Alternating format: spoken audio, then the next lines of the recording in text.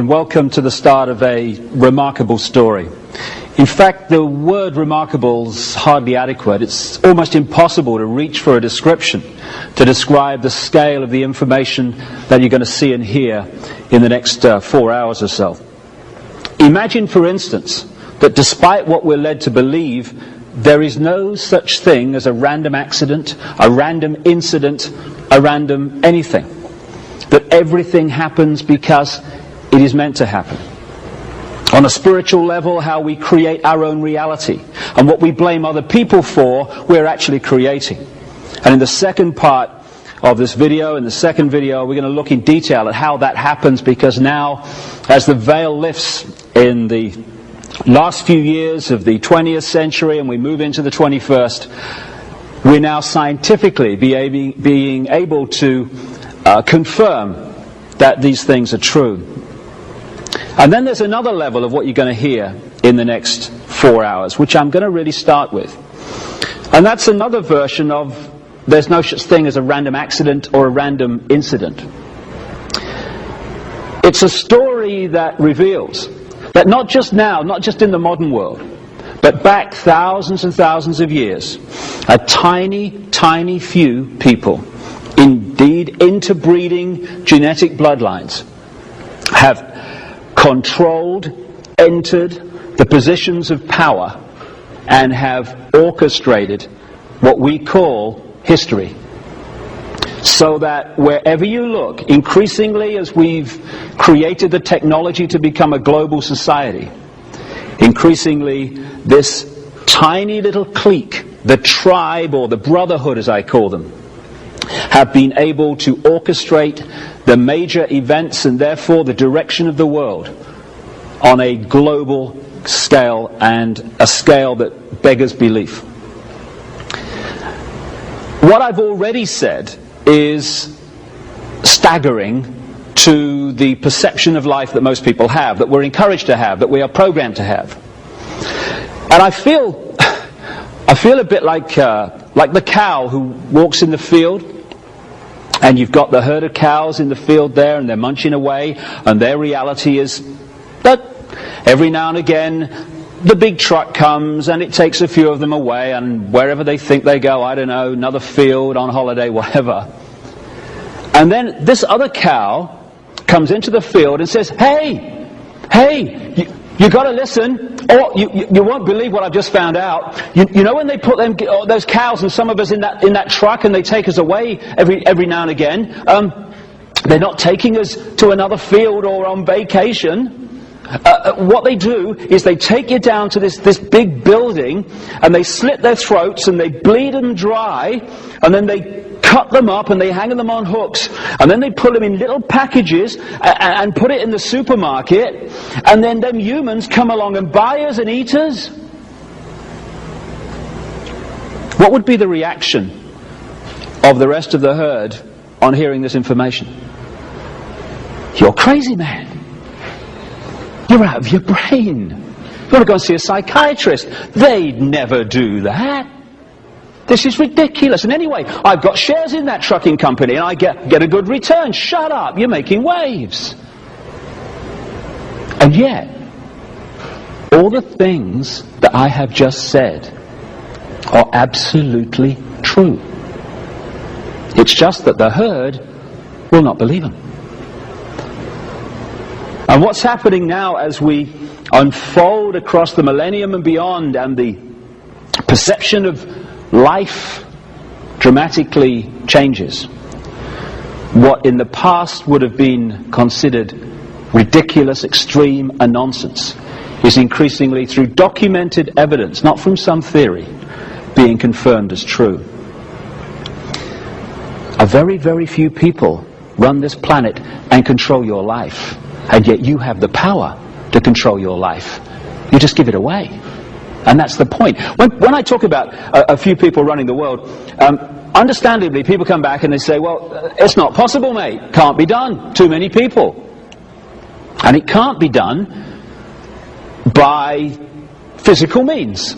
by soldiers at the door and soldiers in the street. You can do that in a small area, but you cannot control billions of people physically, just like you can't control a herd of sheep or a herd of pigs physically if they don't want to be controlled. In England, a little while ago, we had a remarkable example of that, in the sense that 2 pigs actually escaped from a slaughterhouse. They were just about to go through all that stuff I've just been talking about, and they got away. What they said was, instead of just following the herd and just accepting that that's what you do, they thought for themselves. They expressed their uniqueness. They broke out of the herd, and they ran away. And this became a major national news story day after day after day, because all these different people and agencies were dispatched to catch the 2 pigs, and they couldn't catch them for days and days and days, because they were trying to catch them physically.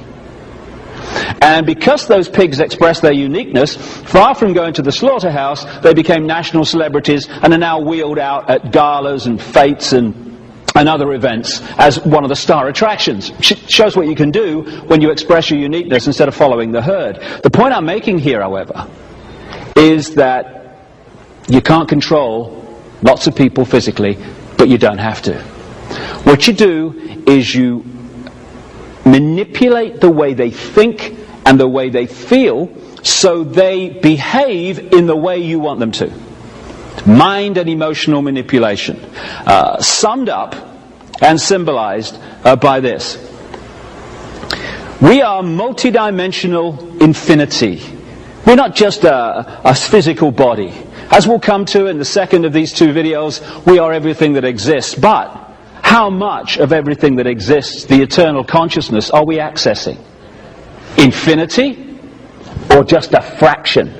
And the difference between that infinity perception of life and possibility and that is simply, again, beyond words to describe.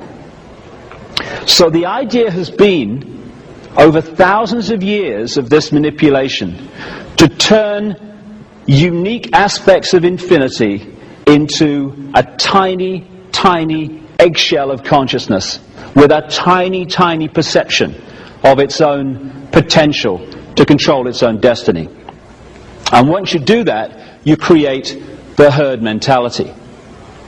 And the herd mentality can be summed up by what we see all the time in a herd or a flock, whatever you want to call it, of sheep. If you look at how sheep are controlled all over the planet every day, it's through this. It's because sheep are put in that symbolic eggshell so that they don't think for themselves, they just follow the one in front. So, most of the sheep every day, and I've seen it, remarkable sight it is, where the farmer arrives with the sheepdog, and there's this whole kind of group of sheep, hundreds of them in the example that I saw once in England. And they're all munching away and no problem. And then suddenly, when the farmer arrives, 1 or 2 of them start to walk. Just 1 or 2. Ba, ba, ba, ba, ba, ba, ba, ba. And it's like flipping Exodus. Hundreds of them just follow the one in front without thinking. No? Well, do I want to follow the one in front? You know, what do I feel today? Maybe I want to go over there. No, ba, ba, ba, ba, ba. And then you've got the tiny few who don't immediately succumb to that and follow that and concede their uniqueness to that, and they're given the extra dose of fear by the sheepdog. Row, row, row. Oh, all right then. And that 4-letter word, fear, is what controls the world.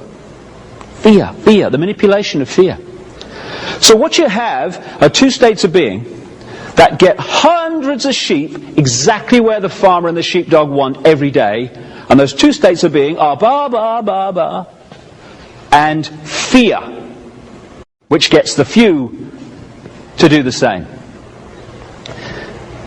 Staggeringly, we may find watching a group of sheep like that funny. Oh, come on, Ethel, come and look at these sheep. They're so stupid. And yet, the human herd, because that's what we've become, has out-sheeped the sheep.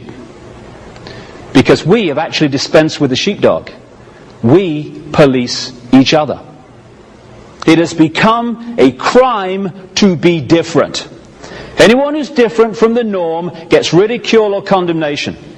Instead of expressing and welcoming and encouraging and glorying in the unique contributions we all have to make, we condemn them or ridicule them. Now this is not just navel contemplating. It is fundamental to how a few have controlled the world for literally thousands of years. And unless we break this, they'll go on doing it. What it means is that all you have to do to control the direction of the world and control literally billions of people is to set the norms in society. What is considered right and wrong, moral or immoral, sane or insane, possible or impossible. And once you set those norms by controlling the education system, crikey, education system, crikey, what a word. Someone said, was Gandhi, was asked what he thought of Western civilization, and he said, I think it would be a very good idea. What do I think of education? I think it would be a very good idea. I think it's about time we had some. So through controlling the education system, the mantra messages through the media, confirming that these norms are how life is, the vast majority of people in the human herd, from cradle to grave, occupy those norms and live their lives within them because they think that's reality. Now that's fine, that's a choice, I don't have a problem with that. But we seem to find it so hard to make those choices and let other people make different choices. So the reason the few can control the world as they do and have for so long is not just that vast numbers of people live within the norms, it's that those people insist those people that want to live outside the norms conform as well. So the key state of being, which is the foundation of all that I'm talking about, is the one you'll find in the vast, overwhelming majority, all but a handful, literally, of human beings. It's the fear of what other people think of them. Once you're in that mode, and that's the eggshell, then you're in trouble. Because suddenly you're not living your life, you're not expressing your uniqueness, you're living someone else's version of what you should be. You're already in prison, you're in what I call the hassle-free zone of norms. You've conceded what you are to what someone says you should be. And if enough people do that, and we do, whoever sets the norms runs the world.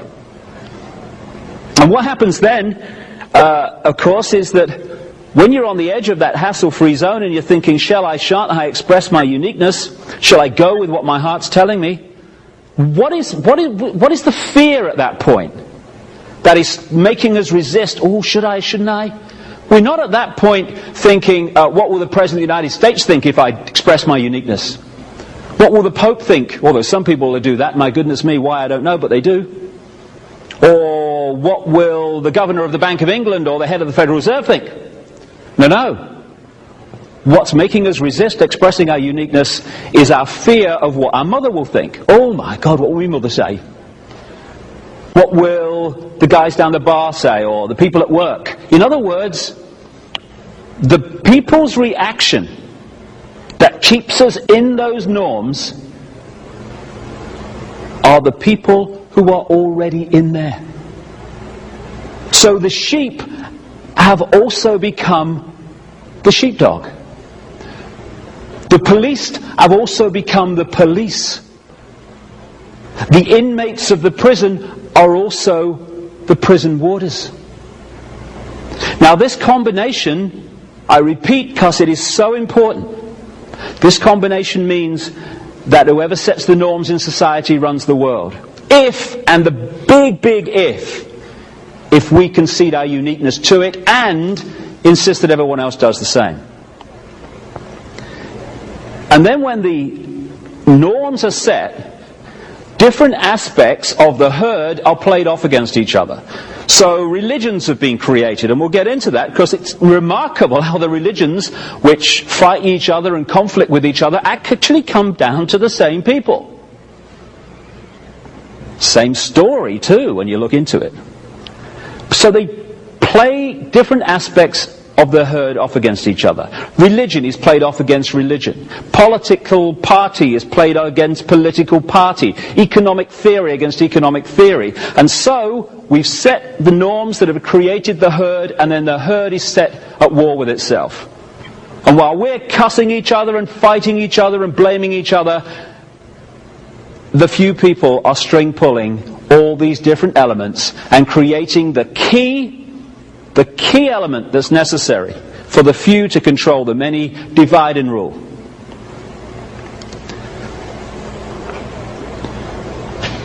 So when I'm going through this story, I'm not kind of getting into, and I don't want to get into, it's them. What I'm talking about here is because of us. Without us, none of this stuff will be possible, which is great news because we can uncreate it in the period we're going through now. Just say one other thing before I move on about this. You know, most of the things, most of the belief systems, because that's what it is, belief, that are played off against each other, that conflict with each other and fight with each other, they're actually just the same state of being with a different name. I wonder what the difference is between, say, a Christian family that insists that their children believe what they believe and a Jewish family that insists their children believe what they believe. What's the difference? It's just that they believe slightly different things, and they are slightly, but they're still indoctrinating their children into a belief instead of saying, you have all the information available and we encourage it, and whatever you come up with, whatever you make of that information, I'm at peace with, because you're unique and I'm not going to tell you what to think. So if we want to be free, we have to start by setting ourselves free and setting other people free, not least our children, to be who they really are and not what we'd like them to be. And what I call these opposites that are not opposites, I call them opposames. And it's amazing when you look around the different groups that are fighting and conflicting, when you look at the core of what they're saying and they believe and their actions and their ways of acting, you're not looking at opposites at all. You're looking at the same state of mind with a different dress on. I'll give you a quick example. During the last war, the World War, Second World War, the far left, as symbolized by Joseph Stalin, communism, was played off against the opposite. The far right, symbolized by Adolf Hitler, the Nazis. Now, they had to be opposites because we're told they are. That's the left, that's the right. Wow, let's have a look at them. Let's just check this one out. The far left, as symbolized by Joseph Stalin, was into centralized control, military dictatorship and concentration camps. Now, the far right must have been very different because they're opposites. I read it somewhere. The far right are into centralized control, military dictatorship and concentration camps. And they were played off against each other. They're not opposites, they're opposames. One thing I think we need to remember all the time, opposites never fight. They never take part in wars, because the opposite of a state of mind that believes that war is an option and conflict is an option and violence is an option is the state of mind that says it's never an option, because violence and war and conflict never solve anything. That never fights that, because that doesn't want to know. What fights wars? Two aspects of the same state of being. So the elements of society that create the divide and rule are not even different states of mind, they're the same state of mind with a slightly different name. Now, going on from this imprisoning of the consciousness into what I call the eggshell goes something else very important. But this is the structure that has allowed this control by the few of the many to go on throughout this period I'm talking about. Because if you're going to hold people in that eggshell of perception and thought and possibility, you have to keep from them vast amounts of information that would set them free. Set them free to understand that the world is being controlled in the first place, and also set them free from their own sense of limitation. So throughout this period of time, the same structure can be seen, and it can be symbolized, as you see here, by a pyramid. You've got a tiny, tiny few people at the top of the pyramid who hoard the really advanced knowledge, the knowledge that would set us free if we had access to it. And the rest of the pyramid is fiercely compartmentalized. So the further you come down into the mass of the people, the less that knowledge is in circulation, until you reach the point where it's hardly in circulation at all. And this structure of knowledge in the hands of the few and the masses kept in ignorance is one that goes on again and again and again, and without it, frankly, this manipulation simply couldn't happen, and the world would not be as it currently is and has been for thousands of years. And the nature of some of this information, years ago, as we'll come to as we tell the chronological story in a second, maps of the world existed, which, for instance, the ancients knew that the American continent was there. The idea that Christopher Columbus was the first European to discover the American continent, I mean, it's just ludicrous. I've just seen a pig fly across here for a start. I mean, it's just crazy on basic evidence. And if you had maps of the world and the mass of the people didn't know they existed, that again gives you a significant knowledge which most people don't have. But now we're in what you might call the modern world. We're in a situation where fantastic technology exists outside the public arena which we don't know about. And if we did, it would be a very different world. A little while ago, when I started to get a bit of a profile in this information, I was invited to a meeting with a guy in America who works for the CIA as a scientist against his will. And he told me of the amazing technology that has not just been available more recently, it's been available for decades. Technology that would create abundant growth in deserts without water, end of famine in Ethiopia and other places in the world. That would give us all the power and warmth we need in our homes, in our businesses, in our factories, without using polluting fossil fuels and these other sources which are doing such damage to the planet. Technology which could cure cancer and so-called incurable diseases exists now. Why don't we have it? Because it would set us free, it would give us choice, and choice equals freedom. Lack of choice equals the opposite of freedom, the imprisoning eggshell that I'm talking about. So it's kept from us. And I asked this guy, just to give you an idea of what's going on the other side of the movie screen that's projected at us via the media and education and what we laughingly call that. I said to him the obvious question, if you don't like doing all this, why do you work for the CIA against your will? And he opened his shirt and he said, this is why. And it was a kind of a bizarre moment, because on one area of the room there was his children and his family, and yet I was looking at this father from this bizarre perspective of the world he lives in when he goes out the door in the morning. On his chest was a see-through sachet, or patch as they call them in the trade, and in it was this golden liquid which turns out to be a drug. And he went into work one day, because just because you work for the CIA or the FBI doesn't mean you want to control the world and unfold all this stuff I'm going to come to. Most people think they're serving their country. Why? Because they're down here in the pyramid. He went in to work one day and he has missing time he still can't account for. He remembers just waking up, however, in this room, and when he woke up he realized this patch was there. And the reason it was there was this: his body had been manipulated to need that drug to survive, and if the drug is not replaced, and the patch has to be replaced every 72 hours, he starts to die. And after one incident when he said no more, they did that.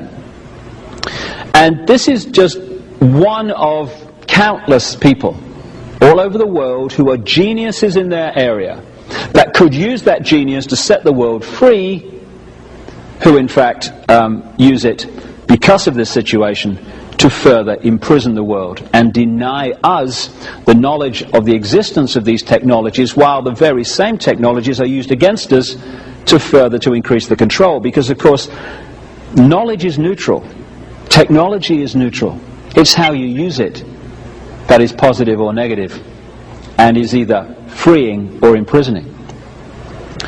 So I got to the point, particularly in a book called And the Truth Shall Set You Free, where I'd, in very great detail, highlighted the structure of how the world is controlled today. And later on in this 2-video series, I'll get into that.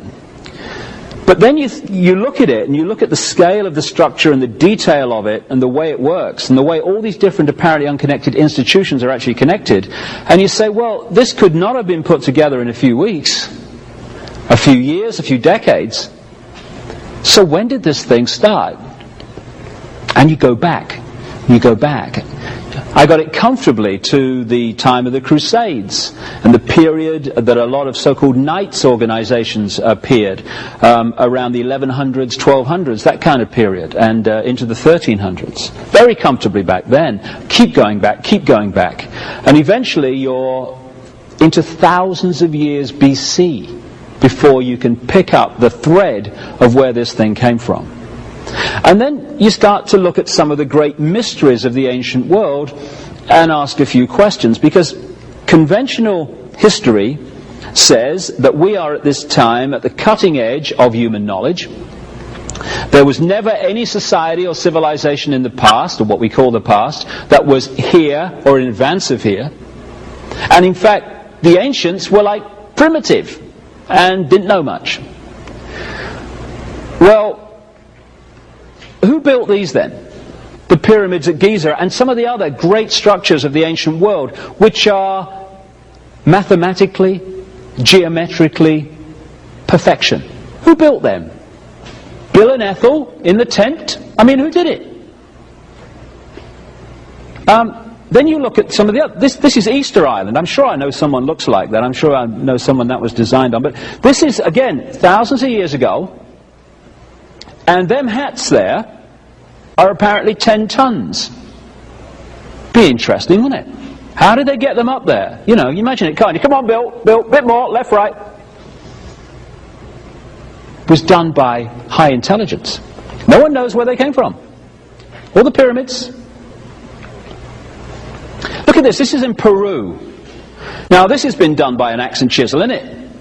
Look at the perfection of the way that stone is fitted into the rest. Can't hardly get a piece of paper between it.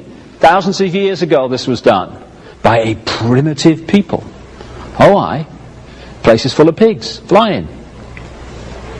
Look at the size of this in Peru. You know, again, all right, Bill, bit heavier this time, to the left. Fantastic knowledge created these things in the ancient world. This stone there in the center is one of 3 weighing 800 tons, called the Trilithon, in a place called Baalbek, in what we now call the Lebanon. Thousands of years BC, that was built. And those 800-ton blocks had to be moved at least a third of a mile. Primitives did that. I read it somewhere, must be true. He had letters after his name, the guy that said it. This is the Nazca lines in Peru again, on the Nazca Plains. There you have a situation where in the ancient world they scored away the top surface to reveal the white underneath, and amazing depictions of birds, insects and animals were created in this way, and some of them were only discovered in terms of what they were when we rediscovered, and I emphasize the rediscovered our fly in this century, because some of these things can only be seen from 1,000 feet apparently. So there's a bird and his spider, again the Nazca lines. How did they do that, these primitive people all over the world? Because they were not primitive, in the sense that there was a group within ancient society that had amazingly advanced knowledge. And that's the knowledge that's been hoarded and passed over to the few into the modern world, that is still used to control us and always has been used to control us. And it's amazing. People talk about prophecy. Well, here's a confirmation that prophecy is absolutely fact and not some myth. On an ancient hillside, or not an ancient hillside, but a hillside with an ancient depiction of something on it in Devon, in England.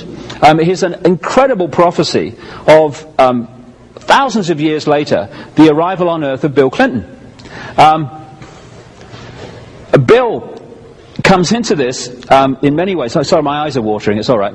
Cameron's looking a bit pale as well. But Bill Clinton, again, President of the United States, as we'll see, all this stuff about, Monica Lewinsky and all that stuff is absolutely obscuring what Bill Clinton's really involved in and what he's really connected to. Because again, we're watching day after day a smokescreen and an illusion behind which the truth is.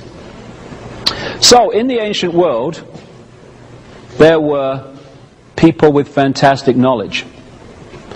Where did that knowledge come from? I put this picture up just to emphasize the nonsense of how the idea that extraterrestrial life doesn't exist, how ridiculous it is. There are billions of stars in this universe. It's apparently estimated, I was reading, 1 billion in this galaxy. How many galaxies in the universe? That's just the physical universe. What about all the other parallel universes? What we call creation is alive with life. And yet it's become a situation where you're ridiculed if you talk about extraterrestrial life over the years. You get people saying, hey, he thinks there's other life in the universe more intelligent than me, And you think, darling, I've seen a cup of coffee more intelligent than you. But the point being that to say that in this amazing mass of life in this galaxy alone, that life as we know it has only evolved on this one tiny little planet in this one solar system, that's credible. Oh yeah, scientists say that. And yet to say there must be life elsewhere on the law of averages alone is to be, he's a bit strange, he believes in extraterrestrials. But when you look dispassionately at the evidence, and that's the point, if you come into this stuff with a belief to defend, might as well go and watch The Price is Right, because the belief will defend itself. If we let the information lead us rather than the preconceived idea, it takes us into some very interesting areas. First of all, when you look at ancient texts and traditions all over the world, literally all over the world, you find very clear descriptions of an advanced race or races that we would call extraterrestrial, not of this planet, that came to this planet and brought this advanced knowledge a long, long time ago. Some of the most famous examples of this are what have become known as the Sumerian texts or tablets. They were found in what we now call Iraq in the last century, about 1850. There's thousands of them. And they've been translated by a number of people, most famously a guy called Zecharia Sitchin. People think he's the only one that's done it because of the publicity and stuff that he's got in his books, but many other people have done it, and actually have come to a slightly different interpretation than him. But the common theme of all of them is this, that a group which the Sumerian tablets, which were buried around 2000 BC, something like that, that they talk about this group they call the Anunnaki in Sumerian, those who from heaven to earth came, which is the basic translation, but those who came from the high place and down to the earth overall is the feel of it, the Anunnaki. And when it talks about these Anunnaki and the tablets and stuff, and here's an example of just one of the so-called cylinder seals that were found among them, depicting various things. There are some remarkable points and areas of text and evidence that you can see.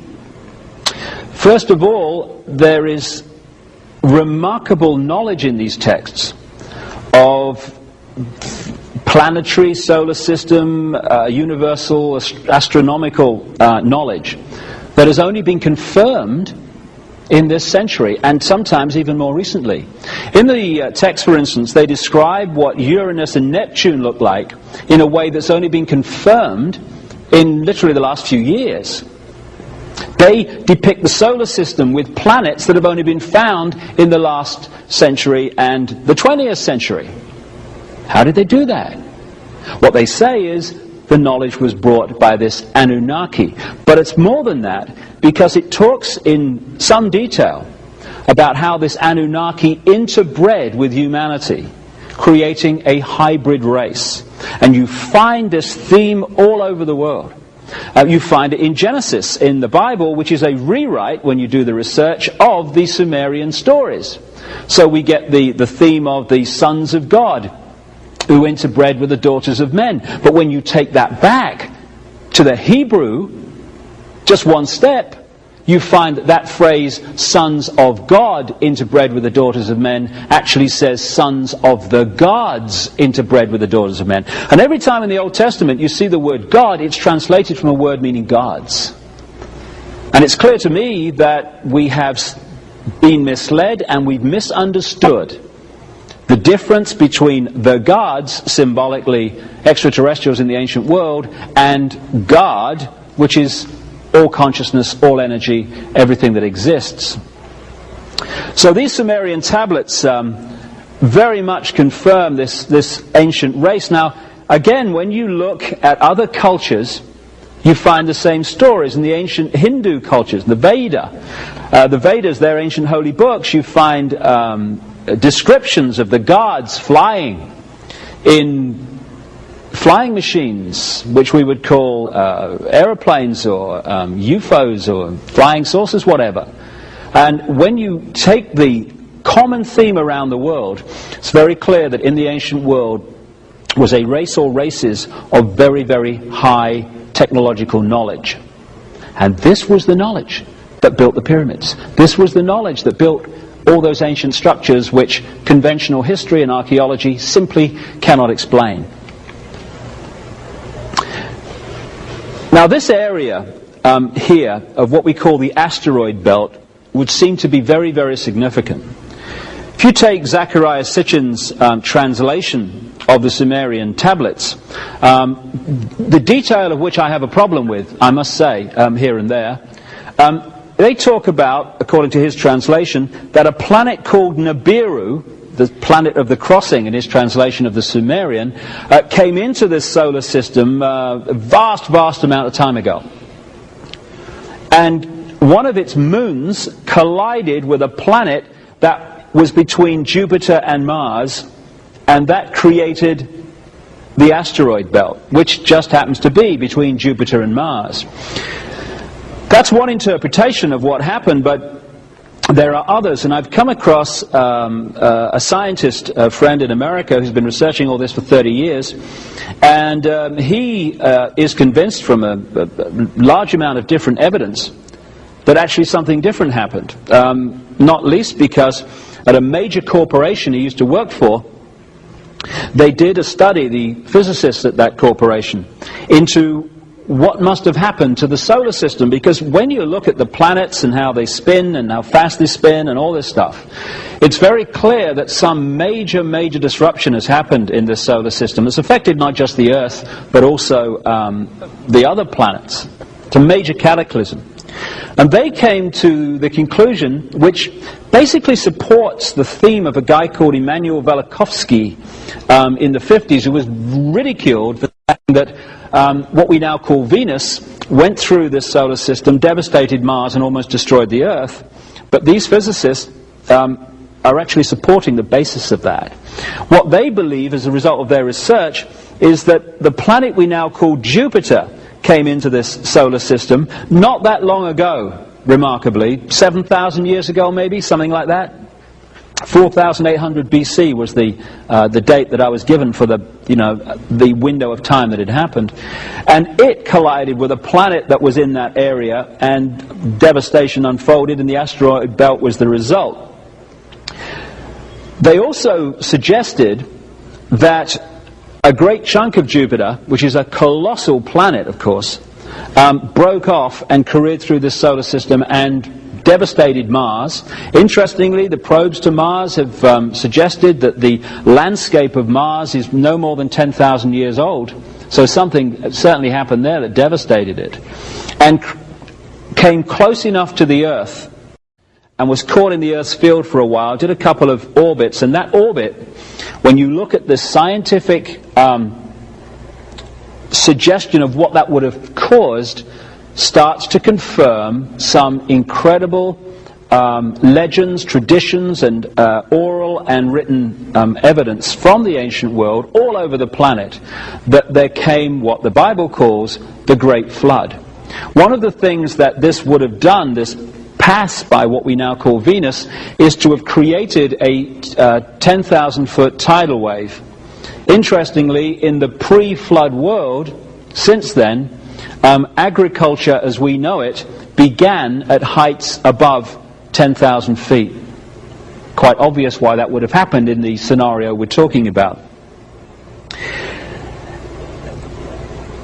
It is also suggested, and my other research, and in the book The Biggest Secret, it's detailed and documented in great detail, is that there was a Martian race, which was the white race, which actually came to the Earth and was interacting with the Earth, but as a result of the devastation and destruction of Mars, actually came here because it needed to survive. And this white Aryan Martian race based itself, and those that were here at the time of the cataclysm survived as a result of going into the high places in the Near East, what we now call Turkey, Caucasus Mountains, Iran, and that sort of area. And the amazing culture that appeared there, and I'll come to that in a second, was the result of this knowledge. This is another map of Europe and North America. Again, I'm talking about a cataclysm here, maybe about 4,800 BC, but there have been many of them. When you look at the geological and biological records, it's very clear this planet has had many cataclysms. Just talking about one. Earlier, around 13,000 years ago, there was clearly another. And that area, which they call Appalachia, which is now sea, was actually land in that window of 13,000 years ago. What we call the Alps, what we call the Himalayas and the Andes, those fantastic mountain ranges only reached anything like their present height around 13,000 years ago. So the Earth, while we've lived through quite a stable period in known human history, actually changes its face from time to time, quite obviously because of various events. Atlantis was supposed to have been one of the ancient cultures back in the ancient world which had this advanced knowledge and was destroyed by cataclysm. And again, this is a theme all over the world when you look at the ancient texts and oral traditions of this land of high technology, of high knowledge that was destroyed by cataclysm. And so once this cataclysm and cataclysms had unfolded over this period of time, 13,000 down to 7,000 years ago, that kind of window, a number of them, that great ancient civilization of knowledge, what the ancients called the Golden Age, was wiped from the face of the earth, and we started again. But we started again with different levels of knowledge. Among the survivors of these upheavals were the mass of the people who survived, or the representatives of them, who were still in ignorance, and then again there were the few who had the knowledge. So it all started again. Same structure, and we've moved into the modern world where we're now at a point where we were a long time ago before these cataclysms wiped that civilization from the face of the earth. So what we're looking at here is the area that they concentrated on, where the white race actually came out of, interestingly. When they're talking about the Martian race being a white race and actually focusing in that area of the world, the Caucasus Mountains, southern Russia, that area, Caucasus Mountains, down into what we now call Turkey and those areas around there, Iran, that's where the white race came from. The actually original name of Iran translates as land of the Aryans. When you look at the Hindu culture in the Indus Valley, which is one of these cultures again that spontaneously emerged with advanced knowledge, even conventional history accepts that culture, the Vedas and the structure of the Hindu religion, etc., was taken into the Indus Valley by an Aryan white race from the Caucasus Mountains. And when the floodwaters started to recede down from the high places, which could be the translation of Anunnaki, those who came from the high place, came down into the Indus Valley, into the plains and valleys of Sumer, and they created the Sumerian culture, which is accepted again by conventional history, didn't start at this level and gradually evolve. It started at a very high level of advancement and then gradually fell away. Same with Egypt. It started at a very high level of advancement and then gradually fell away. Babylon, another one. And again, there are different uses of knowledge.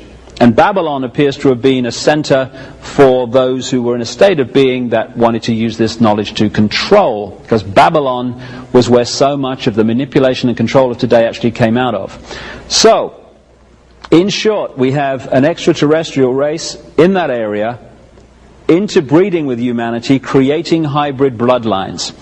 Now, in The Biggest Secret, I go into this in much more detail, but it seems to me that along with this white Martian race was what UFO researchers have called a reptilian race. And the detail of that is documented there. And it's this reptilian race that also interbred with humanity, and I think the reptilian race were the Anunnaki. When the first interbreeding took place, the hybrids were half human, half Anunnaki, I think reptilian. And they interbred with this Martian race, this white race that became the race that took over the world in effect. When a second interbreeding took place, it wasn't between the Anunnaki, reptilian race, and the humans, it was between the Anunnaki and their hybrid bloodstreams. So now we're going 75% Anunnaki, reptilian, 25% human. These bloodlines, what I will call the pure bloodlines, the pure hybrids, these are the ones, when you trace into the modern world, that turned up as the pharaohs, as the ancient kings of Iran, the so-called serpent kings, that became the aristocracy of Europe, that became the royal families of Europe, and through the Great British Empire became the presidents, business leaders, bankers of the United States. The reason that these families of the Eastern establishment of the United States that produce the people that run America, and the European aristocracy and royal families, the reason throughout history that they have obsessively interbred with each other and not outside is because they're trying to hold this genetic structure. This is a picture I took of a partial eclipse of the sun on a pyramid at Chichen Itza in the Yucatan, a Maya pyramid. And understanding the two levels of knowledge of the sun from the ancient world to today is to understand much about this manipulation and what's been happening in the world. On one level, the masses obviously focused on the sun because of its heat and warmth and its effect on their lives and their crops and all that stuff. But the few at the top of these pyramids of control, the advanced race, or races if you like, they understood the much bigger nature of the sun. The fact that it is not just a source of heat and light, it is a fantastic generator of magnetic electrical energy which is affecting life on Earth second by second by second by second. And so, in summary, what you had here was a white Martian race which its hierarchy had this knowledge, and this Anunnaki reptilian race, and you'd have to see The Biggest Secret for the enormous documentation of that being true, and they also had this knowledge. And below both you had the mass of the people who didn't have this knowledge of the sun and much else. And a tussle took place between these two races, and eventually the reptilian race, through their bloodlines, took control and now control the world. So let's have a look at the nature of this knowledge of the sun. What you're going to see now are sunspots, great arcs of fantastic energy that are emitted from the sun in cycles. Sometimes they're very powerful, sometimes they're less powerful. And the sun is 99% of the mass of the solar system. When it changes, everything changes. And a great example of what I'm talking about and how it affects us and how the ancients knew about this is a guy called Maurice Cottrell. Earlier on in his life, he did a lot of research into sunspot activity, solar flare activity, these projections of energy from the sun, and he found that they could be put into various cycles. Small cycles, medium cycles, great cycles over thousands of years. Later on in his life, he came across the Maya information left in Central America, the Yucatan, by the Maya people who picked it up from previous people. And again, you go back eventually to this extraterrestrial race, or races, emphasis on the races. And they have put together a symbolic and mathematical structure that talks about cycles of human evolution. Small cycles, medium cycles, great cycles.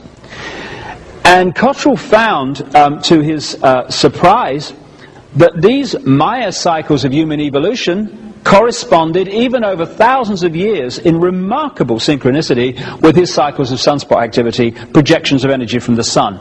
He also looked at the various historical cycles and found that the rise and the fall of great civilizations like the Roman Empire corresponded to these cycles of sun energy. So, when the sun changes, we change. We are encouraged at some points to be open to more aggression or more this or more that. Now, if you know that, and you know that at certain times the mass consciousness is more likely to react in a certain way, then you know, as you're manipulating the world, when to have your wars, when to have your economic collapses. And this is why, as many researchers, not just myself, have established, that these events tend to happen in key years relating to sunspot and sun energy cycles. Therefore, in the ancient world, there was the knowledge of the sun in its true importance, in its true effect, and then there was the mass of the people who just looked at it in a totally different way. And this is why in the cultures of the ancient world you found, again, here a chair from Egypt, a throne from Egypt, a Akhenaten chair, the pharaoh. Sun. Gold, the solar colour, the solar metal. This is why the obsession was with gold. Also, lions, you find tremendous symbolism of the lion. The lion with its long mane symbolised the sun, which is why it was always there. Here again, in Sri Lanka, gold and the sun. Here in Rome, the two lions, the sun, and the disc, the sun. Again, understanding this. Now, here, much more recently, this is the sun chair of George Washington, first President of the United States. And the reason that you find the symbols of the ancient world used by this high advanced level of knowledge in the more modern world, right to the present day, among the secret societies and among the countries in terms of flags and symbols, etc., is because the same knowledge stream is used today and the same manipulation is used today as always was. Now, this is a symbol that explains so much about religion and many of the symbols you see in the modern world. Because of the focus on the sun in its various levels of importance and understanding, this symbol was devised in the ancient world to symbolize the passage of the sun through the year. They did the circle with the zodiac, zodiac coming from a Greek word meaning animal circle appropriately. They broke the circle into 4, the seasons, with the cross, and they put the sun on the cross. I've heard that somewhere before. So what they did is to focus their symbolism on this journey of the sun. This is why, when you look pre-Christian, pre-Jesus, you find an endless stream of deities in the ancient world who were given birthdays of December the 25th. Why is that? Because around December 21st, 22nd, you have the lowest point in the sun cycle in the year, the northern hemisphere anyway, which is the winter solstice. And at that point, the ancients said the sun had symbolically died. 3 days later, the sun had demonstrably started its journey back to its peak in the summer. And at that point, December the 25th, they said the sun was born or born again. And because Christianity was created in the form we know it, by a sun-worshipping Roman emperor called Constantine the Great, that's why Jesus was given the birthday of December the 25th, symbolic of the sun, which is what Jesus is to a large extent. The evidence that he existed is like almost non-existent, if not non-existent in total. So by Easter, the sun was entering the sign of the ram or the lamb. And so they had ceremonies in which they sacrificed lambs in the pre-Christian world, because they believed that by sacrificing the lamb to the gods, they would have good luck and their sins would be forgiven and all that stuff. Now this is where the symbolism of Jesus, and so many mirrors of Jesus in the pre-Christian world, that's why we constantly get this recurring story of the Lamb who died so our sins could be forgiven. Now what the ancients also did is they symbolized the sun as a baby at the December the 25th time, as a kind of a youth at Easter, and as a strapping, strong, immensely strong man in the height of the summer, and losing his power in the fall, autumn, and then being an old man back towards the winter solstice. And they symbolize the sun as a person with long golden hair, just like the mane of the lion. And so this is where the Old Testament story of Samson comes from. Samson. And what happened was they had him with long hair, big strapping man, the sun at the peak of the summer.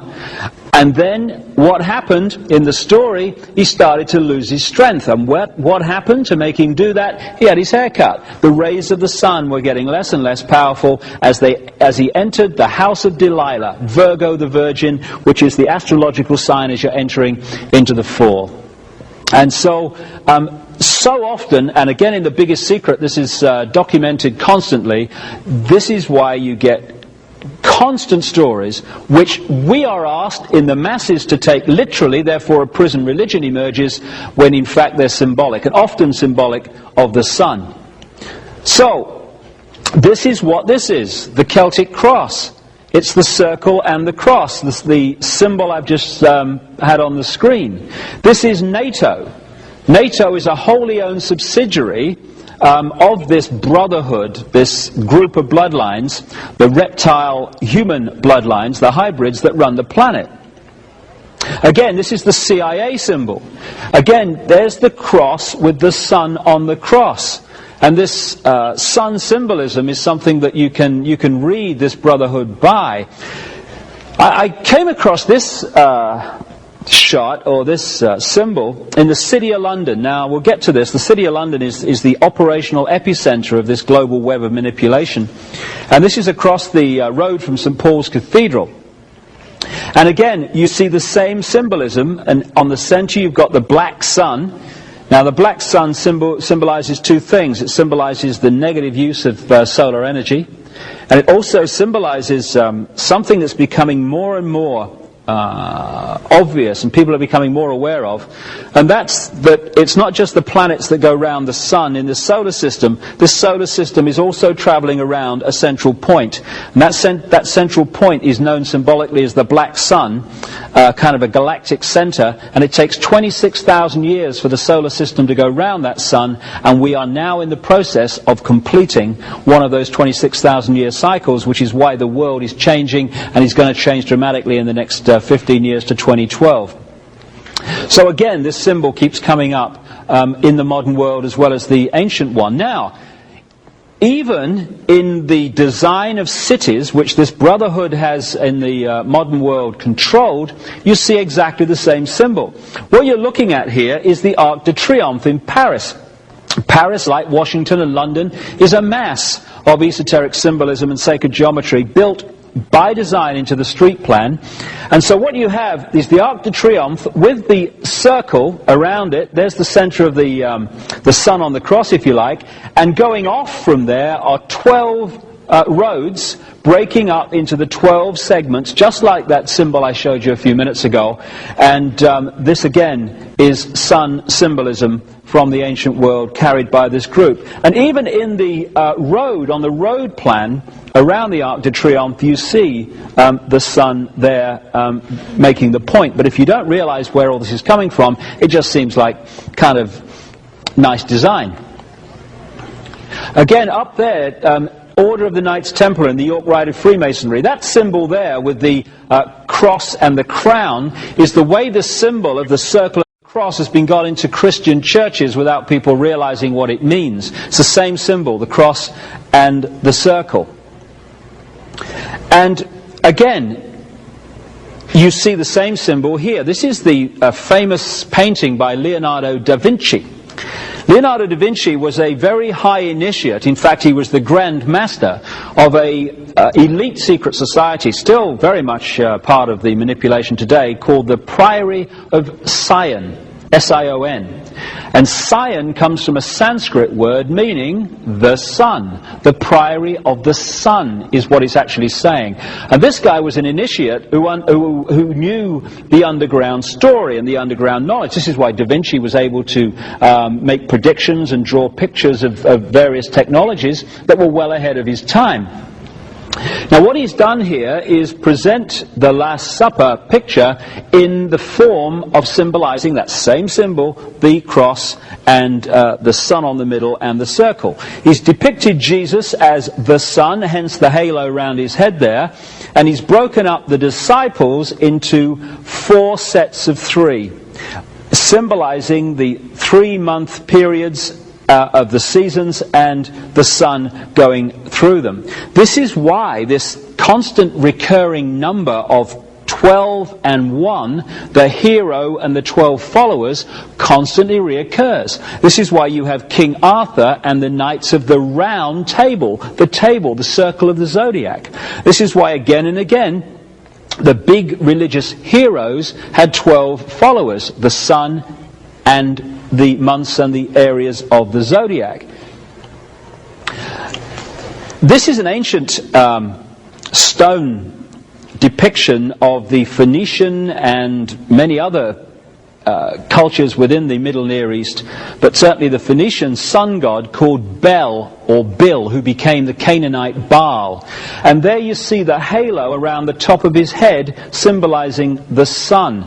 And this is vastly ahead of the emergence of Christianity, which then used the halo, because the same symbolism was used, because again is Zoroaster depicted with the halo and the rays around his head, because these guys did not actually exist. They were symbols of the sun.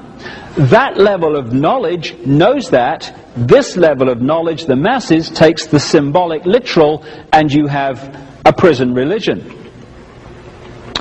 So let's pick up how this all unfolded from here. Just to quickly summarize. In that area of what we now call Iran, Turkey and the Caucasus Mountains, you had 2 advanced races at the same time.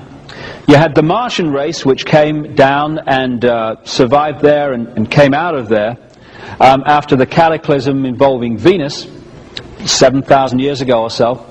But you also had another race which the Sumerian text called the Anunnaki, a reptilian race. And they interbred in this program or programs that are described in the Sumerian texts. And interestingly, they describe how this Anunnaki did this interbreeding by using what we would call test tube methods. Now, of course, when these tablets were found in 1850, the idea of creating life in test tubes, utterly ludicrous, no longer. And so you had the interbreeding between the white race, the Martian race, and the Anunnaki. And the outcome of that was what appeared to be a human form, is what we'll call it today. But within that white race were particular bloodlines that were very, very reptilian. And again, you have to look in detail in The Biggest Secret to see the enormous documentation of this, but it's these bloodlines, this particularly the white reptilian, the Anunnaki Martian bloodlines, that actually have run the world ever since. Demonstrably, the white race took the world over. They came out of the Caucasus Mountains and this area of the world in 2 basic ways. Go one way first, by land. They came out of the Caucasus Mountains, and incidentally, what do Americans call white people? Caucasian. Why do they call them after some mountains in the Near East? Because that's where the white race came from. They came across land into Europe and they changed their names. They were the Scythians, they were the Sumerians, they were many different names. And if you follow the movement of people, you find that they became the white race of Europe. They became the Anglo-Saxon race because the Angles and the Saxons were simply different names for the same race. They became the Scandinavian peoples, they became the British, they became the French, they became the European white race. And within this white race were these Anunnaki bloodlines, these reptilian bloodlines. And these were the ones, when you do the research and the genealogy, that ended up again and again and again in the positions of power. Political, royal, economic, all of it. And so, not only did they come across land in that way, much earlier, around 3000 BC, through a white race called the Phoenicians, they went by sea to Britain.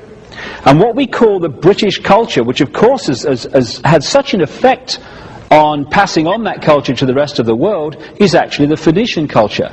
It comes from the Near East. And the proof of that is endless in the artifacts and the legends and the stories that have been left. For instance, what you see there in that depiction on the coin, an ancient coin, is a Phoenician goddess called Barati. And on the other side, you see the classic depiction by the British of their goddess, Britannia. And they are the same, because Britannia was Barati. The Phoenicians worshipped two deities. One was the male, Barat. One was the female, Barati. And she became Britannia, and Barat and Barati became Baritan and the Baritish. The British culture is in effect the Phoenician culture. Not only that, when you look at the names given to the goddesses and what have you, or in the Indus Valley, what we call the Hindu culture, they are the same. They are very, very close to the name Bharat and Bharati, because this white race, as I said earlier, also went in and created the Indus Valley Hindu culture. No accident that all the major religions in the world that were prisoners came out of this same area of the Middle and Near East. In Britain are white horses scored into the hillside. This is supposed to be the oldest one. It's a place called Uffington in Wiltshire.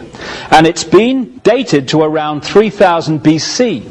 That is precisely the time the Phoenicians arrived by sea into Britain, bringing the Bharati, British culture as it became. Now, why would the Phoenicians score horses in the hillsides, the chalk hillsides of Britain? Very simple.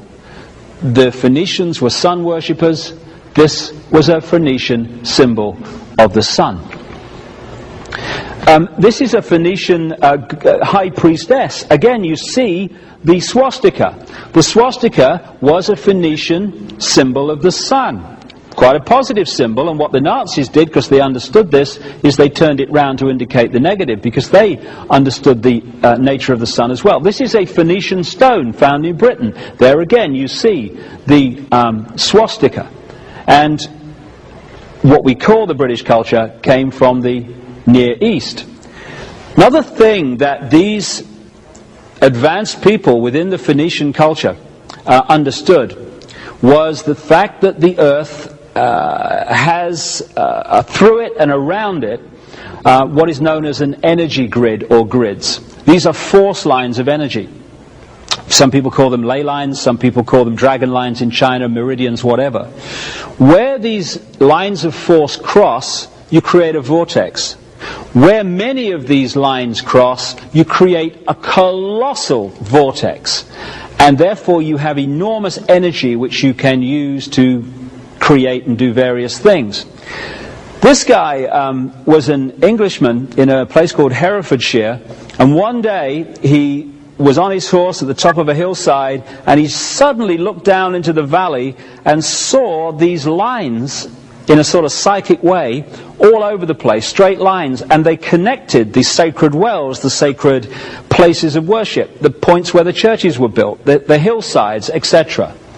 And this now, as we have moved on, has been confirmed by the scientific world, those with an open mind anyway, that this grid system actually exists like a web around the world. Now, where these ley lines cross in their most powerful way, where most of them cross, just happens to correspond with where the ancients had their most sacred ceremonies and their most sacred places. Stonehenge and places like that were built on them. So where the lines come in and the vortex is created, that is where they built the Stonehenges. The Avebury is another stone circle and energy complex in Britain. That's where they built all over the world their temples to access this energy.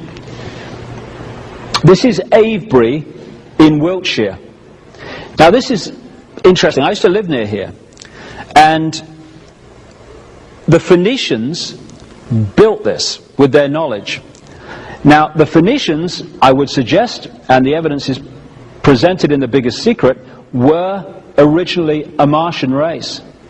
What people like Richard Hoagland have found, who's investigated the Cydonia region of Mars, where they've found pyramids, etc., and other non-natural creations, is that if you look at the way that the various pyramids and non-natural points relate to each other in this area of Mars called Cydonia, and then you place them over Avebury in Wiltshire, England, they fit almost exactly. Avebury appears to be a mirror of Cydonia on Mars. Also, when you look at the background, there's very strong evidence that the pyramids in Egypt were built around 3000 BC, the very time these things were going up. And they built pyramids. What have they found on Mars? Pyramids. Also, as some scientific research has shown, when you put people in white bodies into sensory deprivation tanks, their natural rhythm is not the rhythm of the orbit of the Earth, it is the rhythm of the orbit of Mars. And a scientist friend of mine said to me once, after I first met him, he said, you know, there's a point in the world where on one of these magnetic grids systems called the Hartmann grid, 12 of these meridian lines cross at the same point and go down in the earth. Amazing place. I said, where's that? He said, a place called Avebury in England. The ancients knew this. This is Silbury Hill, the biggest man-made mound in Europe, right next to Avebury. This is Stonehenge. It's one of the crop circles down the bottom there, or the crop formations. 125 circles I think there is in that. These ancients, coming from this advanced knowledge, this is Tara in Ireland, all over this area of Britain. This is Glastonbury Tor, not too far from Avebury and Stonehenge. And then you come to the pyramids of Central America, the Yucatan. Why is the basic culture and the stories and the beliefs and the building methods of Central America, South America, the same as Europe? Because when you follow this research, you find that the Phoenicians not only went to Britain in the ancient world, they crossed the Atlantic also. Phoenician artifacts have been found in Brazil, for instance, and what could well be Egyptian, certainly Egyptian or Oriental artifacts, have been found in the Grand Canyon. The reason that the stories and the beliefs are so similar, almost exactly the same, in the American continent as the European continent, when they weren't supposed to have met, is because it was taken from across the Atlantic into the Americas by this white race. Babylon, I mentioned earlier, was very important. It was in Babylon that a large number of these reptilian, human, reptilian, Martian, whatever you want to call them, reptilian white bloodlines focus themselves. And in Babylon, they created the structure which can be found in every religion, because they understood if you got a certain structure and called it a religion, you could imprison the human mind. And so when you look at the religious belief and structure and stories of ancient Babylon, you're looking at the ancient stories that followed. For instance, where have you heard this before? Nimrod, the father, and Tammuz, the son, were the same. Father-son. And then you had Queen Semiramis, who was the mother, the virgin mother of Tammuz. So in Babylon, vastly before Christianity, you had Nimrod, Tammuz, Semiramis. Father, mother, son. The Trinity. And Nimrod was symbolized in many different ways. And one of the ways he was symbolized was as the eagle looking both ways. And what you're looking at there is a symbol of modern Freemasonry. The symbols of the modern secret societies that control the world to this minute are the symbols of ancient Babylon and this period where this area of the world where it all came out of. Incidentally, another aspect of Nimrod died with a lamb at his feet, was put into a tomb, and when after 3 days they pulled the stone back, there was no one there. I think I've heard that somewhere before too. This is another sun god who didn't exist, called Mithra. In Persia, Rome, and in Mithra, artifacts have been found even in Britain. And what did they say about this guy, Mithra? He was born on December the 25th. He was born to a virgin mother. He died so our sins could be forgiven. They brought gold, frankincense, and myrrh to his birth. And that they called him the vine, they called him the Lord, the shepherd. All the things you see in the New Testament, you see said about Mithra. And where the Roman Catholic Centre is now, the Vatican, on that site, they found Mithra artifact, because it was a place of Mithra worship.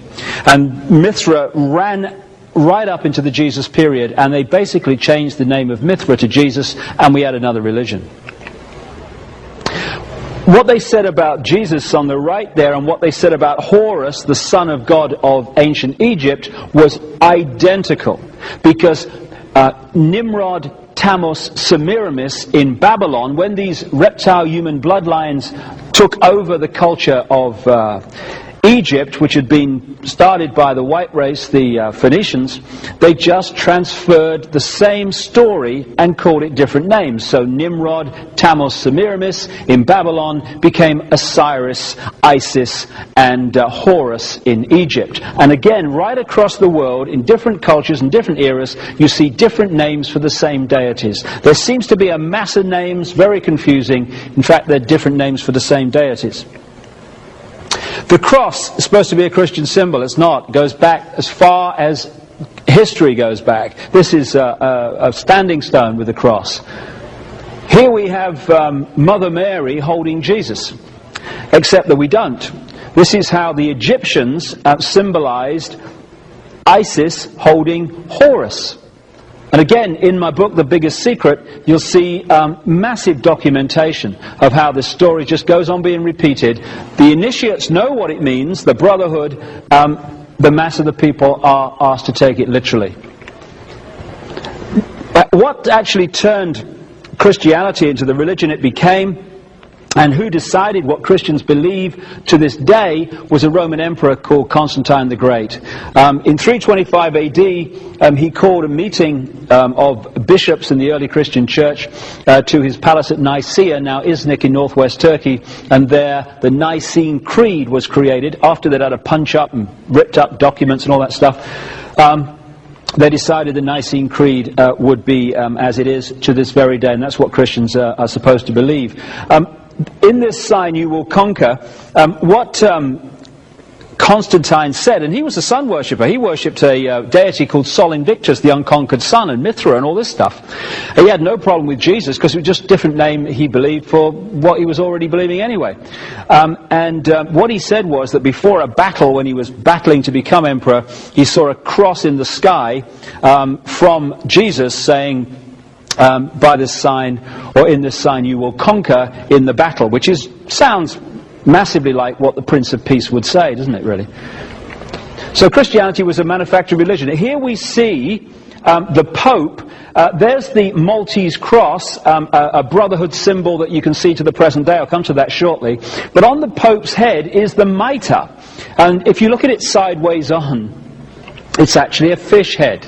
Why is it a fish head? Because that's the symbol of Nimrod, the Babylonian god figure, who they symbolized as a fish, as they symbolized his partner Semiramis as a dove. And this is where the fish comes from in Christianity, as well as the house of Pisces. So basically, and the biggest secret documents this in detail, the Babylonian group moved home to Rome, the New Babylon.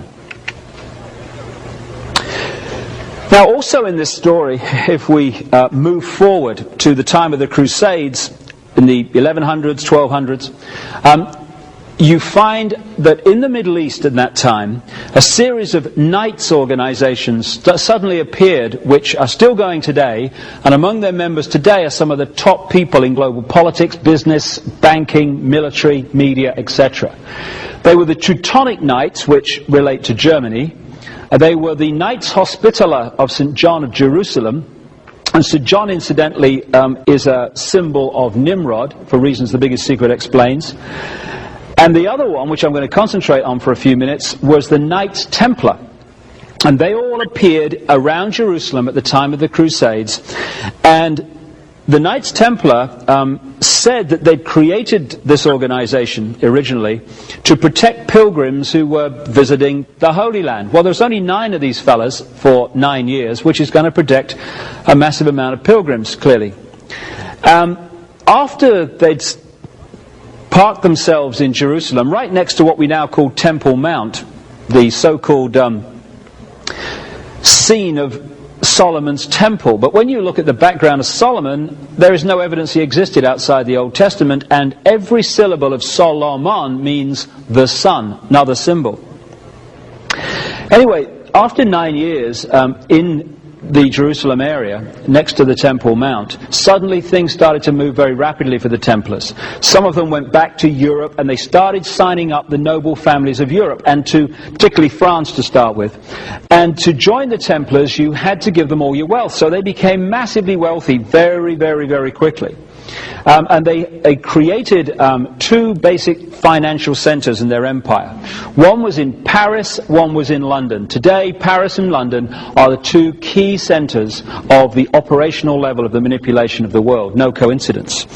After a while, however, the King of France, Philip the Fair, who was up to his neck in debt to the Templars, decided that he was going to remove them.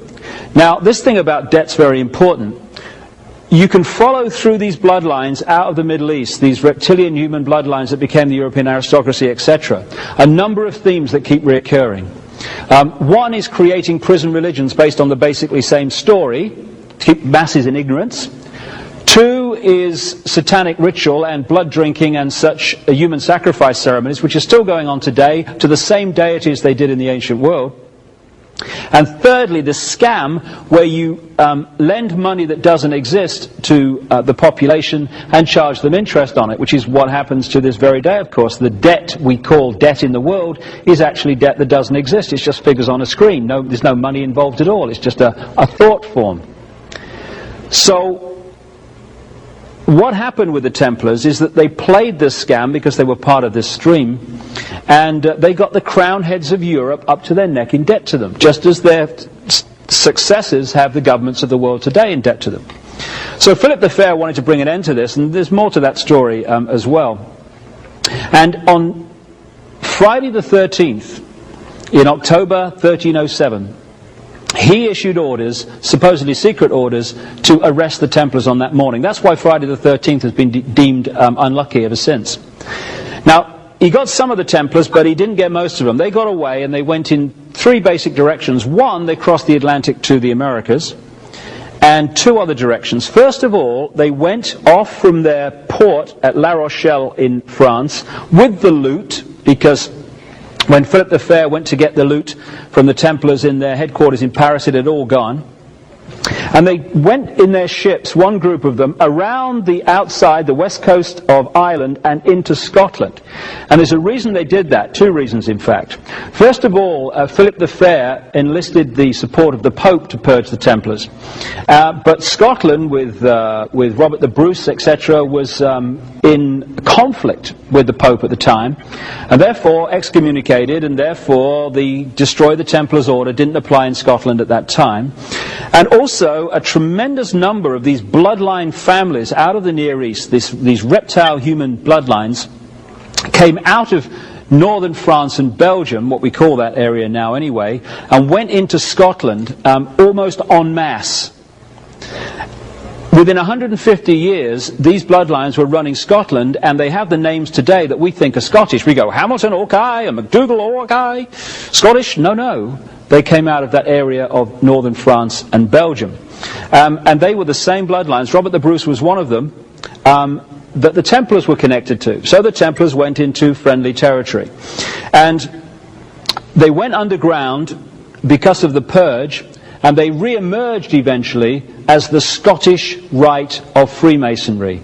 This is why the biggest secret society in the world today that pervades world politics, business, banking, the media, etc., is called the Scottish Rite, after this tiny country at the top of the British Isles, because that's where the Templars went when the purge happened.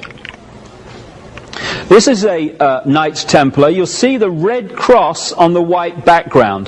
That was the Phoenician fire cross or sun cross.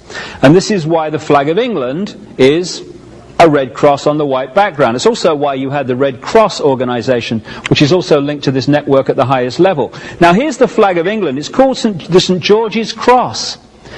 Now, two big British deities were St George, who killed the dragon.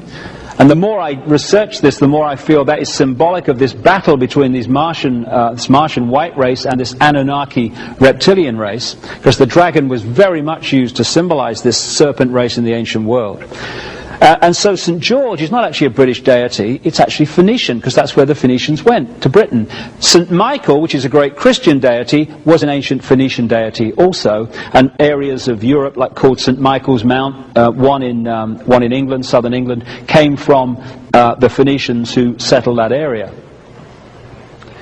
Now, the Templars then moved out of France around into Scotland, and that was one area they went. They went across to the Americas, and they also went down to Portugal.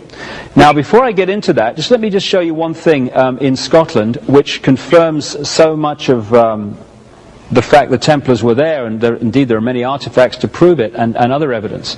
And that's this place, Roslin Chapel, in just south of Edinburgh. It is the great city on the east coast of Scotland. And this was built on the land of the St Clair family.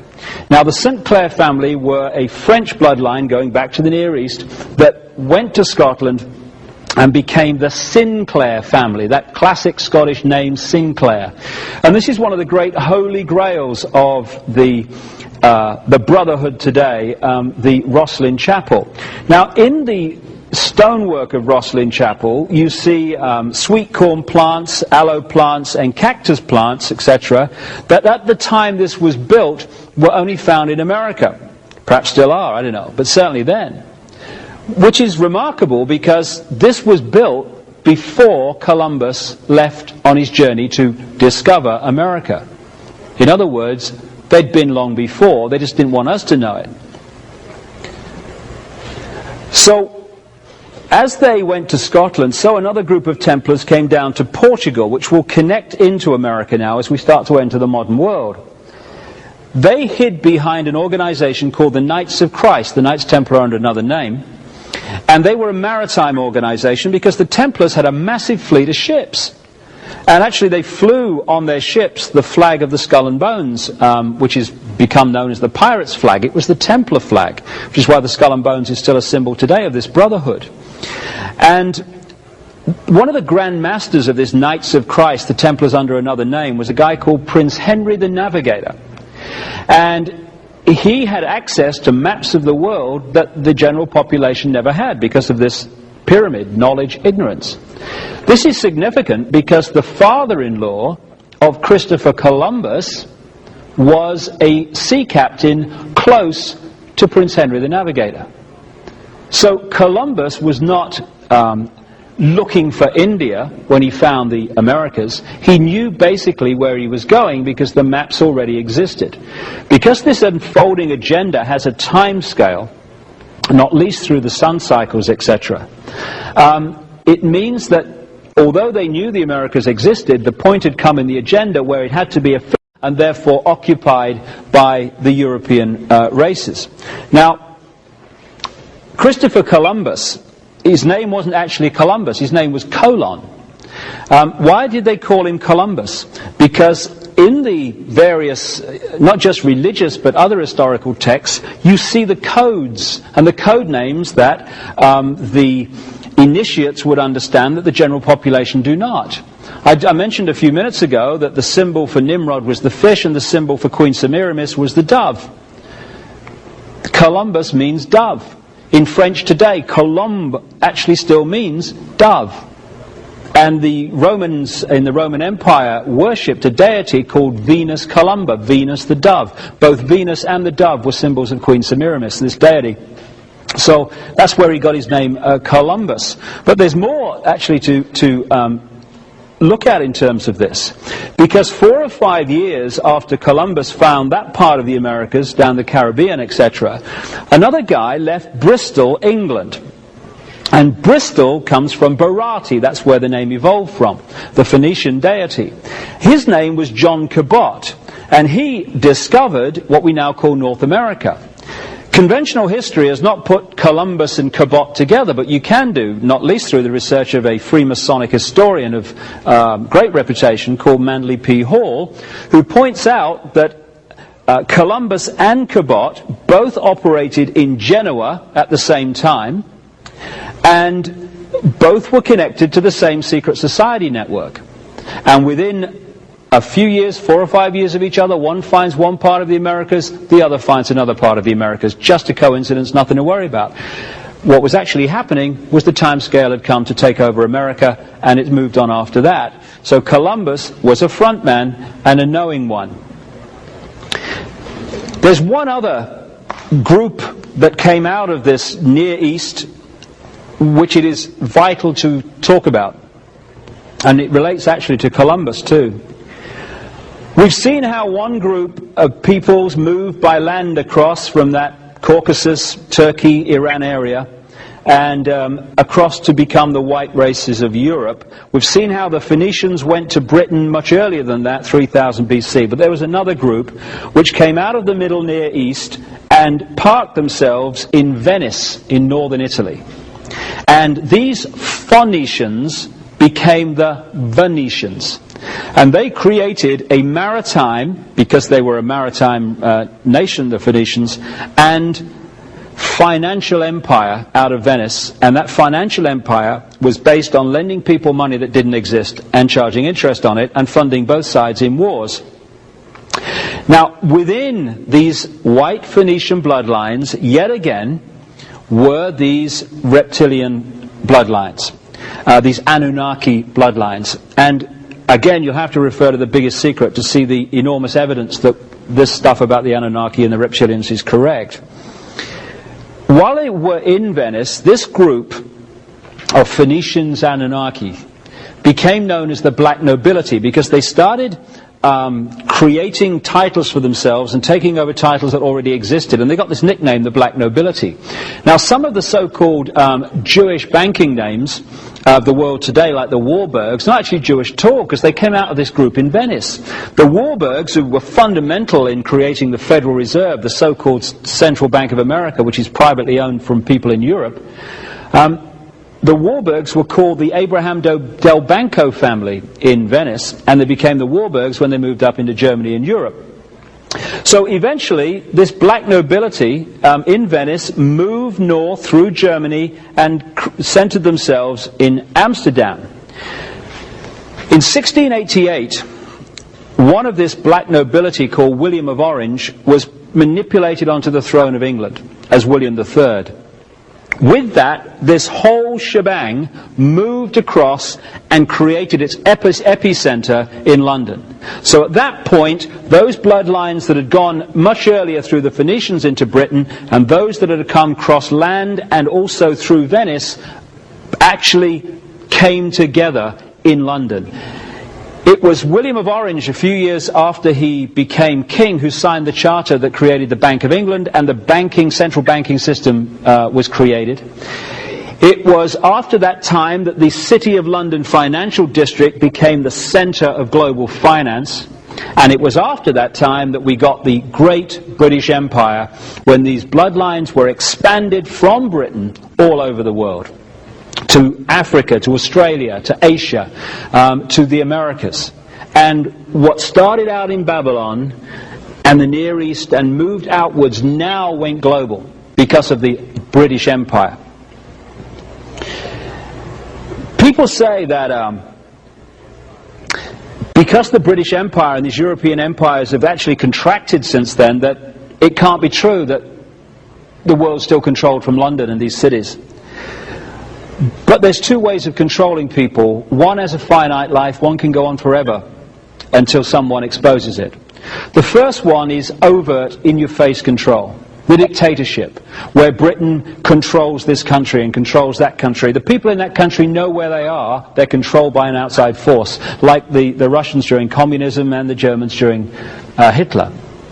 That has a finite life, because eventually, when you know where you stand, you're going to rebel against that control.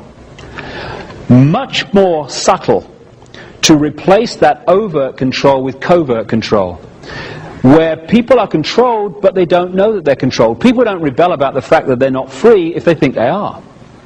So what happened as the contraction came of these empires, not least the British Empire, is while on the surface it seemed to be over, left outside in those countries, back in those countries, were the bloodlines and the secret society network, which has continued to control those countries from this point on. Because what happened in that ancient time is that you had the positive use of knowledge, and they created mystery schools and secret societies in Egypt and elsewhere to pass this advanced knowledge on in a positive way.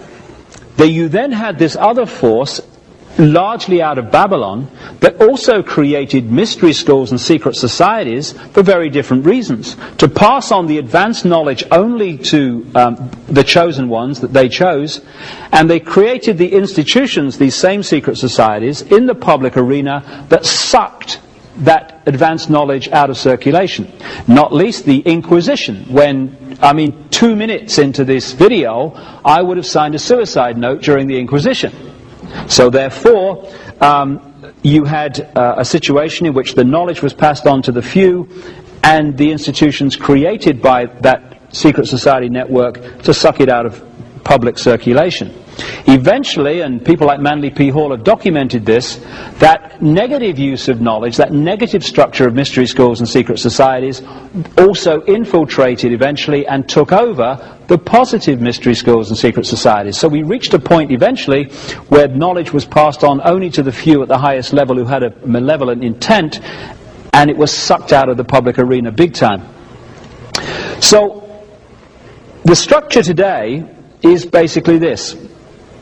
The epicenter on operational level is in London. That's where the global agenda is decided.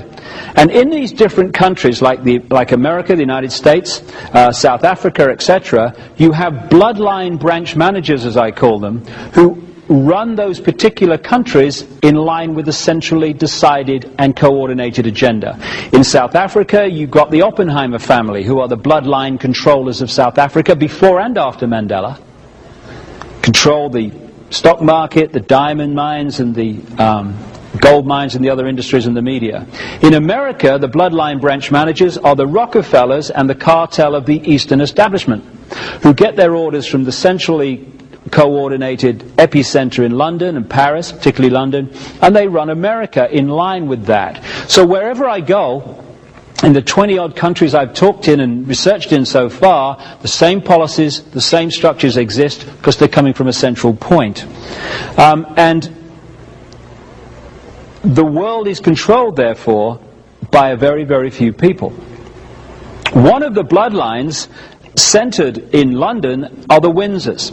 In The Biggest Secret, I exposed some stunning, breathtaking information about the real nature of the Windsors and the bloodlines. These are black nobility bloodlines who go back through this story that I've been talking about, and that's why they have so much power and so much wealth and so much influence, because they're meant to, but not for long. Now this is Ben. Everyone knows that the founding fathers believed in freedom in America. Well, some of them might have done, but some of them didn't.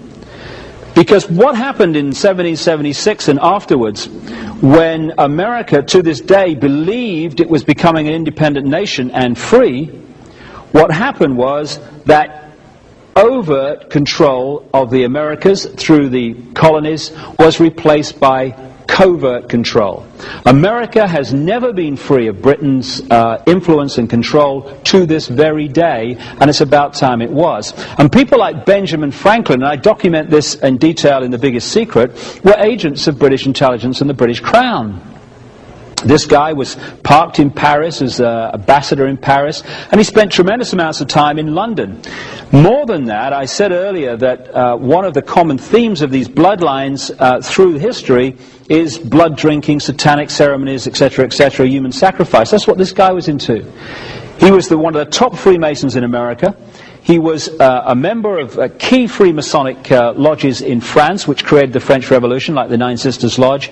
And he was a member of a really elite secret society and satanic human sacrificing, blood drinking operation in Britain called the Hellfire Club, run by a British government minister called Sir Francis Dashwood, and who built underground chambers in his estate at Wickham, north of London, to do the sacrificing and stuff. That may sound amazing, but just a little while ago, in the British newspapers, this story broke. Again, while Benjamin Franklin was fighting for freedom for the American colonies, he parked his bum in London. And he lived in a place called 36 Craven Street near Trafalgar Square. Well, they've just been renovating that to turn it into a Benjamin Franklin museum, and bingo, they found 10 bodies underneath the floor, 6 of them children, and they've dated them to the time Benjamin Franklin lived there. They've said, oh, he must have been into body snatching. When you link it to his other activities, I think there's probably another explanation. Thomas Jefferson, again, one of the aristocratic bloodlines from Europe, and a guy who was a member of the Rosicrucian secret society and other esoteric secret societies that carried this knowledge. He just didn't tell anyone else about it. He also owned 200 slaves, Thomas Jefferson, while writing that every man is created equal. Slight contradiction there, I feel. Maybe we're all equal unless you've got a black face.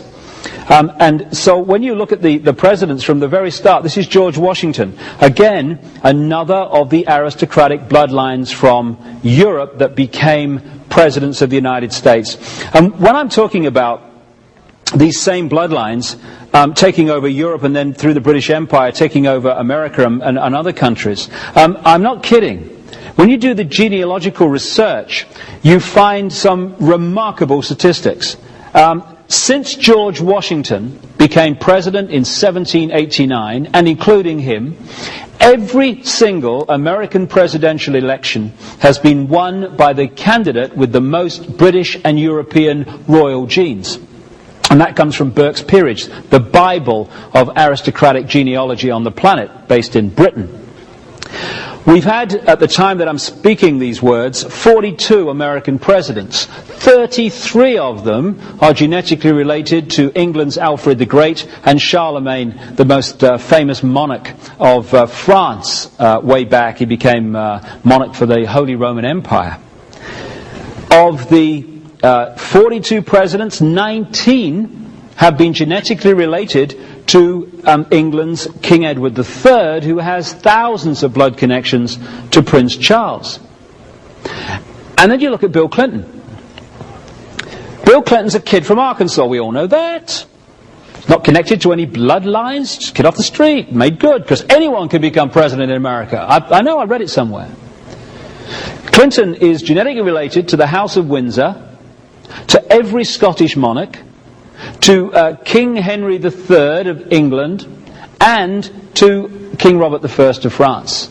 And this is why, because of his bloodline, that he was taken at a very early age and given this scholarship to Oxford University called a Rhodes Scholarship, which is given to bloodline people in the world to go and be indoctrinated into this agenda in Britain, and then they come back, and the ratio of them that become presidents or people in power behind the scenes in their countries is absolutely vast. It's because of their bloodline. There's a number of symbols which you can pick up, because there's a secret language of this brotherhood, again, that comes out of Babylon. And as the time has gone on, the malevolent use of this advanced knowledge through this, what you might call Babylon Brotherhood that emerged on a global level as it is today, has become the dominating force on the planet. Interacting, as I talk about in detail in The Biggest Secret, with this Anunnaki extraterrestrial force or race. One of the symbols is the pyramid, and particularly the pyramid with the capstone missing, the pyramid and all-seeing eye. This was put on the dollar bill in 1933-34 by Franklin Delano Roosevelt, another of the bloodlines, who goes back to French aristocracy, which connects in with the British. And the symbol you're looking at was actually the symbol of a secret society called the Bavarian Illuminati, which was behind the French Revolution, and it goes much further back than that. So the obsession with symbolism and for other reasons, certain symbols, is phenomenal. People asked a few years ago during the presidency in France of François Mitterrand, why on earth did they put this big black pyramid, this glass black pyramid, next to the beautiful Louvre Museum? People can just like ancient Greece, etc., to symbolize this same story of the gods giving knowledge to certain numbers of humans. The most famous of these is this guy, Prometheus, the Greek god who was supposed to have come from the Caucasus Mountains, and he's holding, as you see, the flame. The flame is symbolic of knowledge, the sun, the illuminated ones. The Illuminati is one name for this brotherhood. The illuminated ones, those illuminated into this advanced knowledge. And so what you're looking at is a gold depiction of Prometheus in the Rockefeller Center in New York, put there by the Rockefellers, and there's a plaque to show that, because they, one of the bloodline families running America on behalf of the London Central elite, they know the symbolism of Prometheus. And so the lighted torch, or the flame, became the key signature of this brotherhood, and you can follow it. That's what this is. This is an exact replica of the Statue of Liberty in Las Vegas. That's why you've got the fairground ride behind. But what you're looking at is the lighted torch, the sun, knowledge, the illuminated ones, the Illuminati, the brotherhood. Also around the head you see the rays of the sun. Now that's classic Queen Semiramis symbolism. That's basically Queen Semiramis of Babylon. And because of this difference between those in the knowledge, the few, and the masses who are not, people look in America and around the world at that in New York Harbor and they say, oh yeah, that's symbolizing the land of the free. No, no. It's symbolizing the opposite. It's saying, look, we run the show and we're telling you and you haven't even got a clue. And this is not actually new at all. This was given, in terms of America, this was given, the Statue of Liberty, to New York by French Freemasons who were in the underground stream of knowledge of what it represented. And in Paris, to this day, in an island on the River Seine, there's the Eiffel Tower in the background, there is the French Statue of Liberty in the same way, because again it symbolizes something to this brotherhood which the masses don't understand. When they killed Kennedy in Dealey Plaza, there's the grassy knoll over on the right there. Afterwards they put in Dealey Plaza an obelisk, which is a Freemasonic symbol relating to the sun, the phallic symbol, the male energy, again goes back to ancient Egypt, etc. And at the top of that, after they killed Kennedy, they put a depiction of the lighted torch, because that is the Illuminati brotherhood signature saying, we killed Kennedy and we're telling you, and you don't even see it. What did they put on Kennedy's grave? To this day, the lighted torch. They call it the eternal flame, but it's their signature saying, we killed Kennedy and we're telling you, and you're not even bright enough to see it. But of course, if you don't understand the story we're not being told, how can you see it? It just seems like the eternal flame, a positive thing. It's not. This is Paris. There's the Eiffel Tower. That is an exact replica, put there in the late 80s, of the torch held by both the French and the American Statue of Liberty. What is that? Where is that? That stands on top of the Pont d'Alma tunnel in Paris, almost on the spot underneath where Diana was killed in the car crash, and that has become the shrine, if you see the flowers there, to Diana, exactly as planned. And what have they put on the island where they buried her, or claimed to have done, at Althorpe Park in Northamptonshire in England, on the Spencer estate? They put the lighted torch, the signature, "We did it." And we'll talk about it a little bit more in a second. There we go on the dime, the lighted torch, the Illuminati. What they also do is create street plans that have all these symbols in them. And when we get to the next video, I'll pick up that in Paris, take it into Washington, and talk about a stream of other things that relate to the basic structure I've already described. And I'll relate it to the assassination, because that's what it was, of Diana, Princess of Wales.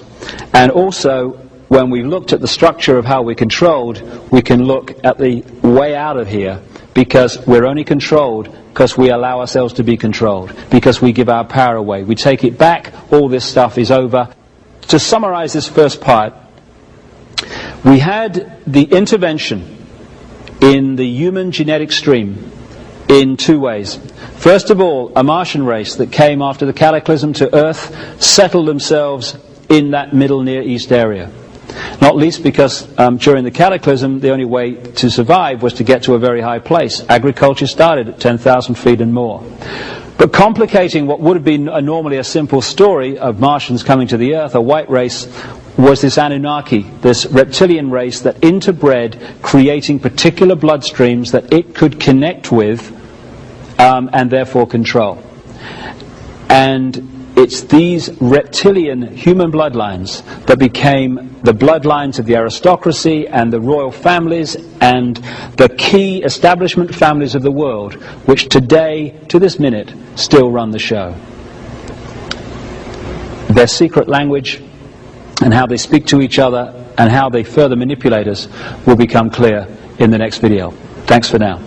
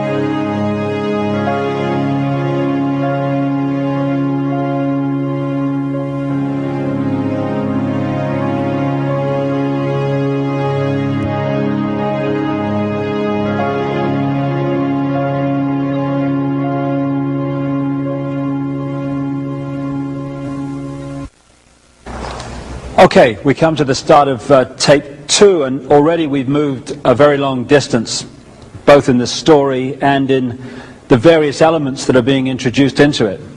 And one of the things that has come up a number of times and will come up many, many more times in the next hour or so is this subject of symbolism. It's not just that these symbols are signatures, and it's not just that they have them because it's almost a secret language, which it is.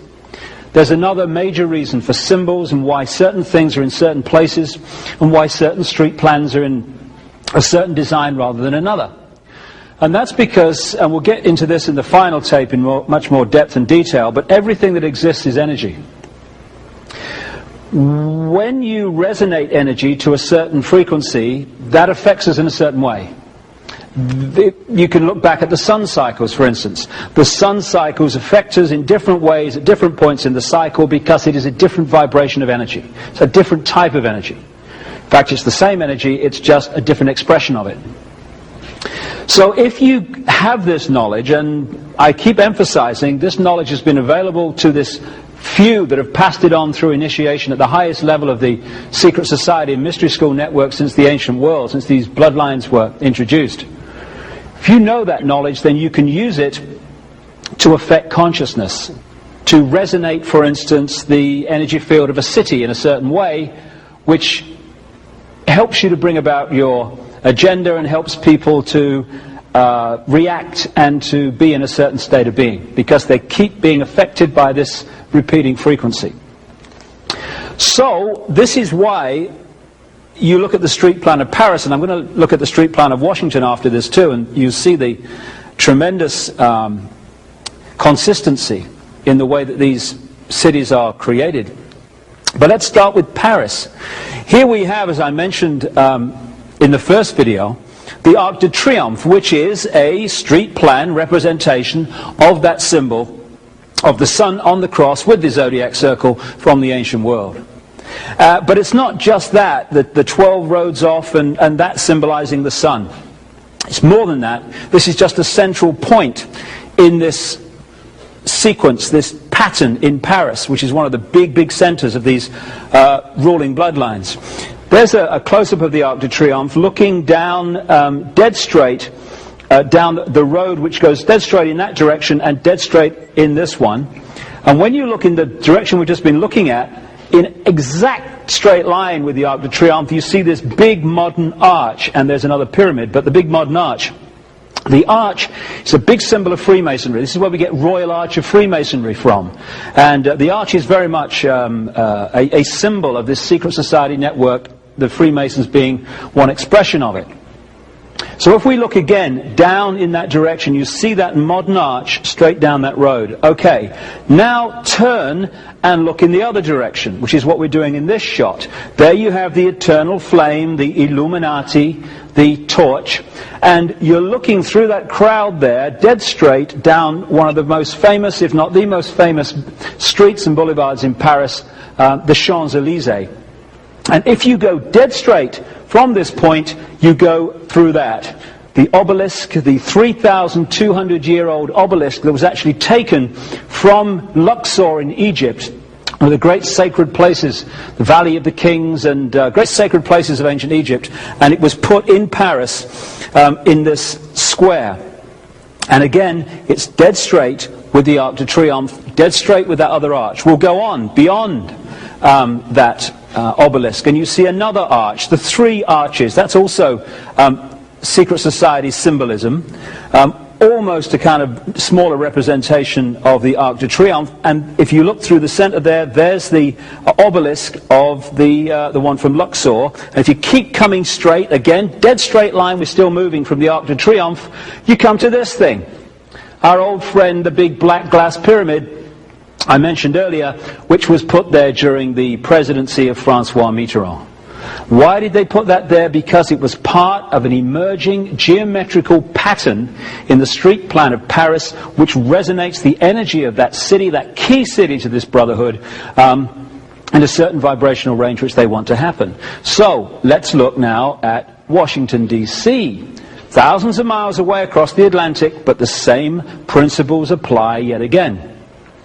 These images come from a book called Talisman of the United States. Excellent book, not terribly easy to get hold of, it seems.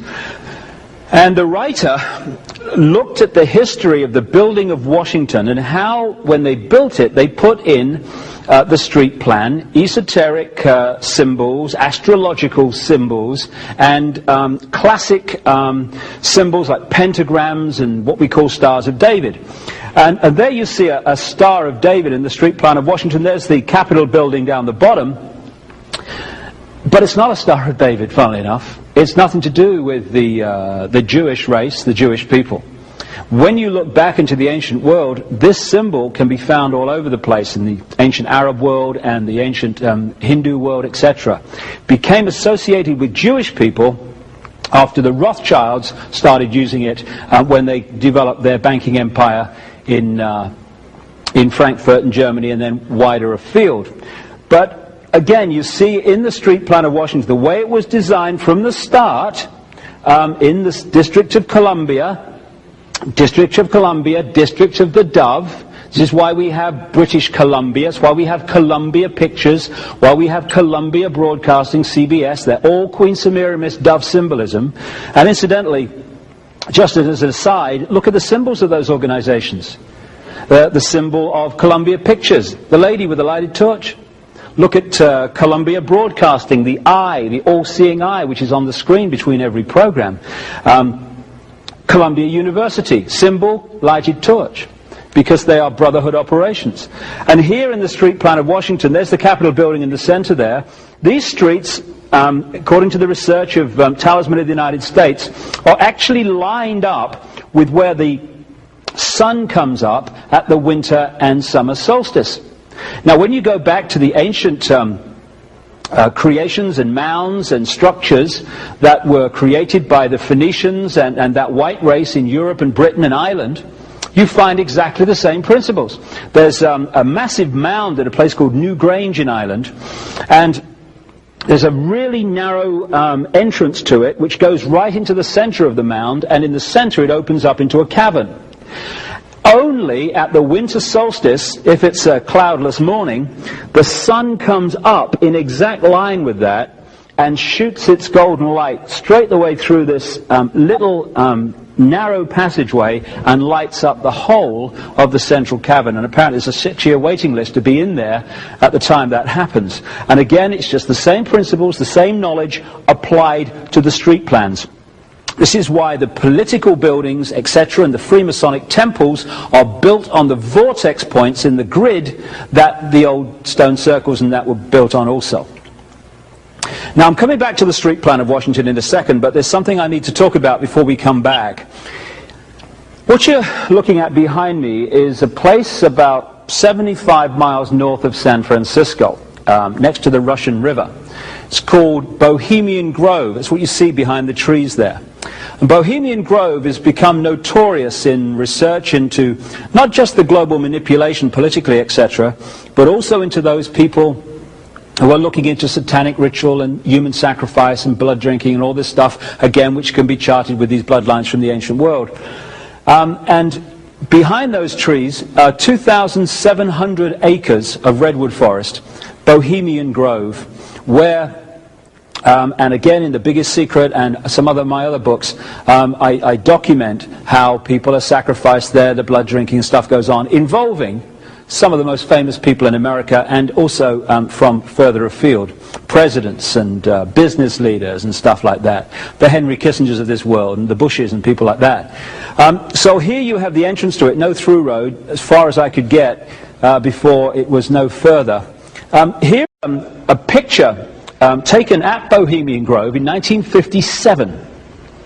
The guy standing up there is called Glenn Seaborg. He helped to develop plutonium. I think he was involved in the Manhattan Project that created the bombs that were dropped on Japan, etc. But look either side of him.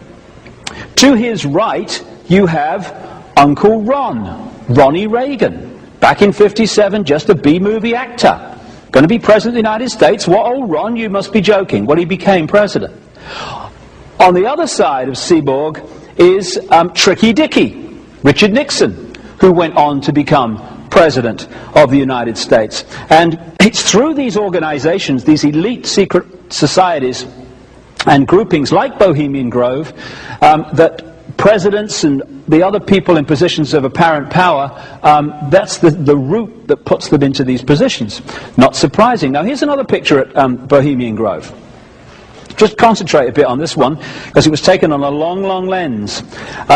Every summer, they have a summer camp in which these elite members of this brotherhood go to Bohemian Grove to do their deeds and do their ceremonies and stuff. And they do them to the same deities that this bloodline has done, has worshipped and done their rituals to, right back into the ancient world thousands of years ago, where this story started.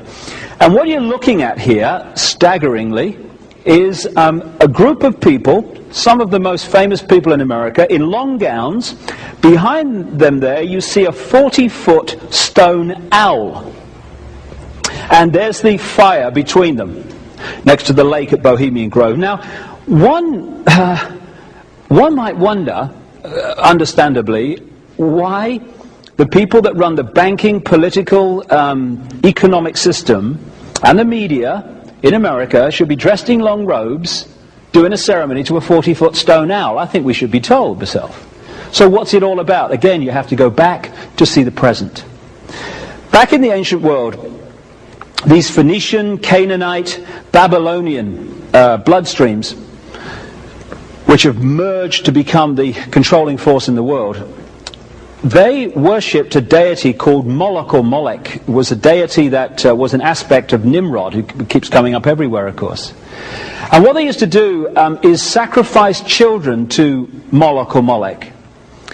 They put them through the fire. And in the Old Testament, you see prophets condemning the people for putting their children through the fire to Moloch or Molech. When I've talked to contacts, therapists and what have you around the world who work with satanically abused people, what those people tell them is that, again, when they're sacrificing children, the deity in the modern world today that they use to sacrifice them to is Moloch or Molech.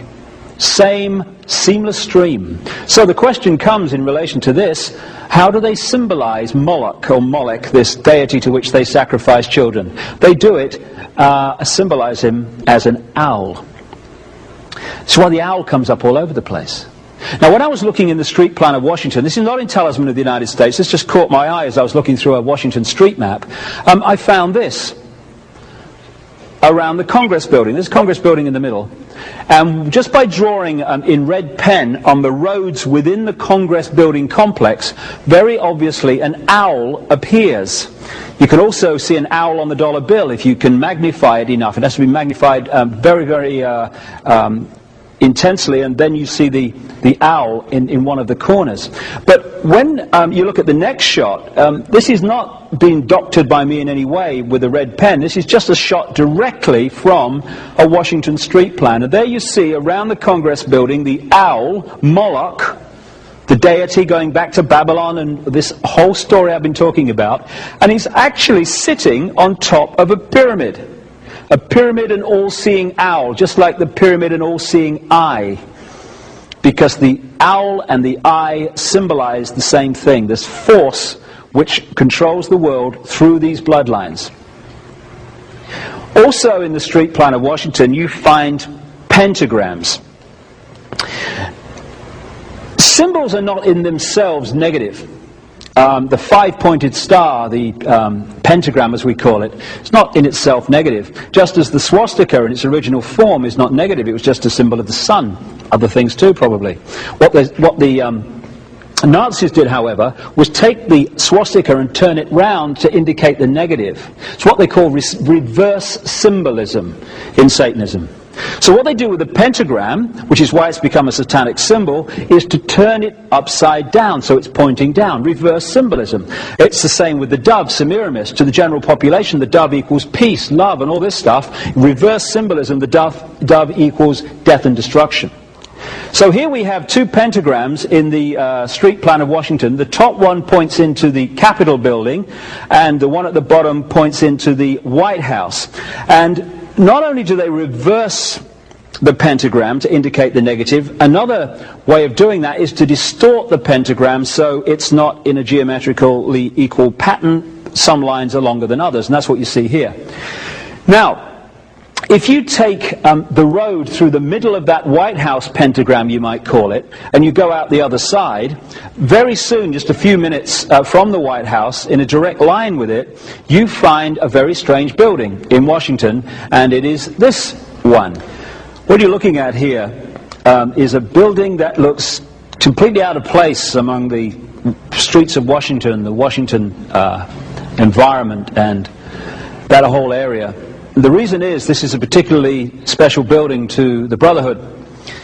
It's got the feel of an Egyptian temple. In the middle there you see that depiction of the rising sun across the over the horizon, which is what you saw on the Washington sun chair earlier, and many other symbols of this Brotherhood are that sun coming up over the horizon or over the mountains. And on the two sides of the steps you've got their symbolic depictions of the Sphinx, etc. So what are we looking at here in this strange building just down from the White House? Well, we're looking at the Supreme Headquarters, 33rd degree Scottish Rite of Freemasonry. Because Freemasonry did not begin in the 16 and 1700s as is claimed. That's when this strand of the Brotherhood got the name Freemasonry. What it really is a face or a mask on the one face that goes back to the ancient world. And this is where they're coming from, the ancient Egyptian Babylonian world, where these bloodlines came out of a long, long time ago. Here's another more close view of that half sun coming up. And when you see it live, as it were, when you're actually there, it is a beautiful depiction of the sun. And in the back, they've got a bust of George Washington, first Freemasonic president of the United States. This is a political building, so we're told. In fact, it's a temple to a secret society, built by the Freemasons to a specific design, Congress, the Congress building. Where did it get its name from? Capitol Hill, from a sacred place of the Roman Brotherhood going way back called Capitoline Hill. And when Madeleine Albright, high priestess of this Brotherhood, became Secretary of State, and she went across on her first overseas visit to Europe, she actually went to Rome and made an official visit. What for her would have been a pilgrimage to Capitoline Hill in Rome, and that's where we get Capitol Hill from.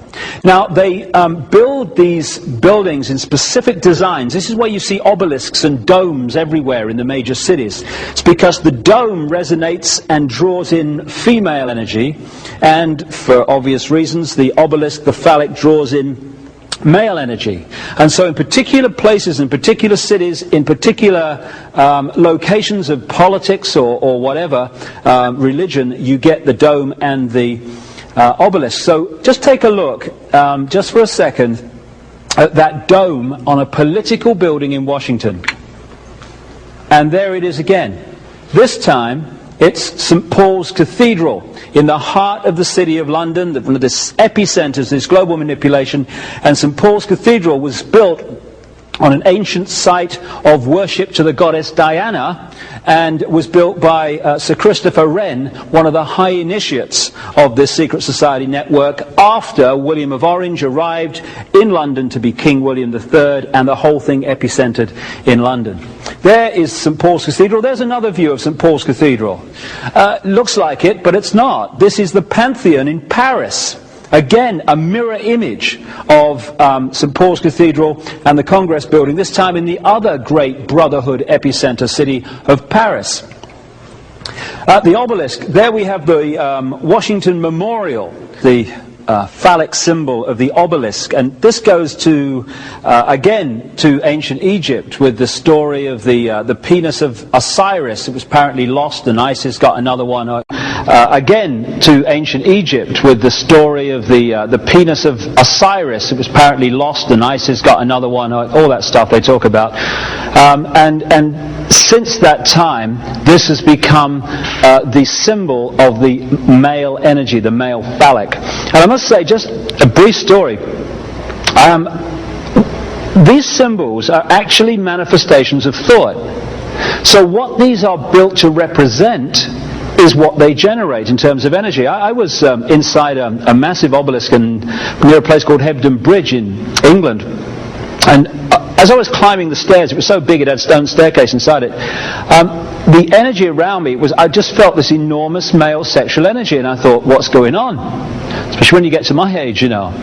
And then I realised, why am I feeling this? Well, what are you walking up inside, you pillock, I thought. You're walking up inside a representation of the male phallic, therefore that's the energy it generates. It's very important that we're aware of this. These are not just symbols and what have you, in a secret language alone. They generate energy. And this is why you have these in specific points in the major cities, just like the domes.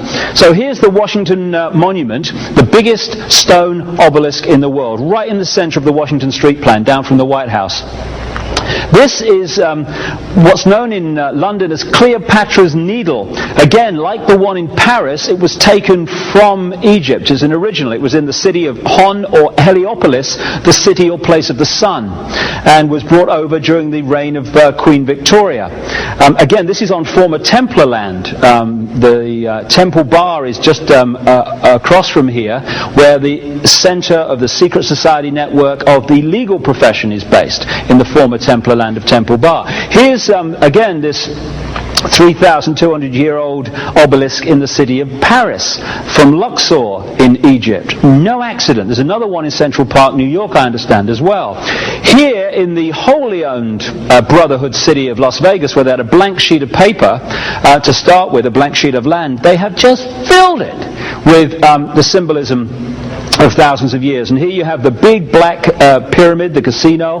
Again, that will be resonating energy in a certain way in that place of Las Vegas. There you have the big Sphinx, and there you have the obelisk as well. Now, one of the other things they do is that they symbolize the sun and the moon, in the sense that they put the building representing the sun, like the Arc de Triomphe, and they put next to the building what they call a reflecting pool. And the reflecting pool, this is the Lincoln Memorial in Washington here, just down from that obelisk, the reflecting pool reflects the building. In other words, the building is the sun, the water is the moon.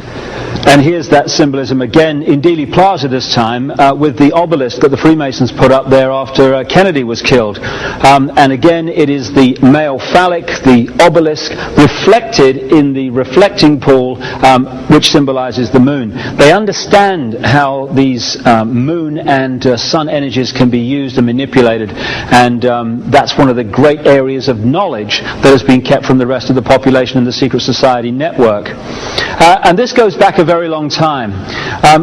Interestingly, it is this brotherhood network that created Christianity and created Islam and all the other religions, and the biggest secret documents this in great detail. They created the religions as a prison religion and to imprison the mind of the populace, but they also built the cathedrals and the main churches, and they built them on the vortex points, on their sacred points, in a certain way. Again, I mentioned St. Paul's Cathedral was built on a former site of goddess Diana worship. The goddess Diana was one of the great goddesses of the ancient world. This is Notre Dame, Our Lady Cathedral in Paris, one of the most famous cathedrals in the world, Notre Dame. Because people thought Notre Dame, Our Lady, Mother of Jesus, it was taken as a Christian name. In fact, Our Lady is Isis, Semiramis, Diana, and these other names for the deities that the Brotherhood have worshipped over the period of thousands of years. Look at that. That's Notre Dame, built with Templar money, Knights Templar money, to sacred geometry on a sacred vortex point. Now we'll just cross the English Channel. There's Westminster Cathedral. Could be the same building. Again, built with Templar money in that same period on a great vortex point. And you've got Big Ben to the left there, the famous clock on the Houses of Parliament, and that is a massive obelisk. And the Houses of Parliament, like Congress, are built on a sacred vortex point. The political buildings are actually temples. Interestingly, this is on Notre Dame Cathedral, and these are the gargoyles. Now, when you look at gargoyles, what are they? They are depictions of reptiles, reptilian forms, often with wings. bizarre and amazing as it may seem, and I'm the first to agree with that, this is how ancient and modern these reptilians are described in ancient texts and by people who've seen them, and again, The Biggest Secret documents this in enormous detail. So on the cathedrals and on the stately homes of the British and European aristocracy, you find these reptiles. You also find them on or around a modern airport, Denver Airport. Why are gargoyles in Denver Airport? A modern airport built controversially and for an enormous amount of money in more recent years. It just so happens that those that research into these things, into the extraterrestrial influence on Earth, have designated that, and has some of the people involved in its construction, as a reptilian base, an Anunnaki base, actually in Colorado. In Dealey Plaza, where they killed Kennedy, one of the buildings of Dealey Plaza has gargoyles all over it. Why? Because this is symbolic of the bloodlines and where the bloodlines actually come from and what they're controlled by.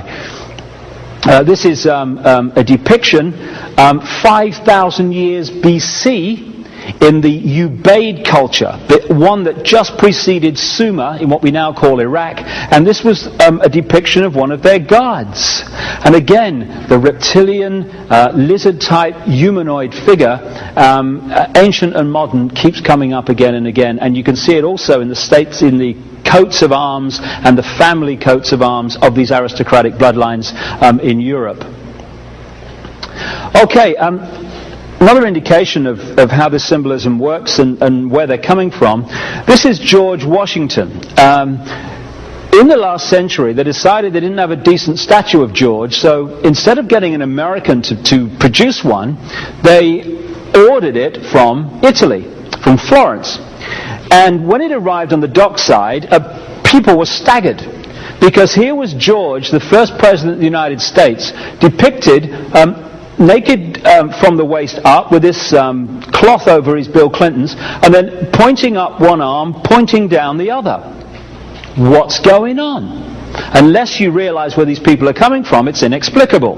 Well, if you just hold that in your mind, arm up, arm down, naked from the waist up, and then Bill Clinton's covered in a piece of cloth, well, this is where it's coming from. This is the ancient depiction of the compilation of the negative force symbol that the Templars worshipped, or the high-level Templars worshipped anyway, called Baphomet. And this is why that they depicted George Washington in that way. Now, the skull and bones is a symbol you can keep picking up when you're trying to read the secret language also. The skull and bones was on the flag of the ships of the Templars, which is why it just got turned into the pirate flag in children's stories and stuff like that. And there was another organization called the Russell Group, the Russell Company, the Russell Trust, and they made a fortune. It's one of the bloodline families in America. They made a fortune running opium to China for the British during the Opium Wars, when Britain took over China by getting the population hooked on drugs, which is what's happening to the global population today. Just a bigger version of it. And on the flags of the ships of the Russell Company running these drugs was the skull and crossbones. And so it's no surprise that it was the Russell Trust that created one of the most infamous secret societies in America, called the Skull and Bones Society. This is a Freemasonic apron from the last century with the skull and bones on. Why? Because the Freemasons came out of the Templars, and the Templars used the symbol of the skull and bones. In various paintings, not just the one I talked about earlier, the Leonardo da Vinci depiction of the Last Supper, but also in many others, you see the symbolism in the painting. This is one called The Ambassadors, which is in London on display. And at the bottom there, you see a very strange kind of, I don't know what it is. When you say to people, what do you think this is? They go, well, I don't know what that is. It's strange. What is it? What's he doing there? But if you look at it from a particular angle, and it has to be from a particular angle, then you start to see what that is in that painting, and it is a skull. And the skull and bones is a constant symbol through these thousands of years of this brotherhood. This is a coin from a legal fraternity in America. There's the skull and bones again. There's the owl at the top, Moloch or Molech. And these symbols keep recurring whenever you're looking at a brotherhood organization. And this is the headquarters of the Skull and Bones Society in Connecticut. It's right next to the Yale University campus. And the Skull and Bones Society, created by the Russell Trust, pulls in 15 very highly selected students every year from the bloodline families, and they go on, in terms of the ratio, in very large numbers to enter the positions of power in America, both in front of the camera and behind the scenes where the real power is. The most famous Skull and Bones member today is George Bush, former President of the United States. His father, Prescott Bush, one of the people who through the Harriman organization helped to fund Hitler, was also a Skull and Bones member. It's very much a bloodline family operation. And it's part of a deeply, deeply satanic black magic network right across the world. On the other side of that coin, by the way, just incidentally, you see the scales of justice. The scales of justice, you know that lady who kind of stands there holding the scales on the court buildings of the world and stuff? That's actually a goddess from ancient Egypt, again called Maat or Maat, spelled M-A-A-T, and that's what that is. It's nothing to do with justice, it's another brotherhood symbol. Again, you see them everywhere. You go in any Freemasonic temple or secret society building, and you'll find, again, the black and white squares on the floor. And this is not just Freemasonic. Again, you go back into the ancient world, you see the same thing reoccurring. The floor is black and white squares. This is a policeman from England, and I've noticed in America you see the same thing, the black and white squares on the uniform and what have you. That is to indicate the Freemason secret society, although most policemen don't realize this. Now this is Westminster Abbey, and the same you'll find in Notre Dame and these other so-called great cathedrals of the world. The floor is black and white squares. Why? Because the same brotherhood that uses this symbolism built the things and controls them to this very day.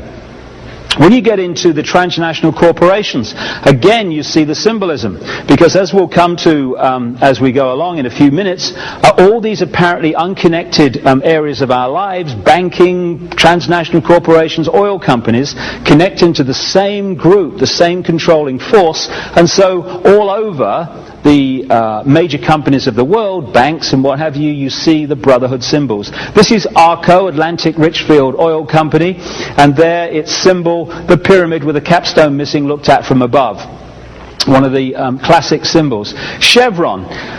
What you need to do to see the symbolism of this is to see this not as two one-dimensional ticks, but as two three-dimensional boxes, one on top of another, which is very symbolic in the secret language.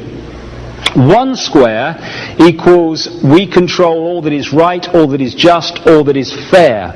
This is where we get everyday phrases from, like a square deal or being fair and square.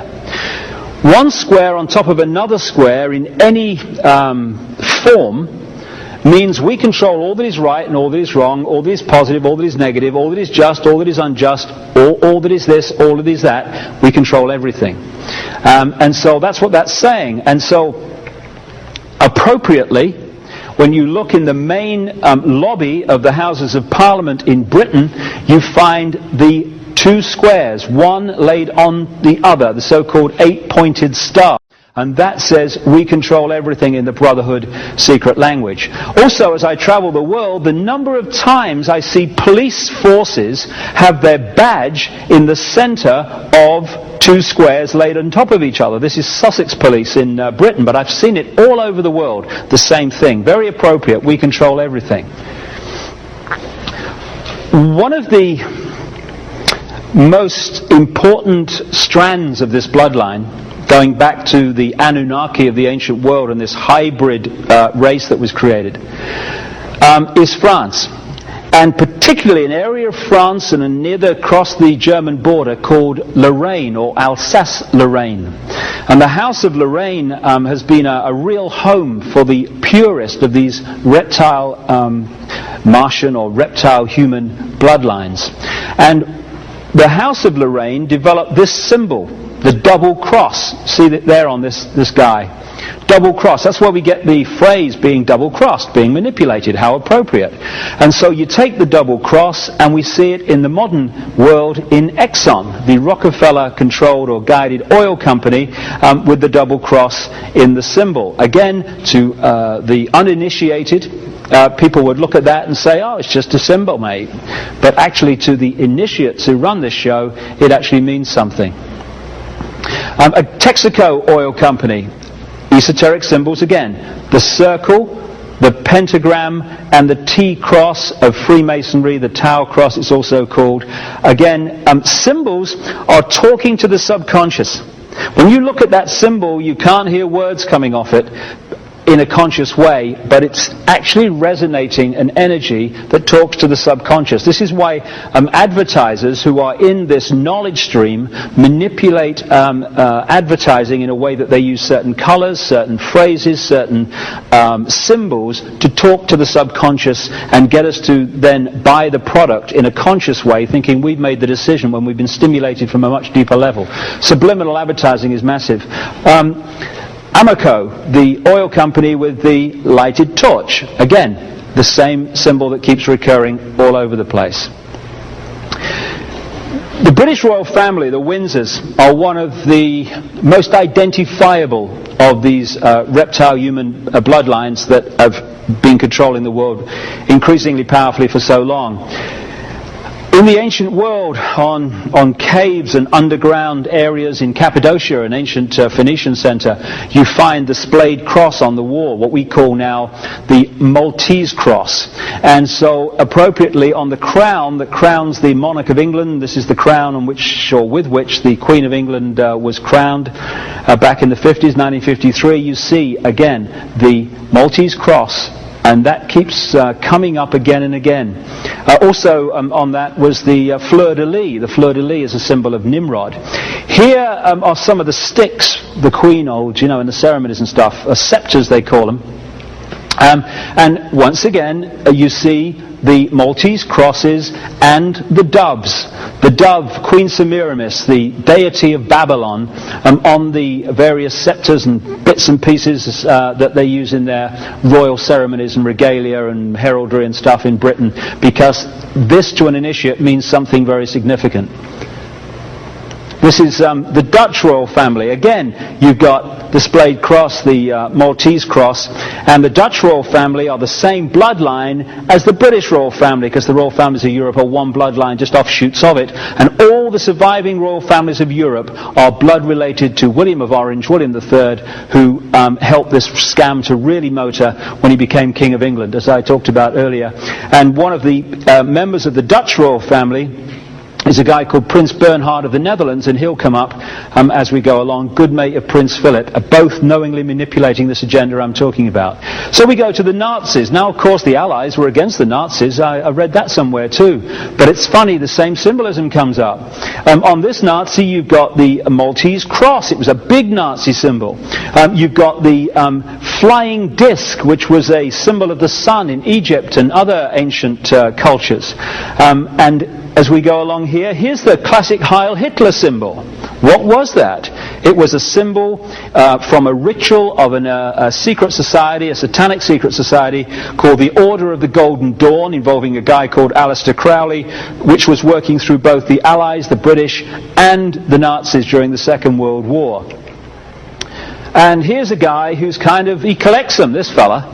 Another Nazi, look, he's got the Maltese cross, he's got the skull and bones, he's got the reverse swastika, the sun symbol of the Phoenicians, and he's got the eagle, which is symbolic of the phoenix, the sunbird of the Phoenicians and the Egyptians. And this is why you see eagles everywhere, in coats of arms and national badges, not least the United States.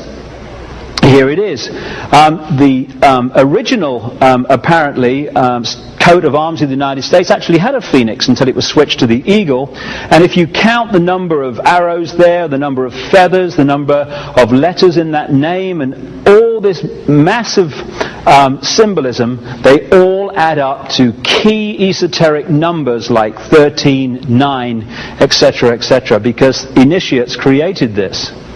every so often there are certain events and certain people which pull in all strands of the various elements I've talked about so far over these hours. And the assassination, because that's what it was, of Diana, Princess of Wales, had all these elements of bloodlines, of royalty, of secret societies, and of the symbolism of the secret societies in the actual assassination itself.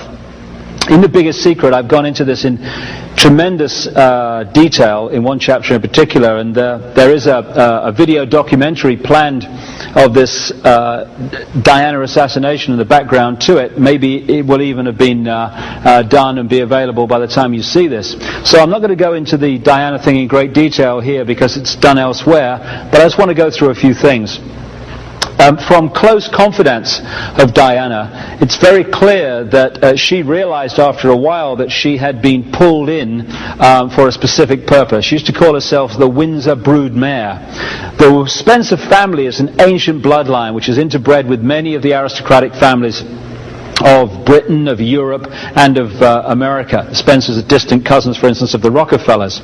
And she realized that they'd drawn her into the Windsor web because they wanted her genes. They wanted to fuse the Windsor genes with the Spencer genes to produce another version of a genetic hybrid with a particular genetic structure. And from the very start, it's clear when you look at the story and the information that she was pulled in and identified for this from a very, very early age. She was actually brought up on the Sandringham estate and knew the Queen and Prince Charles and stuff from a very early age. The Windsors are, this is the Queen here, an ancient reptile human bloodline. And I was kind of surprised, although my research was going that way, to be told that by a confidant of Diana that her nickname for the Windsors was the lizards or the reptiles. And she used to say, in all seriousness, they're not human. And she knew far more about this background by the time she died than people in the public domain would ever realize. And she'd certainly realized what the Windsors were about and where they came from.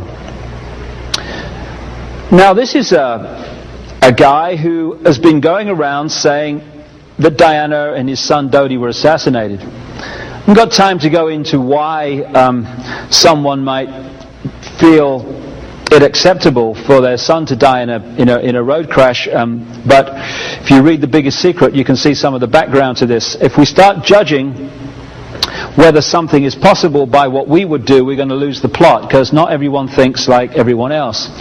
And when you look at the background to Diana's assassination, the person that had complete control of her security and her movements in the crucial period, days leading up to it, but particularly on that specific day, was Mohammed Al-Fayed.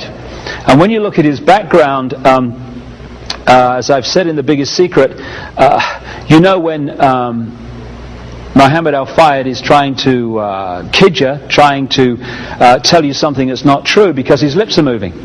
It's the way you can see it, because this guy has lied his way through his whole economic and business career. And he's done exactly that over Diana's assassination.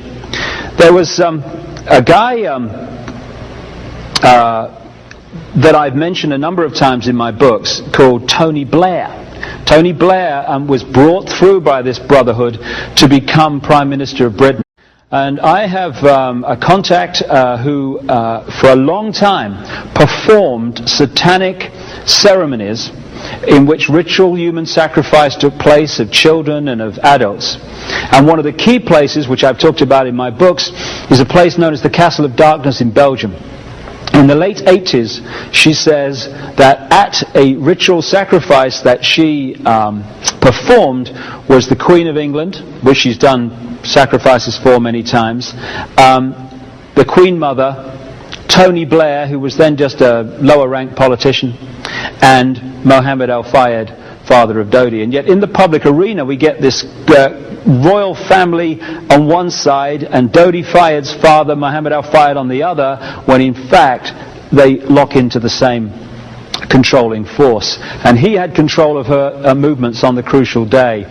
There's the Isis symbol of ancient Egypt, very close to that headgear that he posed with for a British newspaper.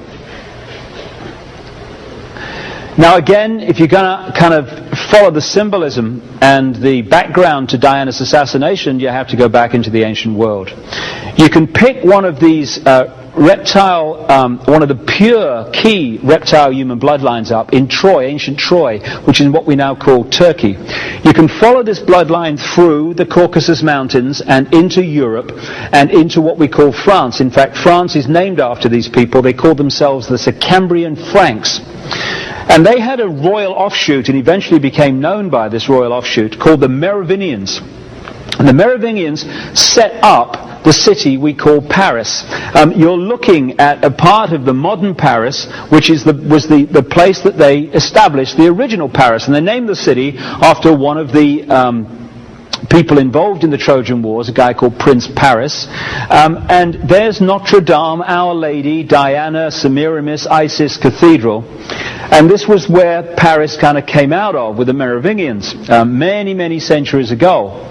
Now, these Merovingians, Franks, the Cambrian Franks, worshipped the goddess Diana, who was one of the great goddesses of the ancient world. And they built underground chambers just outside the original Paris to do their sacrifices and ceremonies to the goddess Diana. Of course, as Paris has got bigger and bigger, the area of that sacrifice area for the goddess Diana is now modern Paris. And it's still an underground chamber. That point is called the Pont d'Alma Tunnel, where Diana died in 1997. And Diana is actually blood related to the Merovingian line. This is the Ritz Hotel, owned by Mohammed Al-Fayed, and all around the square, it's called the Vendome, you see at first floor level depictions in gold of that symbol I talked about a long time ago, the circle, the cross, and the sun on the center. And it comes from one of the French kings, one of the Louis, who was known as the Sun King, who built the Palace of Versailles. And in the back of the Palace of Versailles, in the grounds, is a depiction of the goddess Diana, which this aristocratic bloodline network very much focus on as one of their deities. Someone said, this is the Kennedy assassination here, something very true. When you're trying to understand who was behind an assassination, look at who had the power to remove the security at the crucial time. Because he said assassinations don't just happen, they are allowed to happen. And when you look at the footage taken on a video camera by a member of the public when Rabin, the Israeli Prime Minister, was assassinated, it's extraordinary. You have the line of soldiers lined up to protect Rabin as he came to his car, and in among them is the guy who killed him. As Rabin appears on this video, extraordinary sight, the soldiers just walk backwards, leaving the assassin on his own. Rabin walks past him, thank you very much, good night. And it's the same with the Kennedy assassination and so many others. This is the point where Kennedy was hit. This is Kennedy's car at the front. There's nobody on it. And yet you look at the car behind, which doesn't carry the President of the United States, there's 4 security guards and 2 outriders. If they'd have been there, of course, Kennedy could not have been killed by a bullet from outside because he was so well protected. But the whole thing was removed, the security, to allow it to happen. And it was the same in Paris on that night. This is the back entrance to the Ritz Hotel where the car left, because it was decided by Mohammed Al-Fayed on the phone to his son Dodi from England that although she'd had a certain level of security all day, a Mercedes and a backup car, a Range Rover, that was suddenly at the crucial time going to be removed, and another Mercedes was brought in with no backup car and no security, apart from the Trevor Rees-Jones, the bodyguard in the front seat. So suddenly, classic assassination, security is removed to allow it to happen. In the car that was driven away was this guy, Henri Paul, who's been the fall guy for it, or blamed on him. He is an asset, or was an asset, of British and French intelligence, had been for a long time, and he had 4 bank accounts which had considerable amounts of money paid in the period leading up to that, not necessarily for what happened to Diana, but because he was an asset of British and French intelligence, which is the same organization. And to really appreciate how this could be done, you need to appreciate something called trauma-based mind control. During the last war in the concentration camps of Germany, in fact way back this has been known about, but particularly during the last war, they started to perfect the manipulation of a natural mechanism in the mind that shuts out trauma. What they did was to understand that if you could systematically traumatize someone, their mind would shut out the memory of it and create an amnesic barrier, which would be disconnected from the rest of the mind. This is what happens when people have a major road accident and they can't remember what happened. It's because the amnesic barrier has been created to shut out trauma, so we don't keep reliving the horror. Good thing. But they realized that if you could do that systematically and start with children, particularly before the age of 5 and 6, you could turn their minds into a honeycomb of self-contained compartments, none of which was aware of the other's existence. This guy was what they call a multiple, Henri Paul, which in their mind is broken up into different compartments, and so through trigger words and what have you, and trigger sentences, hypnotic keys, one amnesic barrier becomes the conscious level.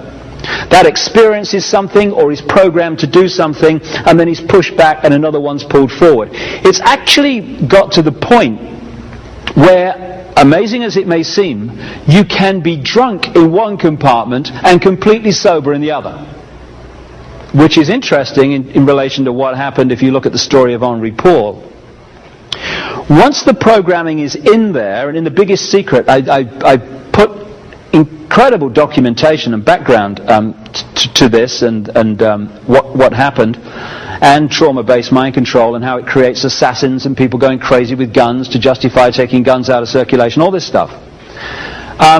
When you look at the background, all that is necessary is to program the guy, push that programming back into the mind, and that will stay there at the subconscious level until some trigger comes in. When that trigger word or trigger action or whatever is said or done, that programming is activated.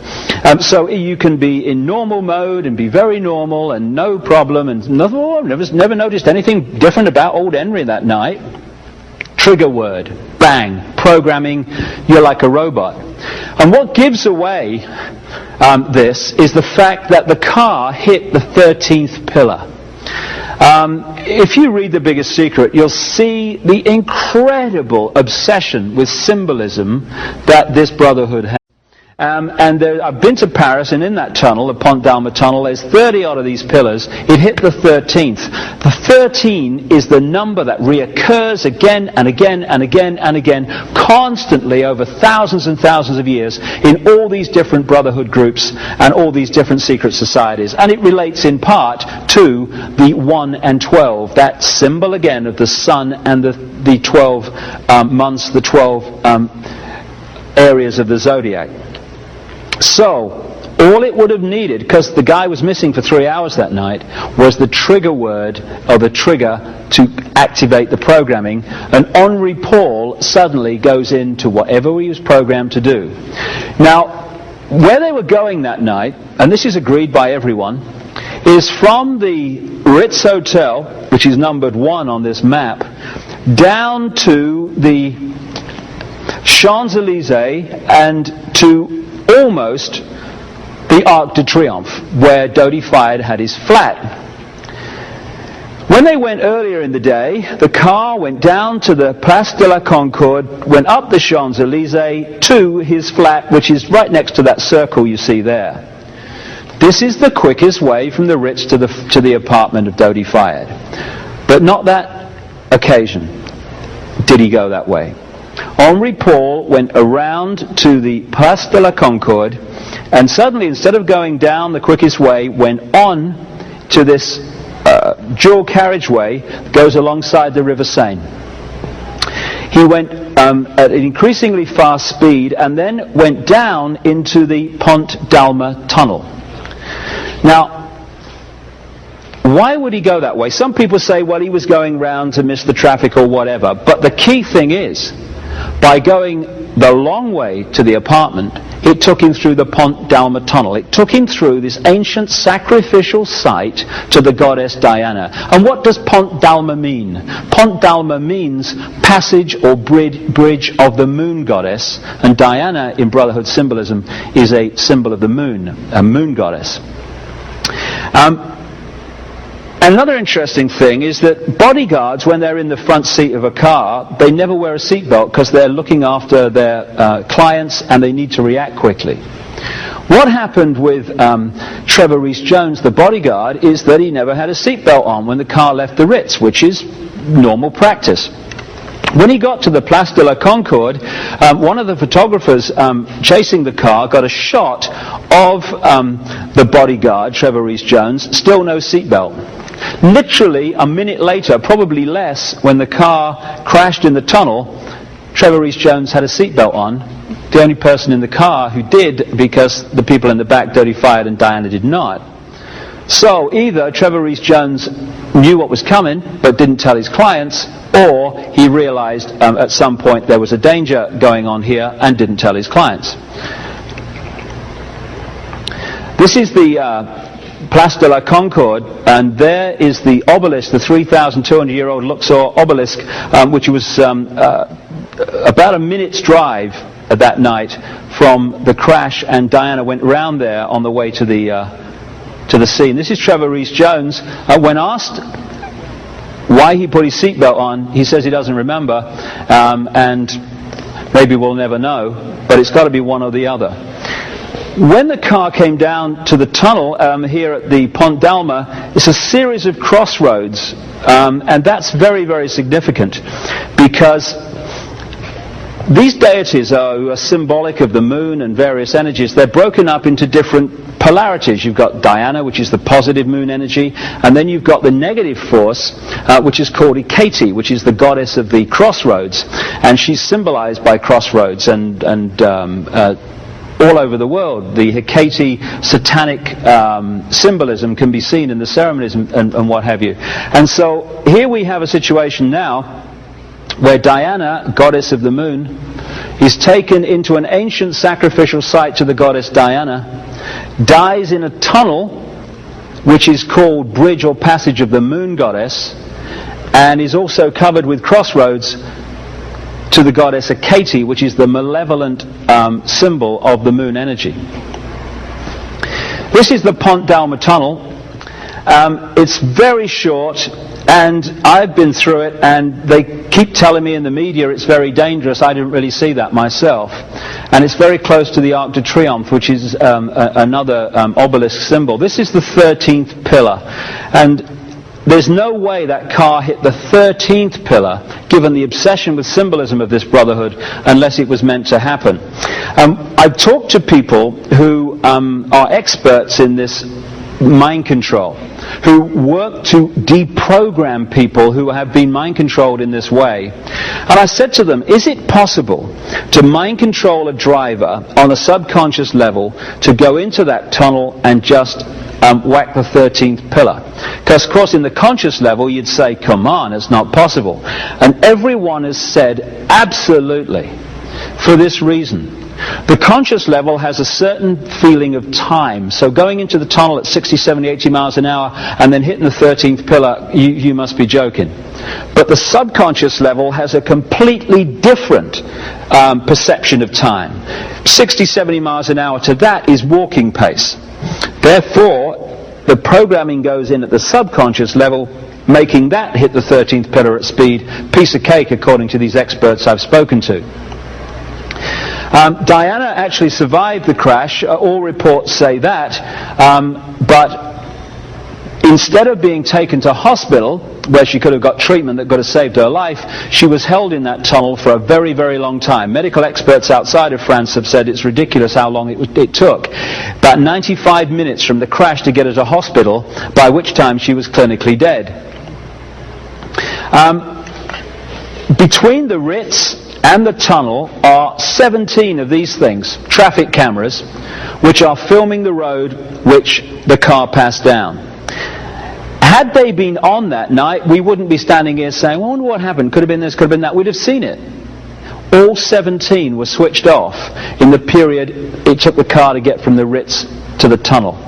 Not only that, people who were tuning in that night in Paris to the police frequencies, as some people do, have reported that the police frequencies in central Paris were also switched off in the period it took the car to get to the tunnel. Just a coincidence, nothing to worry about. This is the shot that particular camera would have had. The Mercedes came in on this side of the road, and had that camera been on, everyone would have known by now what happened. They could have seen it, but it was switched off, or at least we're told it was.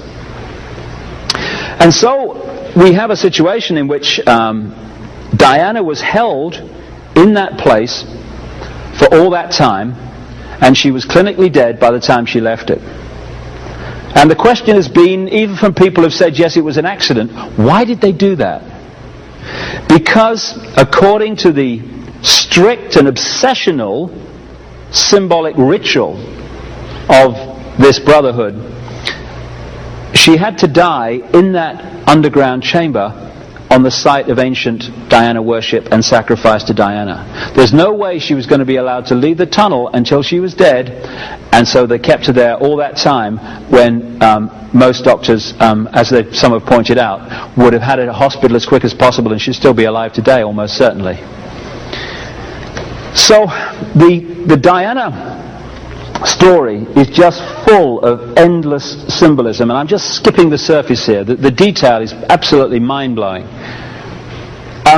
This is the top of the Pont d'Alma tunnel, and as I mentioned earlier, there is the depiction of the flame held by the Statue of Liberties in Paris and in New York, standing on a black pentagram, the classic satanic symbol. And that is where they take the flowers and stuff now. This area of Paris with the Eiffel Tower, the River Seine, is an ancient sacred site to this brotherhood. And it's absolutely no coincidence that this is where they brought Diana to die that night. Indeed, when you go through her life in general, you find that the symbolism of the goddess Diana comes up again and again. When she married Prince Charles, they married her in St. Paul's Cathedral. St. Paul's Cathedral is on an ancient site of goddess Diana worship.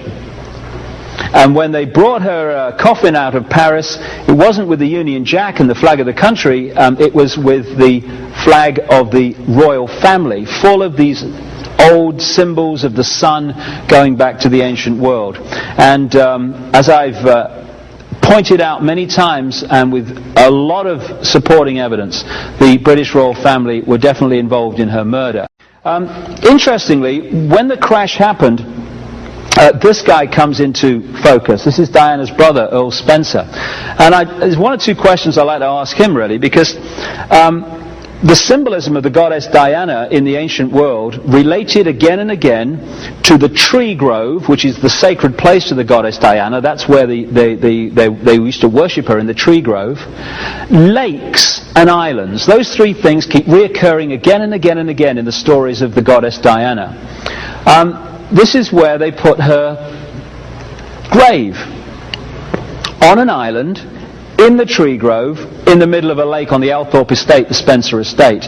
And those decisions, at least on the surface, were made by Earl Spencer. He also said in a BBC television interview that after the crash he had a dream in which he was told to put 4 black swans on the lake around the grave.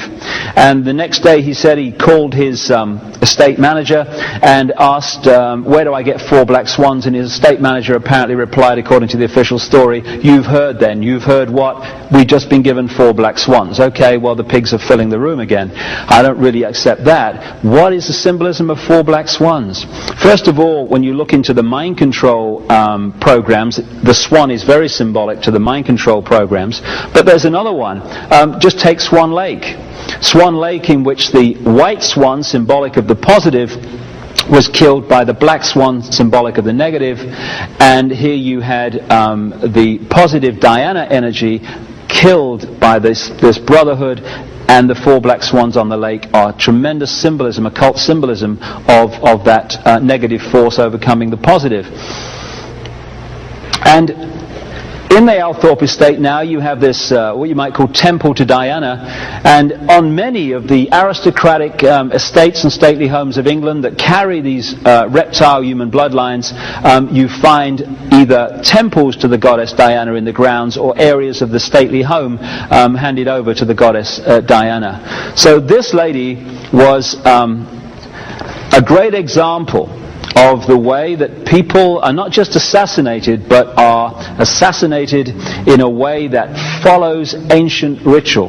Because ritual is very powerful. If you do things in a certain ritual way, it generates a much more powerful energy than if you just killed someone in a straightforward way.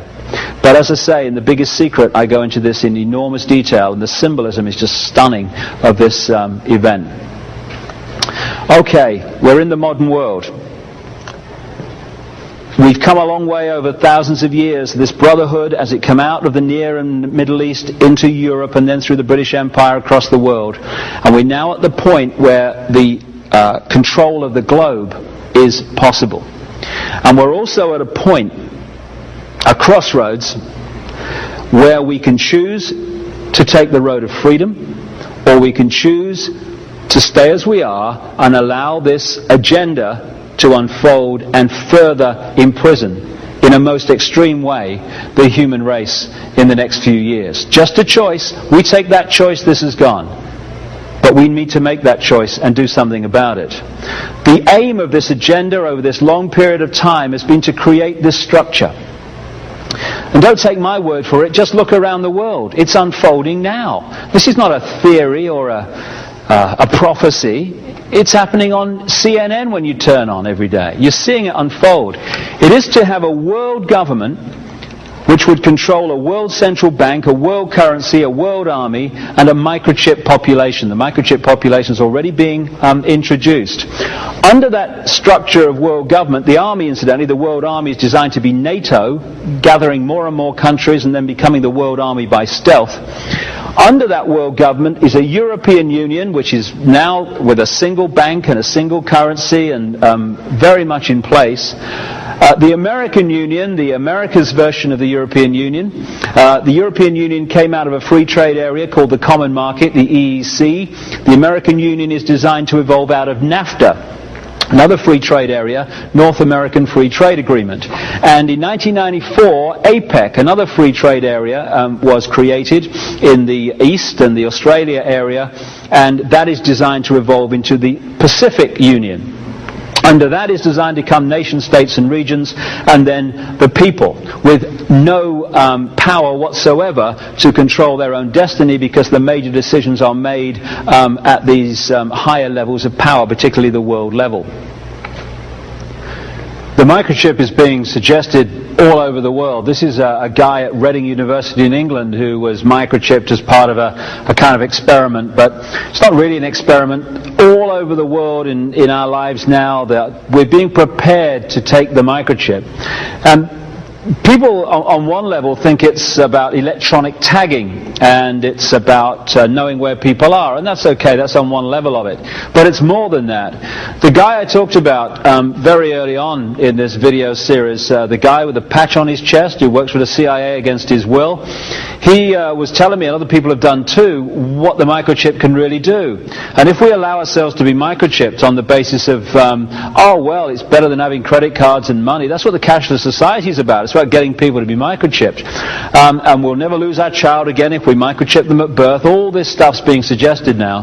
But he said, you know, when people are microchipped, they are giving external control of their physical health, their emotions, and their mental processes, their mental faculties, their mental perception to whoever controls the microchip. And if everyone's microchipped, you suddenly got mass control on the end of a button, almost, of the population. That's the idea. That's what we're being drawn into as part of this agenda as it unfolds. And if we say no to one thing only, and then go back to watching The Price is Right, let us say no to the microchip, because then at least we've got a bit of a chance here. The United Nations symbol came out of the Freemasonic symbolism also. The United Nations was created to be a focus for the centralization of global power, like that world government on that earlier slide. The sections in that target type symbol of the United Nations, there's 33. Just happens to be 33 degrees of the Scottish Rite of Freemasonry. And it's kind of nicely framed, isn't it, with those leaves. I wonder where that came from. Oh yes, I remember now. It's a Freemasonic symbol, again transferred to the United Nations. These symbols of these various levels of control, the European Union has 12 stars in a circle, etc. They're all esoteric symbols. Now this, I guess of everything I've said so far, this next few minutes are going to be the most important, because I'm talking about the most powerful means of mass manipulation which has been played this card for thousands of years, and we're still falling for it. And it is this more than anything that's advanced this agenda to centralization of global power. I call it problem, reaction, solution. It works like this.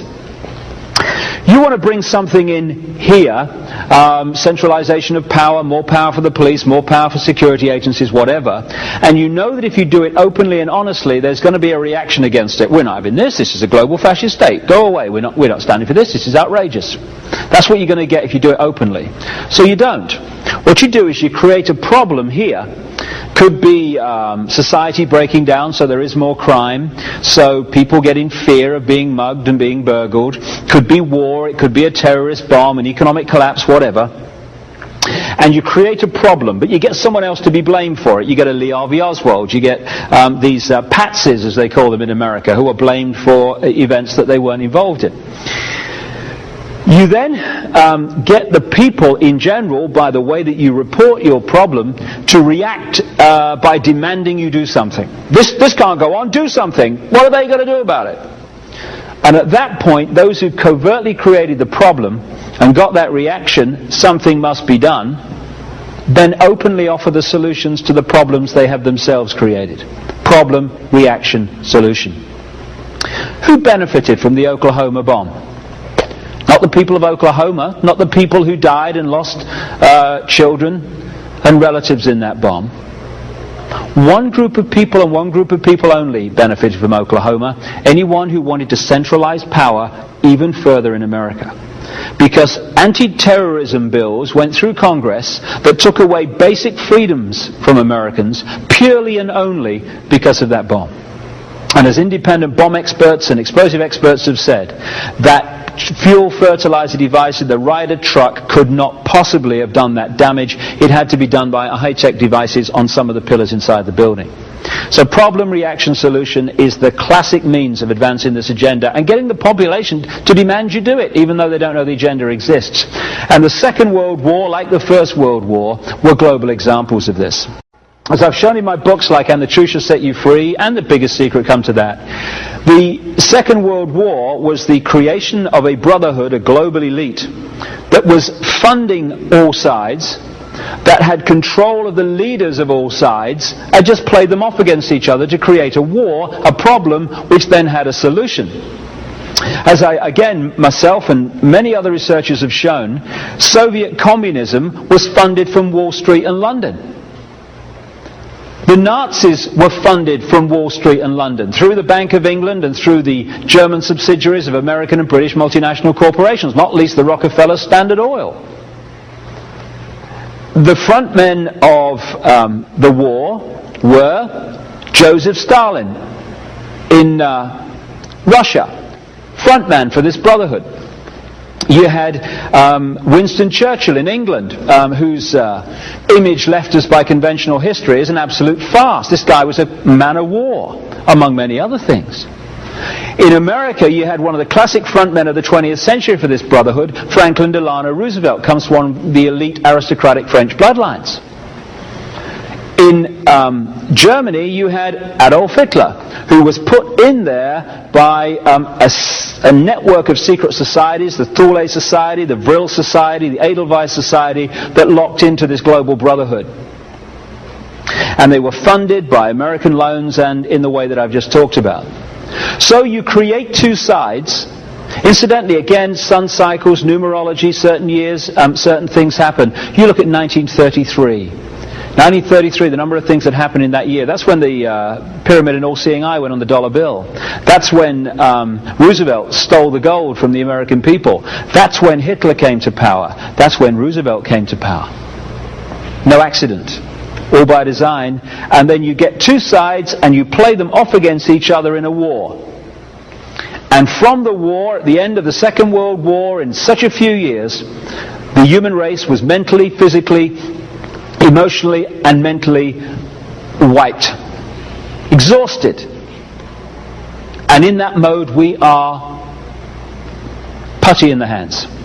What did people say? This can't go on. Something must be done. What are they going to do about it? What do they do about it? The United Nations, European Union, centralization of power, then we won't have another war.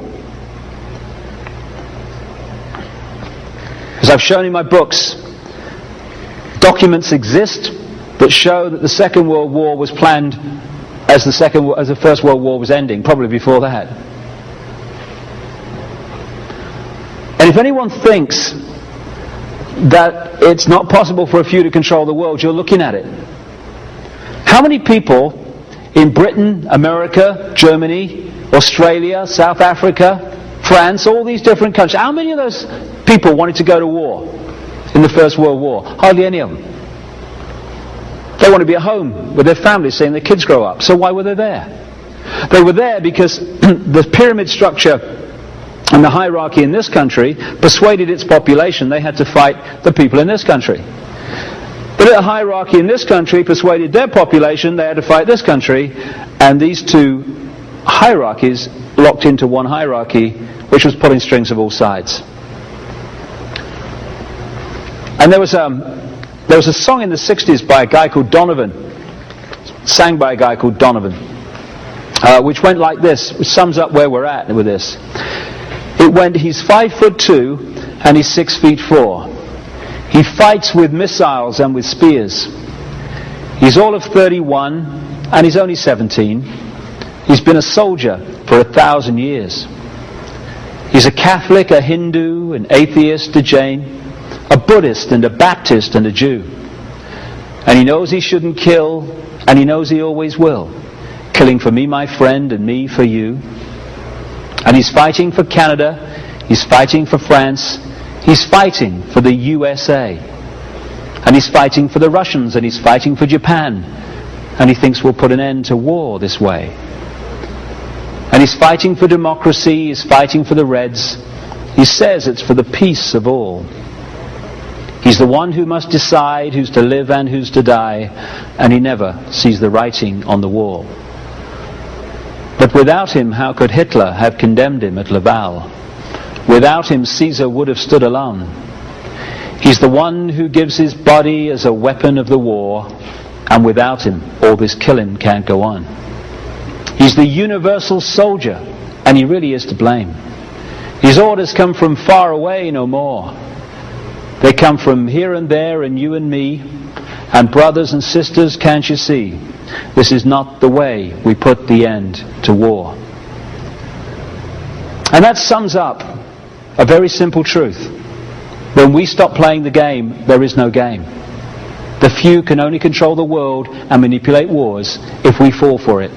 Because we fight them and they start them. And when they've started them and we fought them, they recreate the world in the image that they want. So we went from global elite controlling both sides, conflict, United Nations, European Union, in both world wars. Power was in far fewer hands at the end of the war than it was at the start, and that was the reason for the war. Another problem, reaction, solution, which I'll talk briefly about, that is going to be played in the next few years, it would look like, maybe even sooner than that, is the idea there's some extraterrestrial invasion. These so-called flying saucers have been around for a long time. They're flown by humans. Been around for a long time. It's a very straightforward technology. But if you, going back to that knowledge, ignorance pyramid at the start, if you keep people in ignorance of what's possible, when they see things flying around that they don't believe humans can create, then they think extraterrestrial. And there's a scam being played here in which, while these extraterrestrial created and connected bloodlines have been running the world and still are all these thousands of years, that we're going to be persuaded that there's some extraterrestrial invasion coming in. And what will that justify? Centralization of global government, global army, and all these different things. And that's being played now. We're being prepared for it with more and more of these extraterrestrial stories coming out through things like X-Files, made by Fox Television, owned by Rupert Murdoch, which is owned by this Brotherhood. Things like Independence Day, made by 20th Century Fox, owned by Rupert Murdoch, who is owned by this Brotherhood. Things like Alien Resurrection, made by 20th Century Fox, owned by Rupert Murdoch, who is owned by this Brotherhood, and so on and so forth. So problem, reaction, solution happens on many, many levels. And if we keep reacting, something must be done. Oh my goodness me, save me.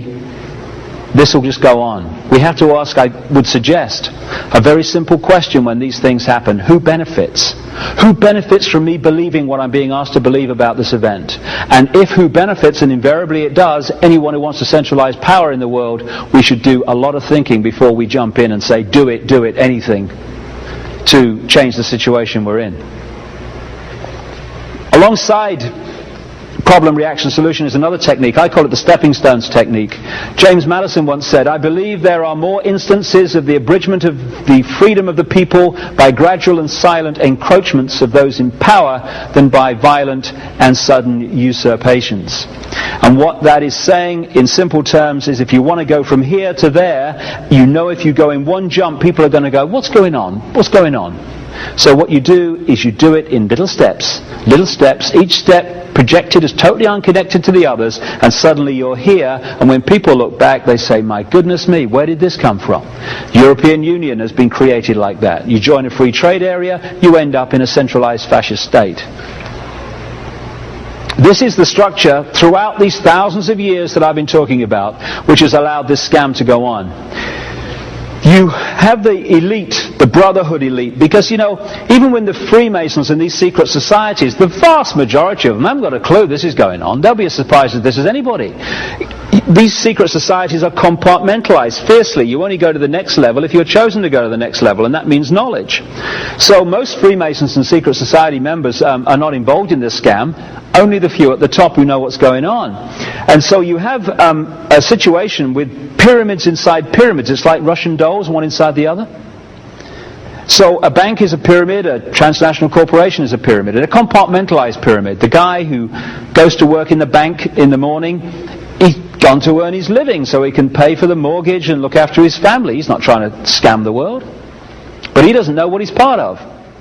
And so these fiercely compartmentalized pyramids mean that the bank is controlled by very few people. But that bank then goes into the next pyramid, the global banking system pyramid, and at the top of that, same with the transnational corporations. They are individually a compartmentalized pyramid. They go into the transnational corporation global network, and at the top of that, all the transnational corporations are controlled by the same people, and they're the same people that control the banks. Same with the military, same with the secret societies, and same with the intelligence agencies, etc. Same with the political parties. And so, what we've seen in this 20th century, just take the 20th century alone, is an incessant centralization of power in all areas of our lives. Why? Because all those institutions fuse into the same brotherhood, which is putting down those apparently unconnected areas of our lives, the same policy of centralization, all coordinated. This is the one-party state pyramid. Down here in the political parties at the bottom of the pyramid, you've got people who knock on your door and put the funny hats on at the conventions and political meetings and stuff. And they genuinely believe they're on different sides because they know no different. But as you go up these pyramids to the point that I'm talking about, to this brotherhood, these political parties that appear to be different in public fuse into the same leadership. So the people that supply or dictate who's going to run for president in the Democrats in America are the same people that dictate who's going to run for the Republicans. Same all over the world. It's one-party states, but we have to believe we have multi-party states and freedom and choice. Otherwise, we might rebel against not being free. We've got to be persuaded we are.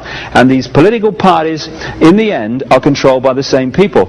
It's interesting, three of the key symbols that this brotherhood has used over these thousands of years is the lighted torch, the dove, and the red rose.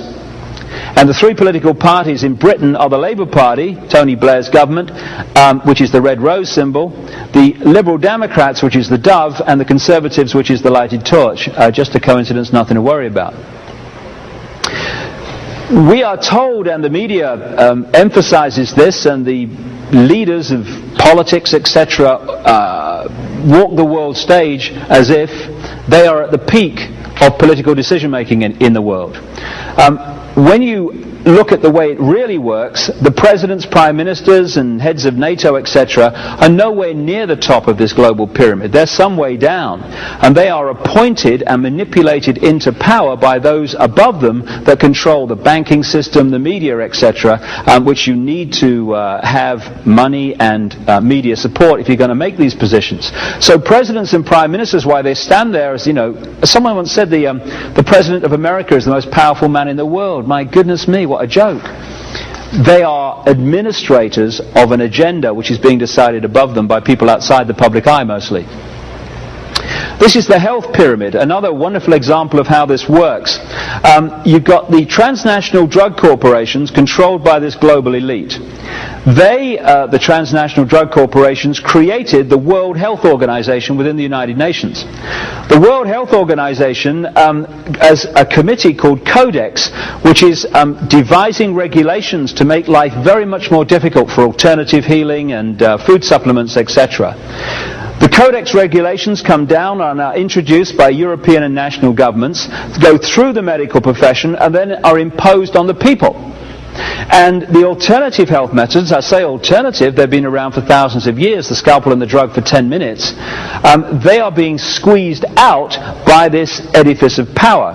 And because the drug companies control the World Health Organization and the doctors, etc., situations can arise like this. A few years ago, the World Health Organization announced there was going to be a measles epidemic the following year. And in Britain, the government spent taxpayers' money to produce very fear-based advertisements, black and white, with a big ominous voice saying, by the end of this year, one of these children on the picture will have died from measles. Oh my goodness, fear, the manipulation of fear again. As a result of that, there was a 99.99999% take-up all over Britain of that measles vaccine. A whole generation of children had that vaccine, and who supplied the vaccine? The transnational drug companies who, through the World Health Organization, had arranged for that announcement to be made. What happened? No measles epidemic. But then you say, what was going on? What about the epidemic? They say, well, there wasn't one because people were vaccinated. So the cycle goes on and on and on. Vaccination is one of the key ways that the human body and the human immune system is being undermined according to this agenda. Over the years, different groups of these secret societies have emerged for specific tasks. And because the agenda has a specific time scale, and across the millennium is the time of introduction, through this century, this agenda has been advanced quicker and quicker and quicker. Towards the end of the last century, and right at the start of this one, a secret society was created in Britain, not surprisingly, called the Round Table. Was headed up originally by a guy called Cecil Rhodes, who was one of the bloodline families that orchestrated the manipulation and takeover of southern Africa by Britain. Also, Rhodes scholarships came out of this guy, Cecil Rhodes. I think I mentioned those earlier, where the youngsters of the bloodlines around the world are picked up and given a Rhodes scholarship to Oxford University. This comes out of the same guy. Well, he died in 1902, and other people took over. And there were roundtable groups interlocking, set up around the world. The key places were America and Britain. And when we had the First World War, the key people in the American War Administration were members of this round table, and the key people in the cabinet in Britain were members of this same round table. So they orchestrated the First World War, and afterwards, when they were deciding how the world would be redrawn as a result of the war, the very same members of the Round Table were appointed to the Versailles Peace Conference to decide how it would be set up and redrawn. Classic problem, reaction, solution. Create the problem, create the war, get the reaction, something must be done, and then offer the solution. At that Versailles Peace Conference, again in Paris, the cities and locations keep reoccurring, they had a meeting at the Hotel Majestic in Paris in 1919, these Round Table members, both sides of the Atlantic, and they started to orchestrate the creation of offshoot organizations around this central core that would push this agenda on through the 20th century. The first one created was the Royal Institute of International Affairs in 1920 in London, still going strong today, a major part of this network. In 1921, in America, came the Council on Foreign Relations, which is subordinate to the London Royal Institute of International Affairs.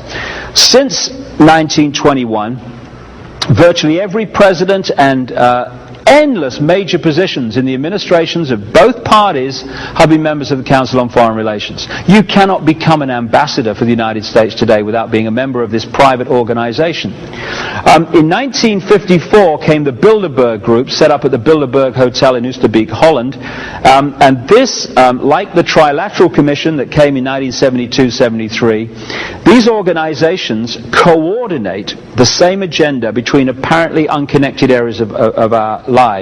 So, for instance, the people that attend and are members of these groups are the top people in the global military, global politics, global banking, global business, global media, etc.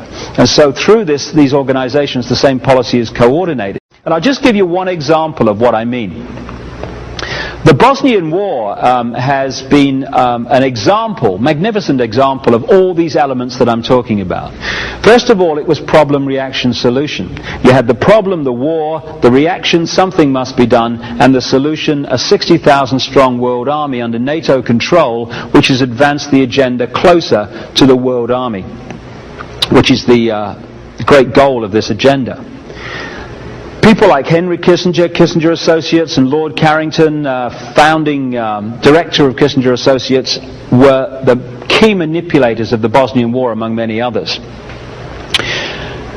So when you take that into account, and then you look at these organizations, and you look at the key peace negotiators in Bosnia, throughout that period of that war and conflict, some incredible coincidences start to unfold. When the war started, the European Union appointed the first peace negotiator, Lord Carrington. Lord Carrington, founding director of Kissinger Associates that orchestrated the war. Lord Carrington, chairman of the Bilderberg Group since 1991. President of the Royal Institute of International Affairs, Trilateral Commission member. When he failed to achieve peace in Bosnia and the war went on, along came another European Union peace negotiator, Lord Dejvid Ajk, Bilderberg Group, Trilateral Commission, and he was replaced when the war went on by Carl Bildt, the Swedish Prime Minister, Bilderberg Group. Working with them through this same period were the United Nations appointed peace negotiators. The first one was Cyrus Vance, Bilderberg Group, Trilateral Commission, Council on Foreign Relations. He was replaced by a Norwegian, Thorvald Stoltenberg, Trilateral Commission, Bilderberg Group. The war went on, the horrors went on, the clamour, something must be done, got louder and louder, politically and in terms of the general public. It was time to play the sting. Onto the stage, first of all, came Jimmy Carter, an independent peace negotiator, former president. Jimmy Carter, first Trilateral Commission president of the United States, Council on Foreign Relations member.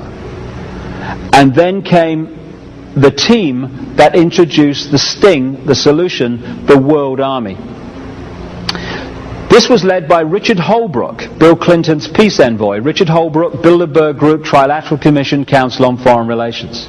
He answered to the Secretary of State at the time in America, Warren Christopher, Trilateral Commission, Council on Foreign Relations, who worked with William Perry, the Defense Secretary at the time, Bilderberg Group, and they answered to the President, Bill Clinton, Bilderberg Group, Trilateral Commission, Council on Foreign Relations.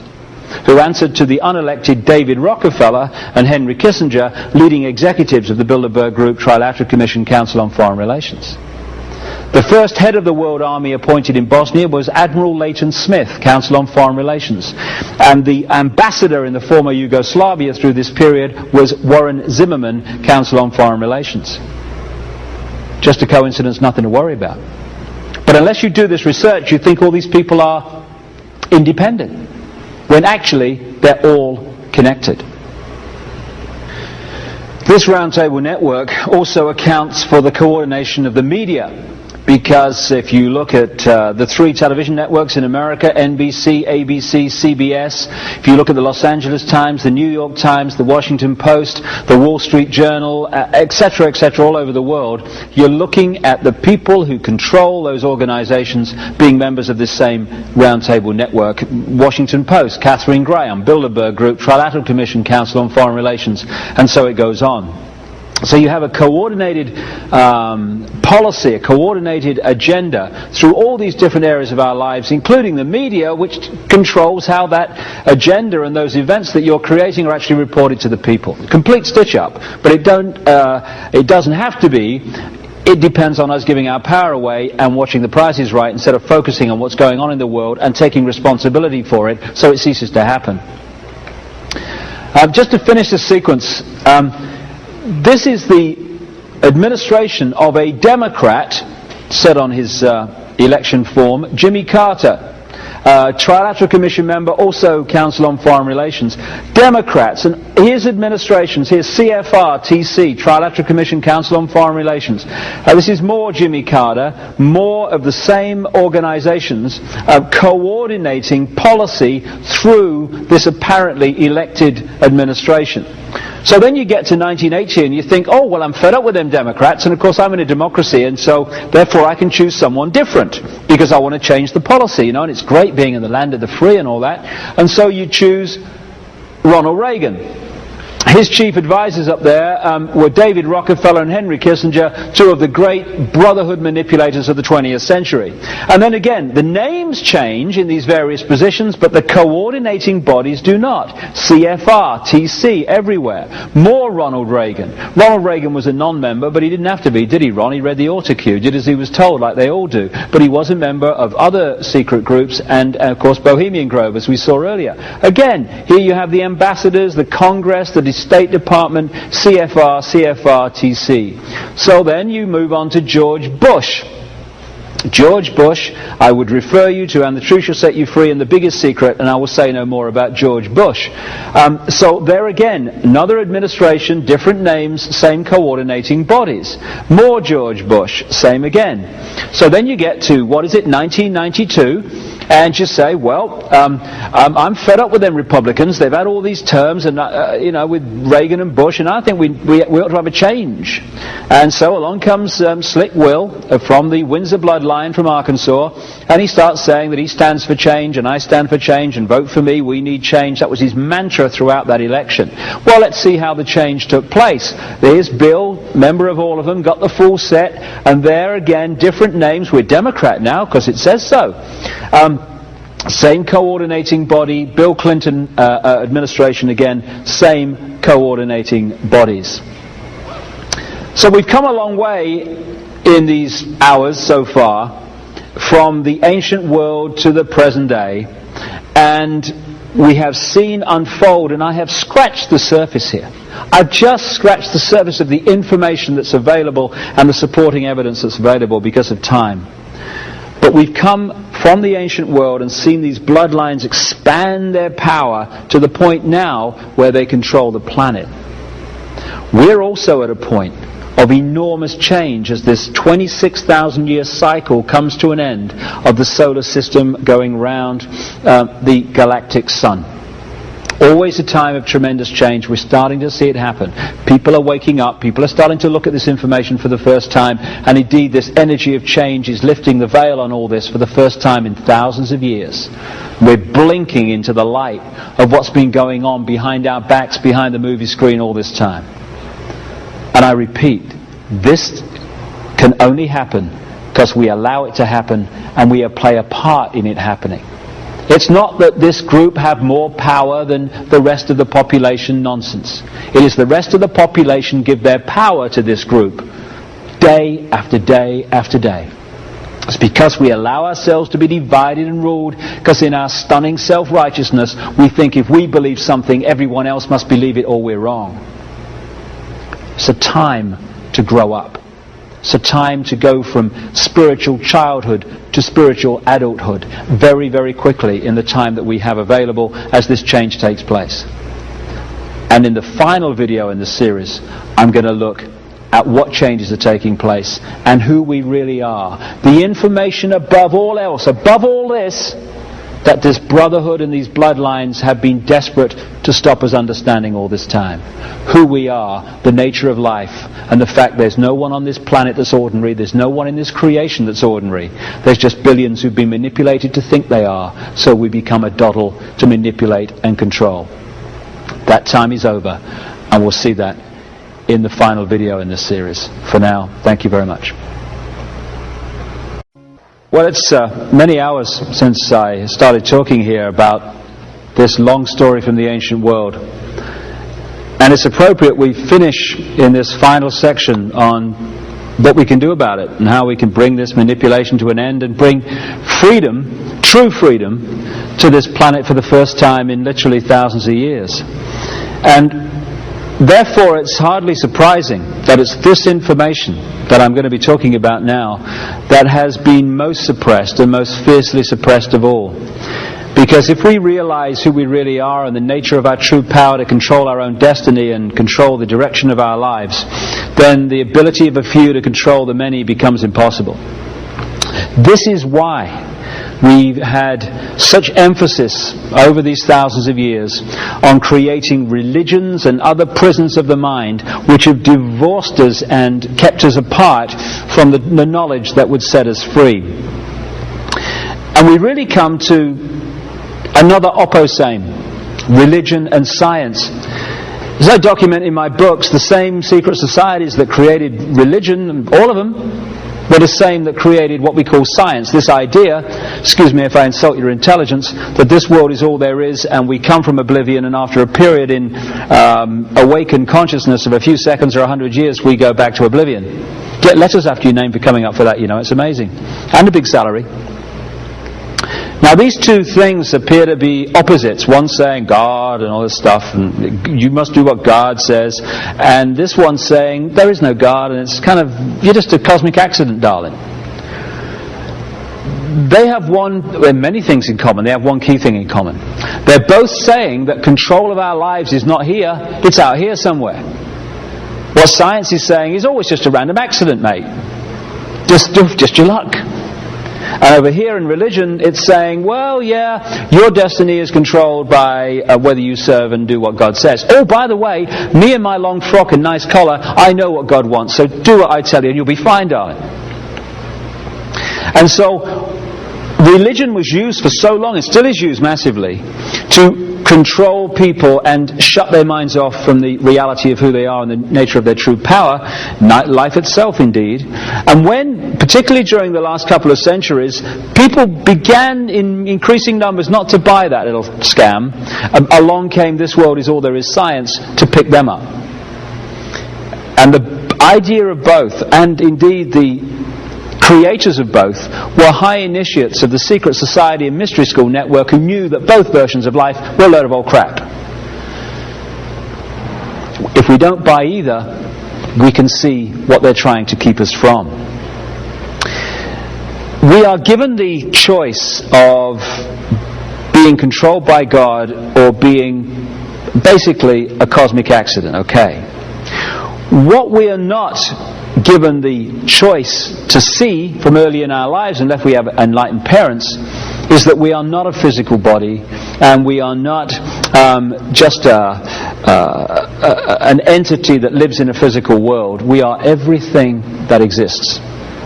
Increasingly open-minded science, and my goodness me, it's about time we had some of that, is starting to confirm what mystics and people that talk about this have been saying for thousands of years. That everything that exists in the whole of creation, in this dimension and others, is the same energy in different states of being. And the vibrational state of that energy decides what that energy will manifest as. And therefore, we are not the physical body. That is our genetic spacesuit through which we experience this world. What we are is multidimensional consciousness that animates that body. And the question is, how much of that consciousness are we going to access? A little bit or massive amounts of it? We have a connection between our spiritual energy self and our physical self, which is called the chakra system. It comes from a Sanskrit word meaning wheels of light, and the Sanskrit language comes from the Aryan race that came out of the Caucasus Mountains. You know the score by now. Now, what these chakra vortexes do, and there's 7 main ones but many others, is that they interpenetrate our levels of being. So we have a mental level, which is an energy field. It's a frequency range. That's our rational thought, as they call it. We have an emotional level, which is another frequency range. We have a spiritual level, which is the higher dimensions of ourselves. And these levels are interpenetrated by these chakra vortexes, these wheels of light. And therefore, an imbalance on one level is, through this vortex system, transferred to other levels. This is why when we get very emotionally stressed, the first thing that stops happening is we stop thinking straight. We stop thinking straight because the imbalance on the emotional level has been transferred to the mental level, and bang, bang, bang, we go. Now, if this imbalance goes on, this emotional imbalance, it's transferred eventually to the lowest level of this system, which is the physical level. And it manifests in the physical body as a chemical reaction. Now, it's at this point that modern medicine comes in with its drugs and scalpels at the point of the chemical reaction. Therefore, it is treating the symptom of the energy imbalance, the emotional imbalance, not the cause. And I remember where I lived on the Isle of Wight, a little island off the south coast of England, the doctor's practice there sent out a letter to everybody who was in that practice, the patients and stuff. And it kind of encapsulates the whole thing magnificently. It said, patients are reminded that appointments with the doctor are for 5 minutes only, and this is not a time to discuss your other problems. What has been so massively missed is there are other problems creating the emotional imbalance and distress that are causing the physical illness. So if you look at the human entity as a whole, you're looking at a very different vision of who we are and health and every other aspect of life than if you think that we're just a physical body. And these chakra vortexes are drawing in, particularly what they call the base chakra, vast amounts of energy which we can create with in ways that I'll come to in a second. The more these chakra vortexes are closed down, the less energy they're drawing in, the less energy we have to work with and create with. And so from this high level of knowledge that I've been talking about over thousands of years, at the peak of this brotherhood network, they understand these things. And so much of the manipulation of human emotion and human thinking, human perception and human attitudes has been designed to close these vortexes down so we access a fraction of multidimensional infinity, this infinite mind that we're part of. There's an American comedian called Bill Hicks, great guy, died in 1994, who summed up this whole concept of life I'm talking about in this way, because he was a very bright man. He said, matter is merely energy condensed to a slow vibration. We're all one consciousness experiencing itself subjectively. There's no such thing as death, life is just a dream, and we are the imagination of ourselves. And that's the key. What we imagine ourselves to be is what we physically create. So if we can be manipulated to imagine ourselves as ordinary, then we'll create ordinary lives. When the penny drops that we are all extraordinary, we live extraordinary lives, and this manipulation is over. We're like droplets of water in an ocean of consciousness. We're individual to an extent, just like droplets of water are individual. You can hold one in your hand. But those droplets together make up the ocean. Without the droplets, there is no ocean. It's the same with this infinite energy mind we call creation, God, whatever you want to call it Ethel, I'm not bothered. We are not part of that infinity. We are that infinity. If we open ourselves up to reconnect with it. And this is where we come back to the eggshell. Because most people are manipulated through fear and sense of limitation to shut off from that infinity and all its infinite wisdom, love, understanding that is available to be tapped any time. Because it's us. Wherever you stand in infinity, you are at the center of infinity. So everything that exists is everything that exists. I am everything that exists. So are you. The more you realize that, the more you open up to the full infinity of who you are. Your life transformed. Your vision of yourself is transformed. Your vision of everything is transformed. The more you see yourself as just an individual, ordinary little man and woman in the street, I got no power, mate, what can I do? Once you do that, you are shutting yourself off from the infinity of who you are, and you become a fraction of what you are. And then you are able to be That's where most people live their lives. In a sense of, I can't, mate, I could never, mate, all the best things in life happen to someone else, mate, or what can I do? And when we're there, piece of cake, manipulator in one hand while having a cup of tea in another. When we're here, we're a manipulator's nightmare, breaking the eggshell, breaking the sense of limitation, breaking the sense of fear, the fear of what other people think of us. How many people watching this video now would love to say something, but they think, oh, God, what will my mother say? Oh, what will they think of me? Or you'd love to do something in your life, and you say, oh, well, what will they think? I couldn't give a damn what they think. They have a right to think what they like, but so do you and so do I. We forgot that.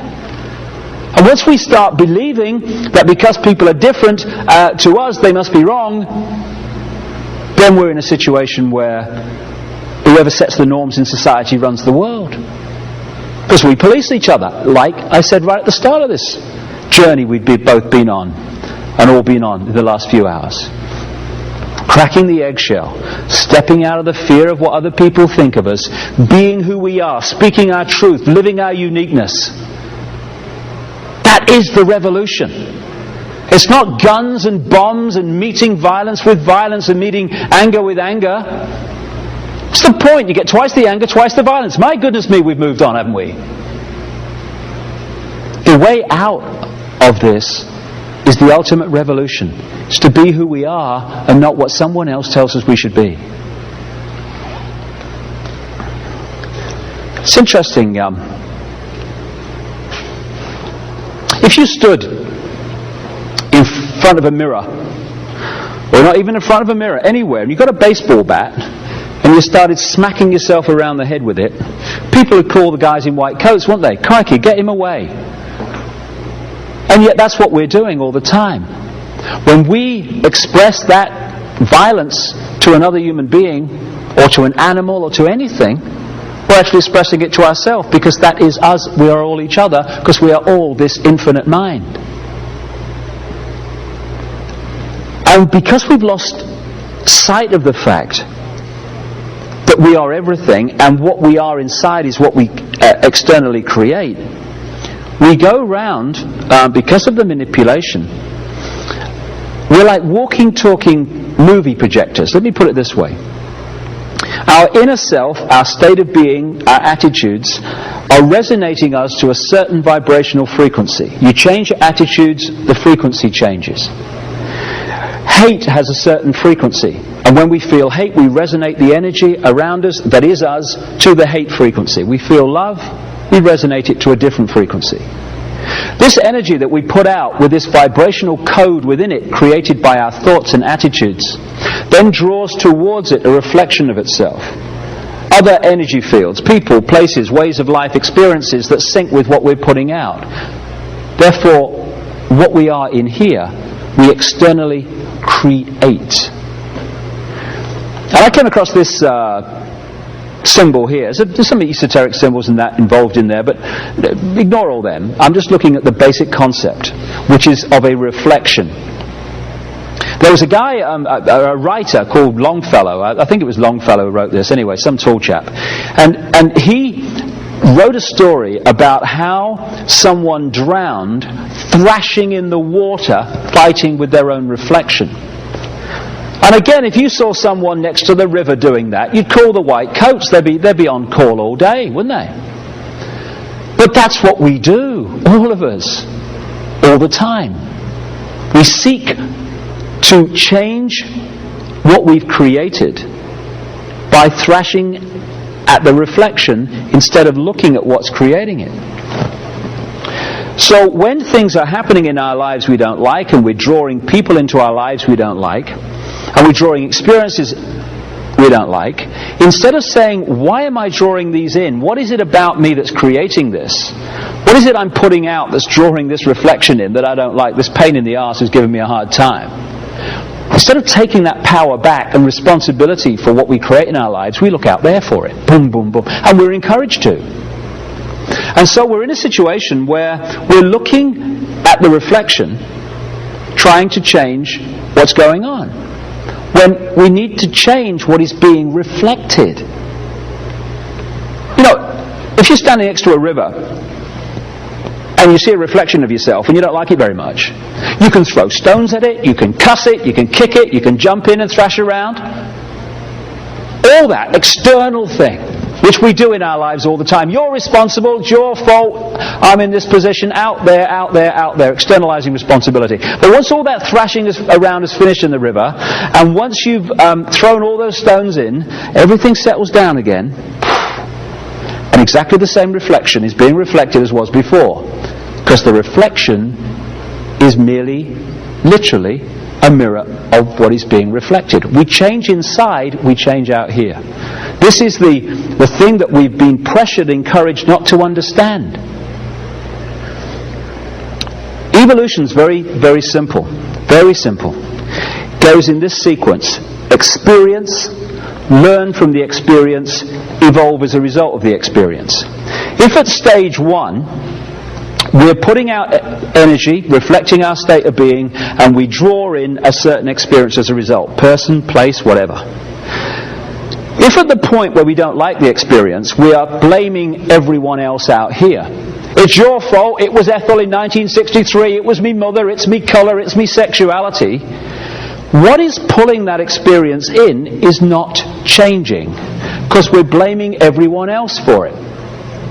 So what happens is, because what's going out hasn't changed, what comes back doesn't change, and we hit these cycles in our lives, and we've all had them, and all still have them, where the same things keep getting repeated. We pull in the same type of person to have a relationship with. We pull in the same situation in work. Nothing ever works in our lives. And yet, when you look at that, what that is evolutionary, just running on the spot. We're not moving because we're not changing what's creating what we don't like. So it goes on and on and on. Once we take responsibility back and stop looking out here to change what's going on and look at what's reflected out there, then in the same situation we say, hold on a minute, why have I pulled this experience in? What is there to learn? What is it about me that's done this? Okay, got it. At that point, your attitude, your imagination of yourself changes. When that changes, what you resonate out changes, so you start pulling in different experiences that reflect the new vibration you're putting out and not the old one. And when you kind of get into this mode of taking responsibility back, suddenly things dramatically change. And you can evolve ever so quickly. You pull in an experience. Oh, right, what is there to learn from this? Okay, got it. Change vibration, evolve. Pull in a different experience. What is there to learn from it? Got it. Change vibration, evolve. And you can move along so quickly in evolutionary terms once you start to open up to that. As more and more people on this planet are, as this cycle of change unfolds. Or you can stand here forevermore blaming every bugger else for things that you're creating and we're all creating. And that's an option too, but not a very good one. So what we put out is what we get back. We are in control of our lives. No one else. We've just kidded that we're not. For instance, I hear people, you must have heard this, where people go, nothing ever happens in my life. It's so boring. It's so boring, my life. Nothing ever happens. Everything I try, nothing kind of works, you know. And then you say to them, well, what do you want to do with your life? And they go, I don't know really. Don't know. Never thought about it. Now, I don't know really is actually a state of mind. Therefore, it is a vibrational frequency, and I don't know really goes out, and I don't know really comes in. Nothing ever works, because I don't know really. If we can just focus on what we want to achieve, and go with the intent, the most powerful thing we can do. What's our intent? What's our focus? This is what I want to do with my life. That intent goes out as a vibrational frequency, and it will always bring towards us experiences and challenges that lead us to achieve what we want to achieve. That's where most people give up. They say, oh yeah, I want to do this, I want to do that, I want to do the other, that's my intent, and the intent then draws towards us what we need to do to achieve that intent, and when it gets a bit challenging, we go, oh God, well I'd like to do it, mate, but not that badly, thank you very much. And we're out of the game. So if we want to be free, and we want the world to be free, that's what our intent needs to be. And then the challenges and what we need to achieve that intent will come towards us, and then we can meet them and all this is over. Because if we keep jogging on the spot blaming everyone else, this is going on, and it's going to go on into another cycle for a very long time. This idea that we create our own reality by resonating the energy around us by what we think and what we feel has now been scientifically shown to be provable. And what you're going to see now are what happens to particles of sand and other various particles when a sound resonates across a plate and resonates those particles in tune with the sound. Because when we think, we're not just sending out a wave which resonates the energy, we're sending out on a frequency outside of the range of human hearing, we're sending out a sound. Everything is sound. When we think a sound goes out, it resonates the energy around us to that sound. And what you're about to see are some pictures that show this happening when sound is introduced, and how sound takes random particles and turns it into astonishing form. And that's how this universe was created. In the beginning was the Word, and the Word was sound. So what you're looking at here is merely particles formed into patterns by sound. They were all over the place to start with, just in random positions on the plate. As soon as the sound appears, they form into these patterns, because everything is sound, and it is sound that turns matter and energy into form. Patterns on the wings of birds and insects are all the manifestation of the sound vibrations. Every organ in our body resonates to a certain frequency, and when our thoughts and emotions and stress and the vibrations that causes de-harmonize the vibrational state of our various parts of our body, we become ill. So we think ourselves into illness because we're affecting the vibrational state of the body. And so every time you think and feel, you're resonating a frequency which is making the energy around you resonate to the same frequency. What you give out is what you create. Here you're seeing mini galaxies just formed by particles and sound. This is how the galaxies and the universe and the solar systems were formed and continue to be held in the structure they're in through sound. If the sound changes, the matter changes, the energy changes. So when you look at what it says in texts like even the Old Testament, in the beginning was the Word, and the Word was sound. And sound is everything. When you think and feel, you're creating sound. This is how the heart beats at a certain resonance. All you're looking at here are interacting frequencies making a beat. And so while the frequency of the heart is at the right level, it beats in the normal number of beats a minute. But when we become stressed, we affect that frequency and the heart beats faster. And so everything is sound, even the human heartbeat, and the interacting frequencies that make it happen. And we've seen the galaxies, and now here are the planets forming. just on a plate from particles caused by sound passing through them. This planet has a resonant frequency. It's called the Schumann cavity resonance. But basically, while that frequency holds, the planet will hold its present form. If the frequency changes, the form will change. It's the same with everything.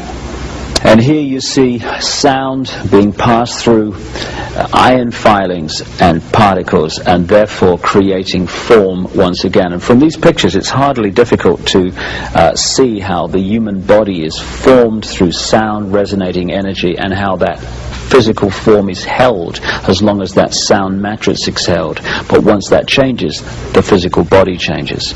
So there you've seen, with stunning effect, how sound creates form, how galaxies are created, how planets are created.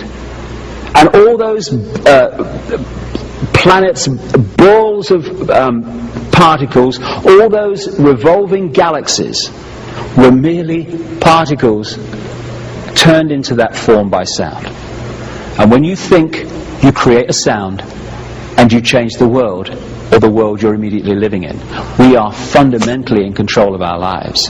Here's a picture, because some of this energy that we give out, this energy that we are, can now be seen. Kirlian photography and other forms of photography can now picture the image of the energy that is actually animating our body. What is really the eternal us? And here you see someone's finger and the energy going off it. And the nature of that energy depends on what we're thinking and what we're feeling at the time.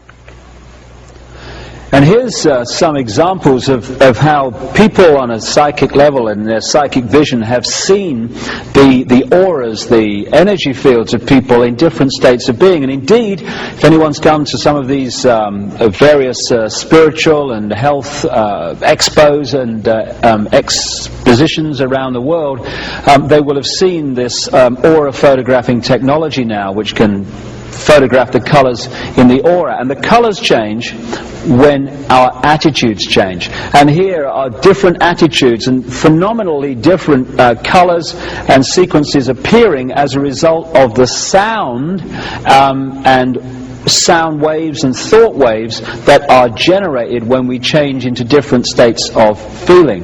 And the more we change our energy field, the more we draw in different people, different experiences, we change and we create our own reality.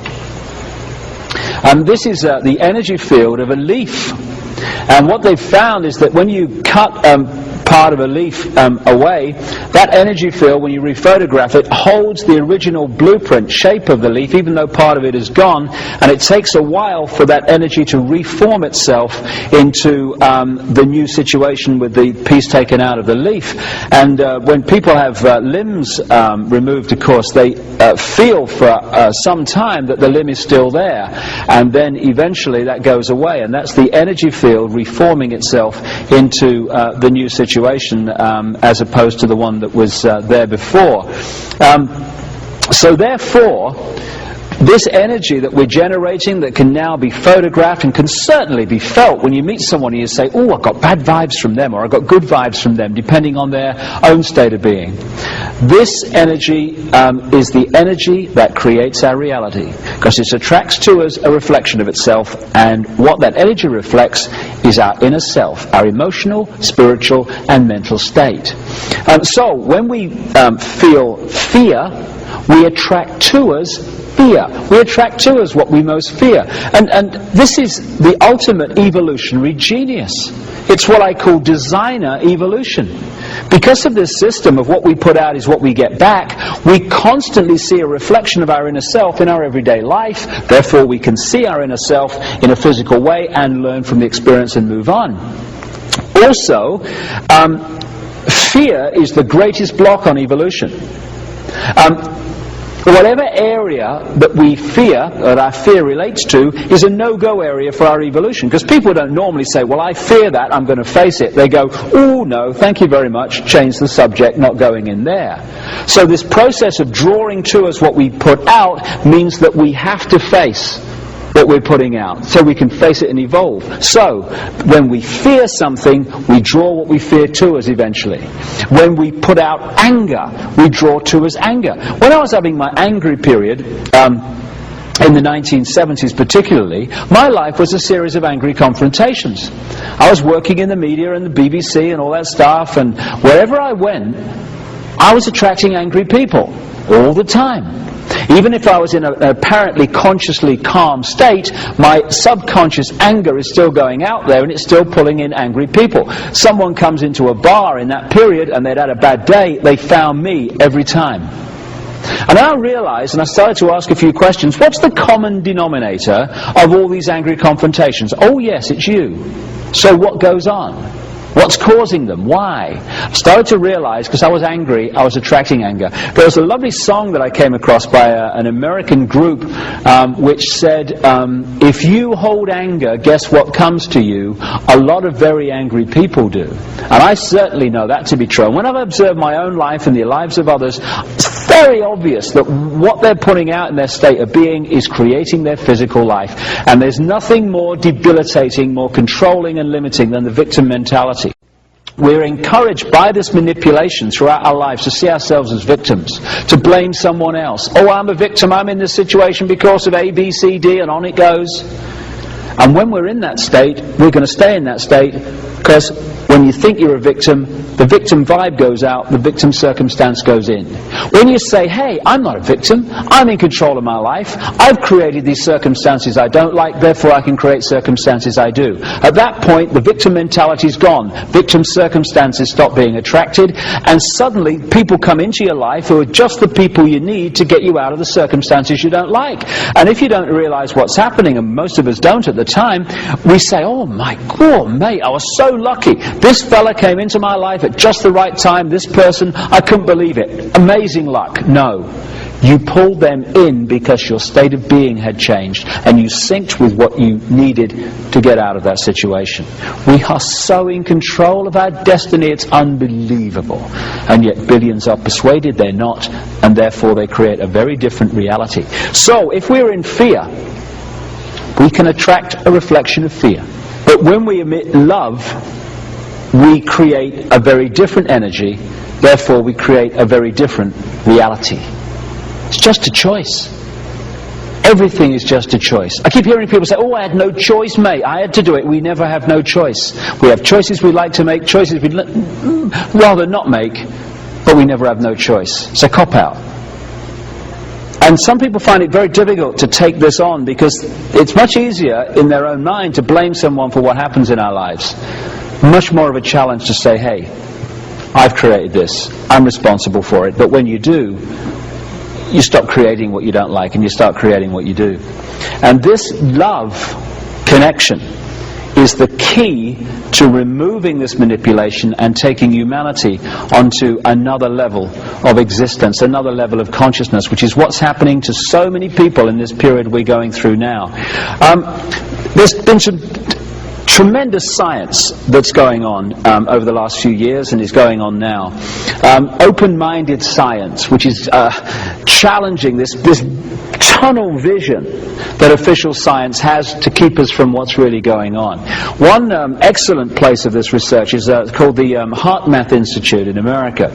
And what they've shown, and people like Greg Braden in his videos and a book called Awakening to Zero Point, which I would recommend, have been looking at and communicating, is this scientific confirmation that what I'm talking about here is not some airy-fairy concept, but is actually scientifically provable, as well as from our own experience. What they've shown, for instance, is if you put an empty jar with electrons in it, when you put a piece of DNA in it, that energy forms itself in the jar to the DNA form.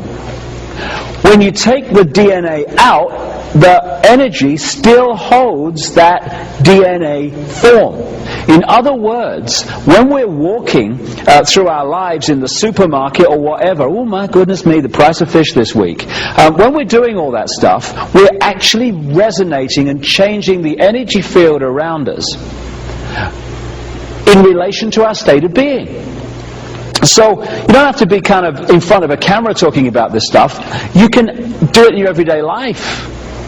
If you go out with an open heart and love in your heart, you will be changing the energy field to that resonance of love wherever you go.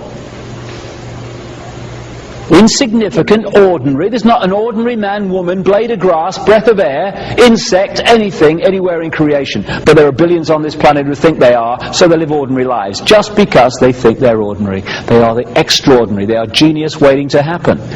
It's just a choice, it's just a thought.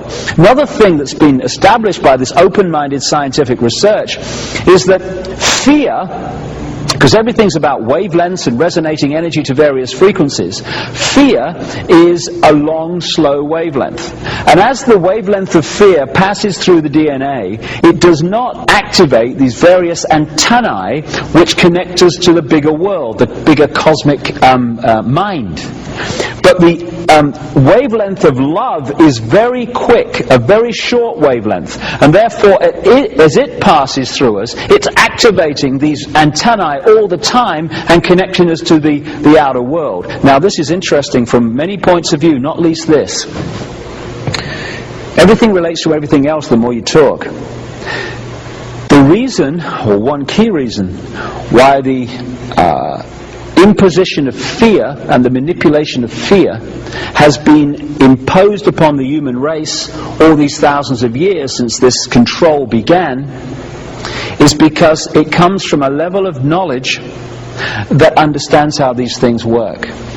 It understands, therefore, that if we can be manipulated into a state of fear, we are disconnecting ourselves from the infinite mind, who we really are, and the eggshells start to form. When we open ourselves to love and this heart vortex opens, we start to reconnect with all that exists and all we really are. So the pressure has been to keep us in fear and to keep us in conflict, i.e. fear.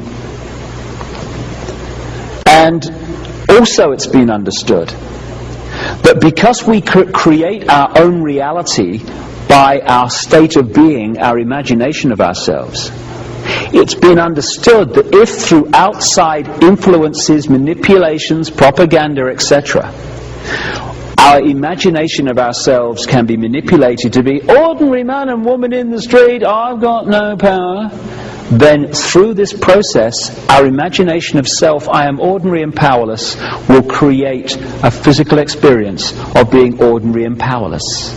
So therefore, billions of people on this planet are being manipulated through this process of indoctrination to create a lifetime of ordinary, powerless existence, when if this changes, it's all gone. This is where astrological energies come in. Oh, it's astrology. It's the devil.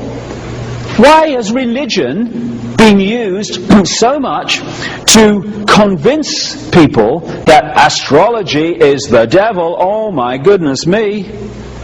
Because we're not supposed to realize the power of astrology. If you look at an astrological reading in a tabloid newspaper, not interested. But when you look at it as a science, it's very simple. The planets are constantly moving. They're constantly, therefore, in the various combinations they make in their orbits, they're affecting and changing the energy field of the Earth. We live in that energy field. When the Earth's energy field changes, we are affected. Therefore, planetary sequences affect the Earth's energy field, and we're affected. Astrology. So when we're born at a certain time in a certain place, when we're born, some people say conception, I wouldn't dismiss that. When we're born, however, we take on the energy field in that place at that time. And as we go through our lives, that energy field we took on at birth, because of the place and the time we were born and the places of the planets were at that time, then that interacts with the planetary movements through our lives in a different way to someone born 10 minutes or 10 months later or 10 years later at a different time, because they would have taken on a different energy field because the planets were in a different place, therefore the planetary energy field of the Earth would have been different at the time they were born. And so we interact in different ways through our lives. This is why they've shown so often, again and again and again, that twins that are separated at birth, when they find each other in adult life, the lives they've led and the things that they've done have been incredibly similar, because they took on basically the same energy field at birth. But particularly the Roman Catholic Church has been used to get us to think that either on that level of the Roman Catholic Church it's the devil, or science, the other wing of this manipulation of spirituality, says that actually the whole thing's a load of nonsense and there's no scientific basis. Well, insult my intelligence a bit more. Why is it, if it's a nonsense, does this brotherhood have key times, key places to have its summits, its economic collapses, its meetings, to set up its companies? Why have I met so many astrologers around the world who are on retainers from transnational corporations to tell them when the best time is to launch a new product, to do a takeover or whatever? Because they understand that astrology is reality, because it's the manipulation of energy. They just don't want us to know it. And of course Christianity and other religions have been used to destroy the credibility of astrology and these other esoteric concepts, which has created a position of enormous irony. So many in the Christian Patriot movement in America have sussed and realized that the basic manipulation is going on and the nature of the scam. But they have been persuaded that the way to bring an end to the scam is the devil incarnate and the Antichrist. So they've identified the prison, but they won't go through the door to get out of it. So we are beings that come into physical incarnation, and we are trying to balance these various pressures and energies and manifest a balanced whole. So incredible challenge in this dense physical world, and we need to be kind to ourselves that this is happening, because so often the challenges that we get are really, really extreme, especially now as this change unfolds. We need to be kind to ourselves, because this is not an easy place to live and to evolve because of the pressures we're being asked to balance. But the evolutionary spiral is so simple.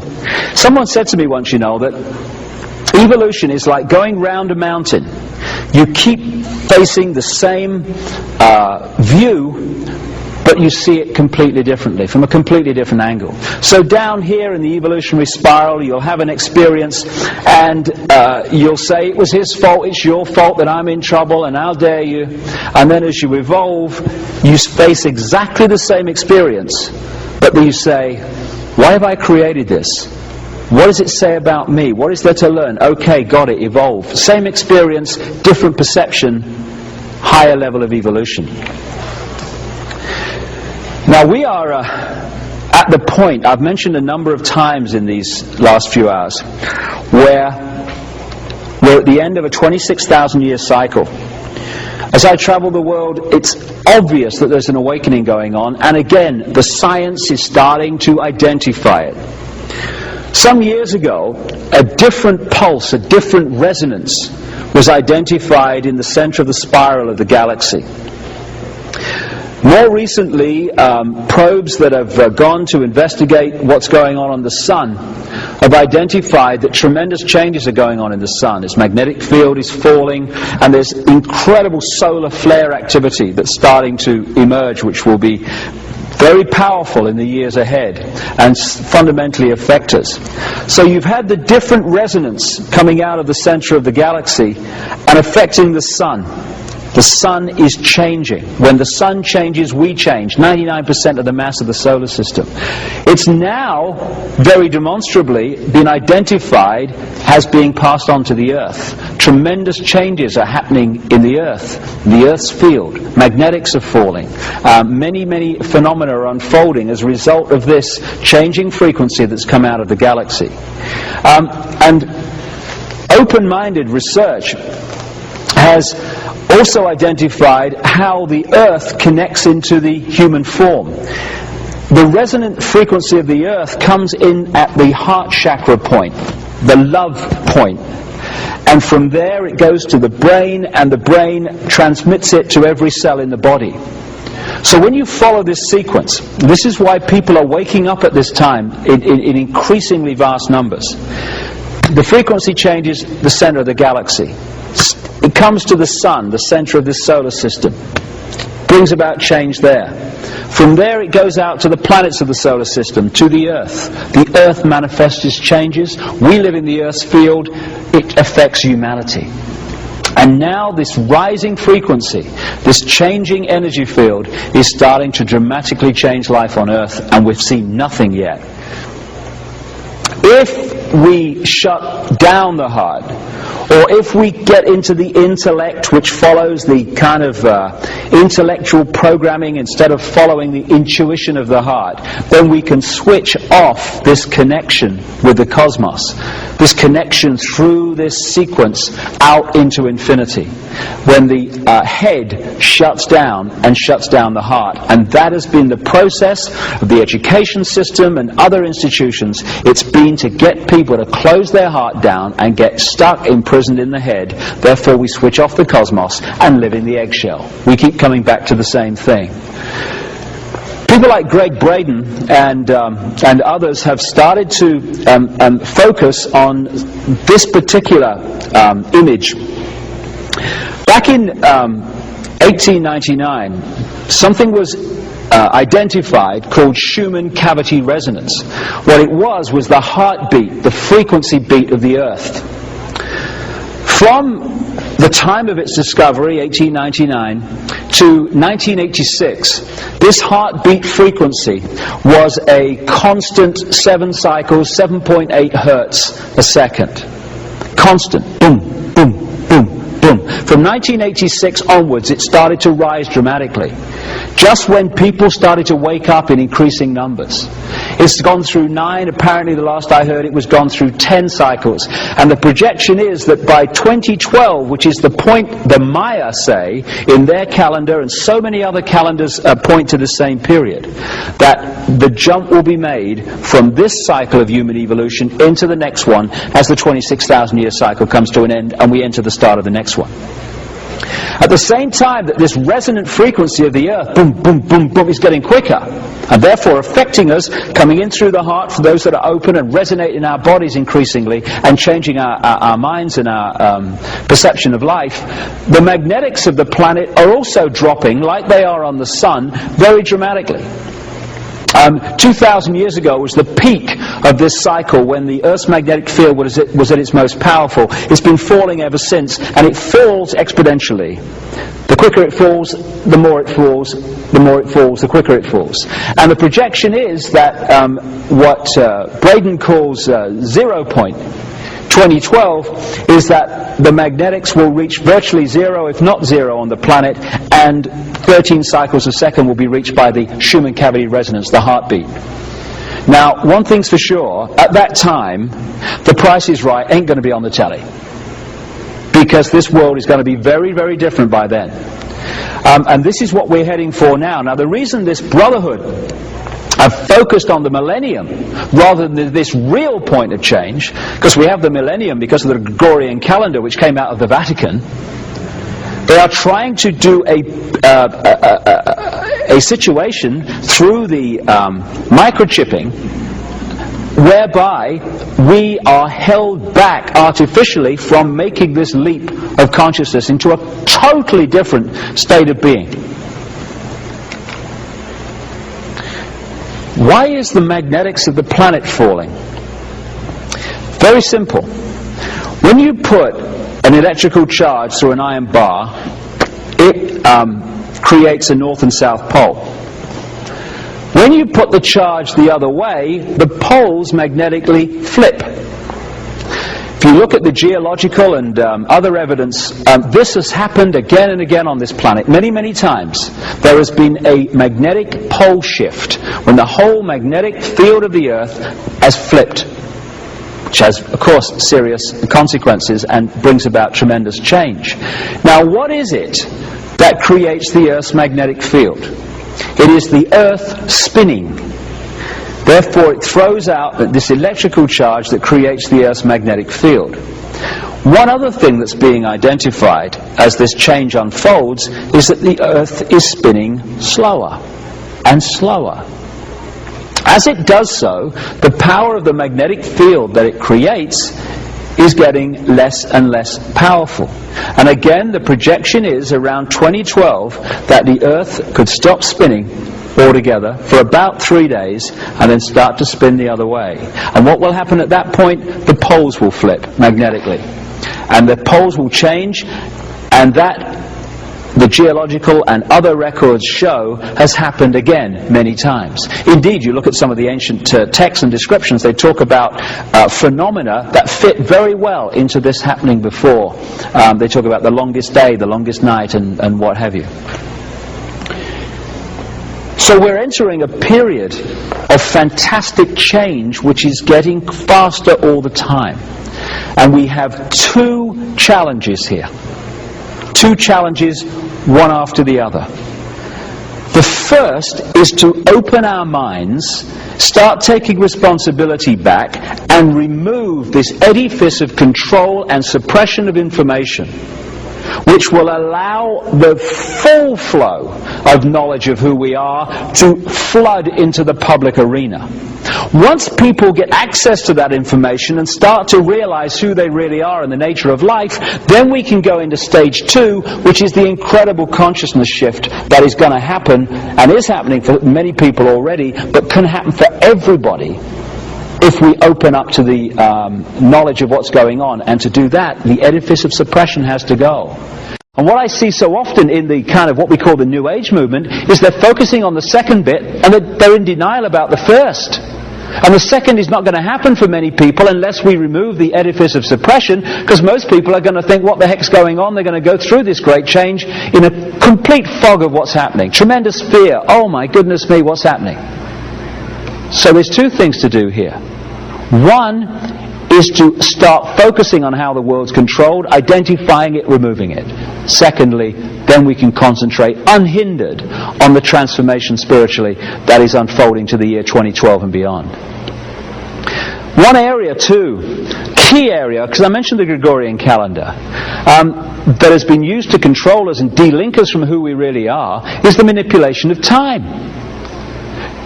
This planet works on moon time, 13 moon years. That's the sequence of time that we work on. Naturally. That's what nature is connected to. That's what the woman's menstrual cycle is connected to. But we're not connected to that. We're connected to this. Time as measured artificially. As a result, we have become de-linked from the natural flow of time. We become de-linked from the cosmos. This is why native people who don't work with these things, who aren't slaves to the watch and the clock, are much more in tune with nature because they're resonating in the same time flow as nature.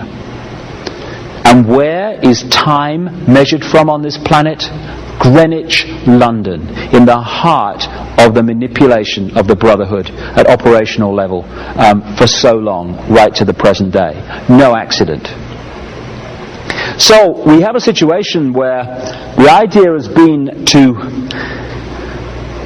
turn us into left brain prisoners. Even conventional science accepts that the left brain is where we get intellect, logic, physical worldview. Can I touch it, taste it, smell it? Okay, it must exist. In the right brain, you have the bigger picture, the connection with the cosmos. That's where the artist, the inspiration, the creativity comes from. And if you look at the institutions of education, of science, and all these different areas of information, the media too, they're pumping information of a left brain variety and suppressing this. So you get a situation where what we call education works like this. Information is pumped into the left brain, most of it completely rubbish. And what people are asked to do, students are asked to do, is to hold that information there, and then when they get an exam paper in front of them, to regurgitate that onto the paper. If they remember it and put it there well enough, and repeat what they've been told, they pass the exam and progress. If they take that information in the left brain, transfer it to the right and start filtering it and questioning it, and saying, well, does it make sense? What do I think about this? And then tell the exam paper, oh, actually, it's a piece of shit, this stuff. Then they don't pass the exam. and they don't progress. The education system is completely built to create left brain prisoners who are basically sponges of the official version of life. And if you're a scientist, for instance, you go through that and then you go to your speciality in science and you get more left brain information. Same with doctors and all these professions. They're left brain prisoners who cannot conceive so much of what I've been talking about here because they're imprisoned in the intellect. We can just balance those two sides of the brain, the intellect and the spirit, the mind and the heart, then suddenly we're transformed in terms of our perception of ourselves. Well, this is a symbol that kind of encapsulates, I think, how we are disconnected from who we really are, and the process that so many people are going through now to remove that division so we can reconnect. What you're looking at there symbolically is I call it lower vibrational emotional range. It's the range of frequency that resonates the energy within us to fear, to guilt, to resentment, to lack of self-esteem. And the more that we are manipulated to feel those things, and the more we manipulate each other to feel those things, the more what I call that cesspit vibration of low vibrational emotion gets more and more full and more difficult to get through, and therefore out to the multidimensional state that we can get into as we reconnect with the ocean, with the cosmos. And this is why when people start on this spiritual journey, my goodness me, I was there myself over the last 10 years or so. The reason that they start to realize when they start to walk the journey that all hell breaks loose in their life, that structures break down in their life, and they think, crikey, if this is spiritual. I remember me, when I started on this route, my life broke down in so many ways. I thought, if this is spirituality, you can stuff it. I don't want to know. But why is this happening? Why does this happen to people? Because, as I mentioned earlier, when you put out your intent, this is what I want to achieve, that intent energy will always draw towards us what we need to achieve that intent. So, if we're going to reconnect with the cosmos, if we say, I want to be who I really am and connect with all that exists, then that intent will draw to us the experiences necessary to achieve that. All the time, every time. And what we need to do to achieve that connection is to clear out that cesspit level of low vibrational emotion. All those things within us which we've gone into denial about, like, just change the subject, mate, don't want to talk about it. And so we draw into our lives people, experiences, what have you, that make sure that we can no longer do that. That this has to come out and be processed, and we have to clean out all this emotional debris that's disconnecting us from who we really are.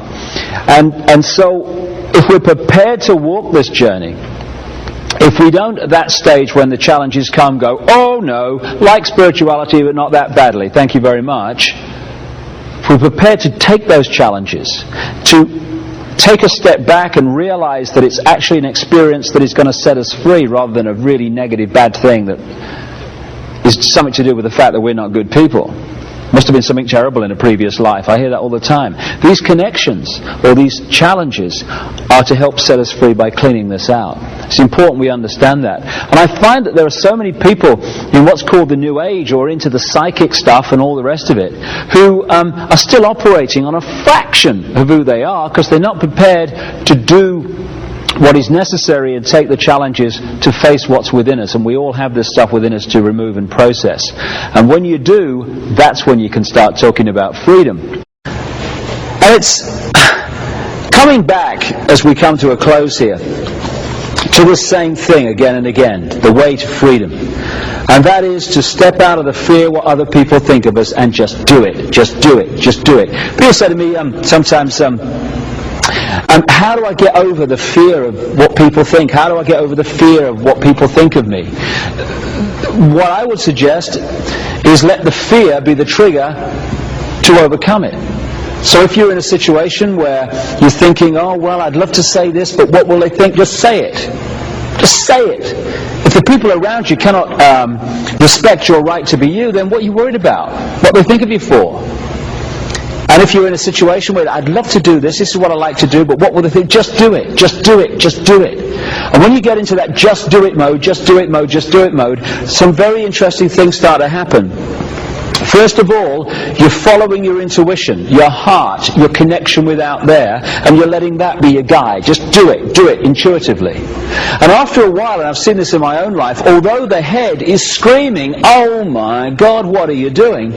eventually you start to realize that when you follow your intuition, although it might set up great challenges to start with, and you think, "Oh my goodness, what have I done?" eventually you see that everything was exactly what was necessary to bring about a positive outcome. And after a while of doing this, of just doing it, your mind, your head starts to look at this, and it realizes that every time you follow your intuition, although it's a challenge, eventually everything works out tremendously well. And what happens then is the head and the heart come into sync. And what you think and what you feel become the same thing. And that's when we start to connect with who we really are and the true nature of our power to manifest our own destiny. On the turning away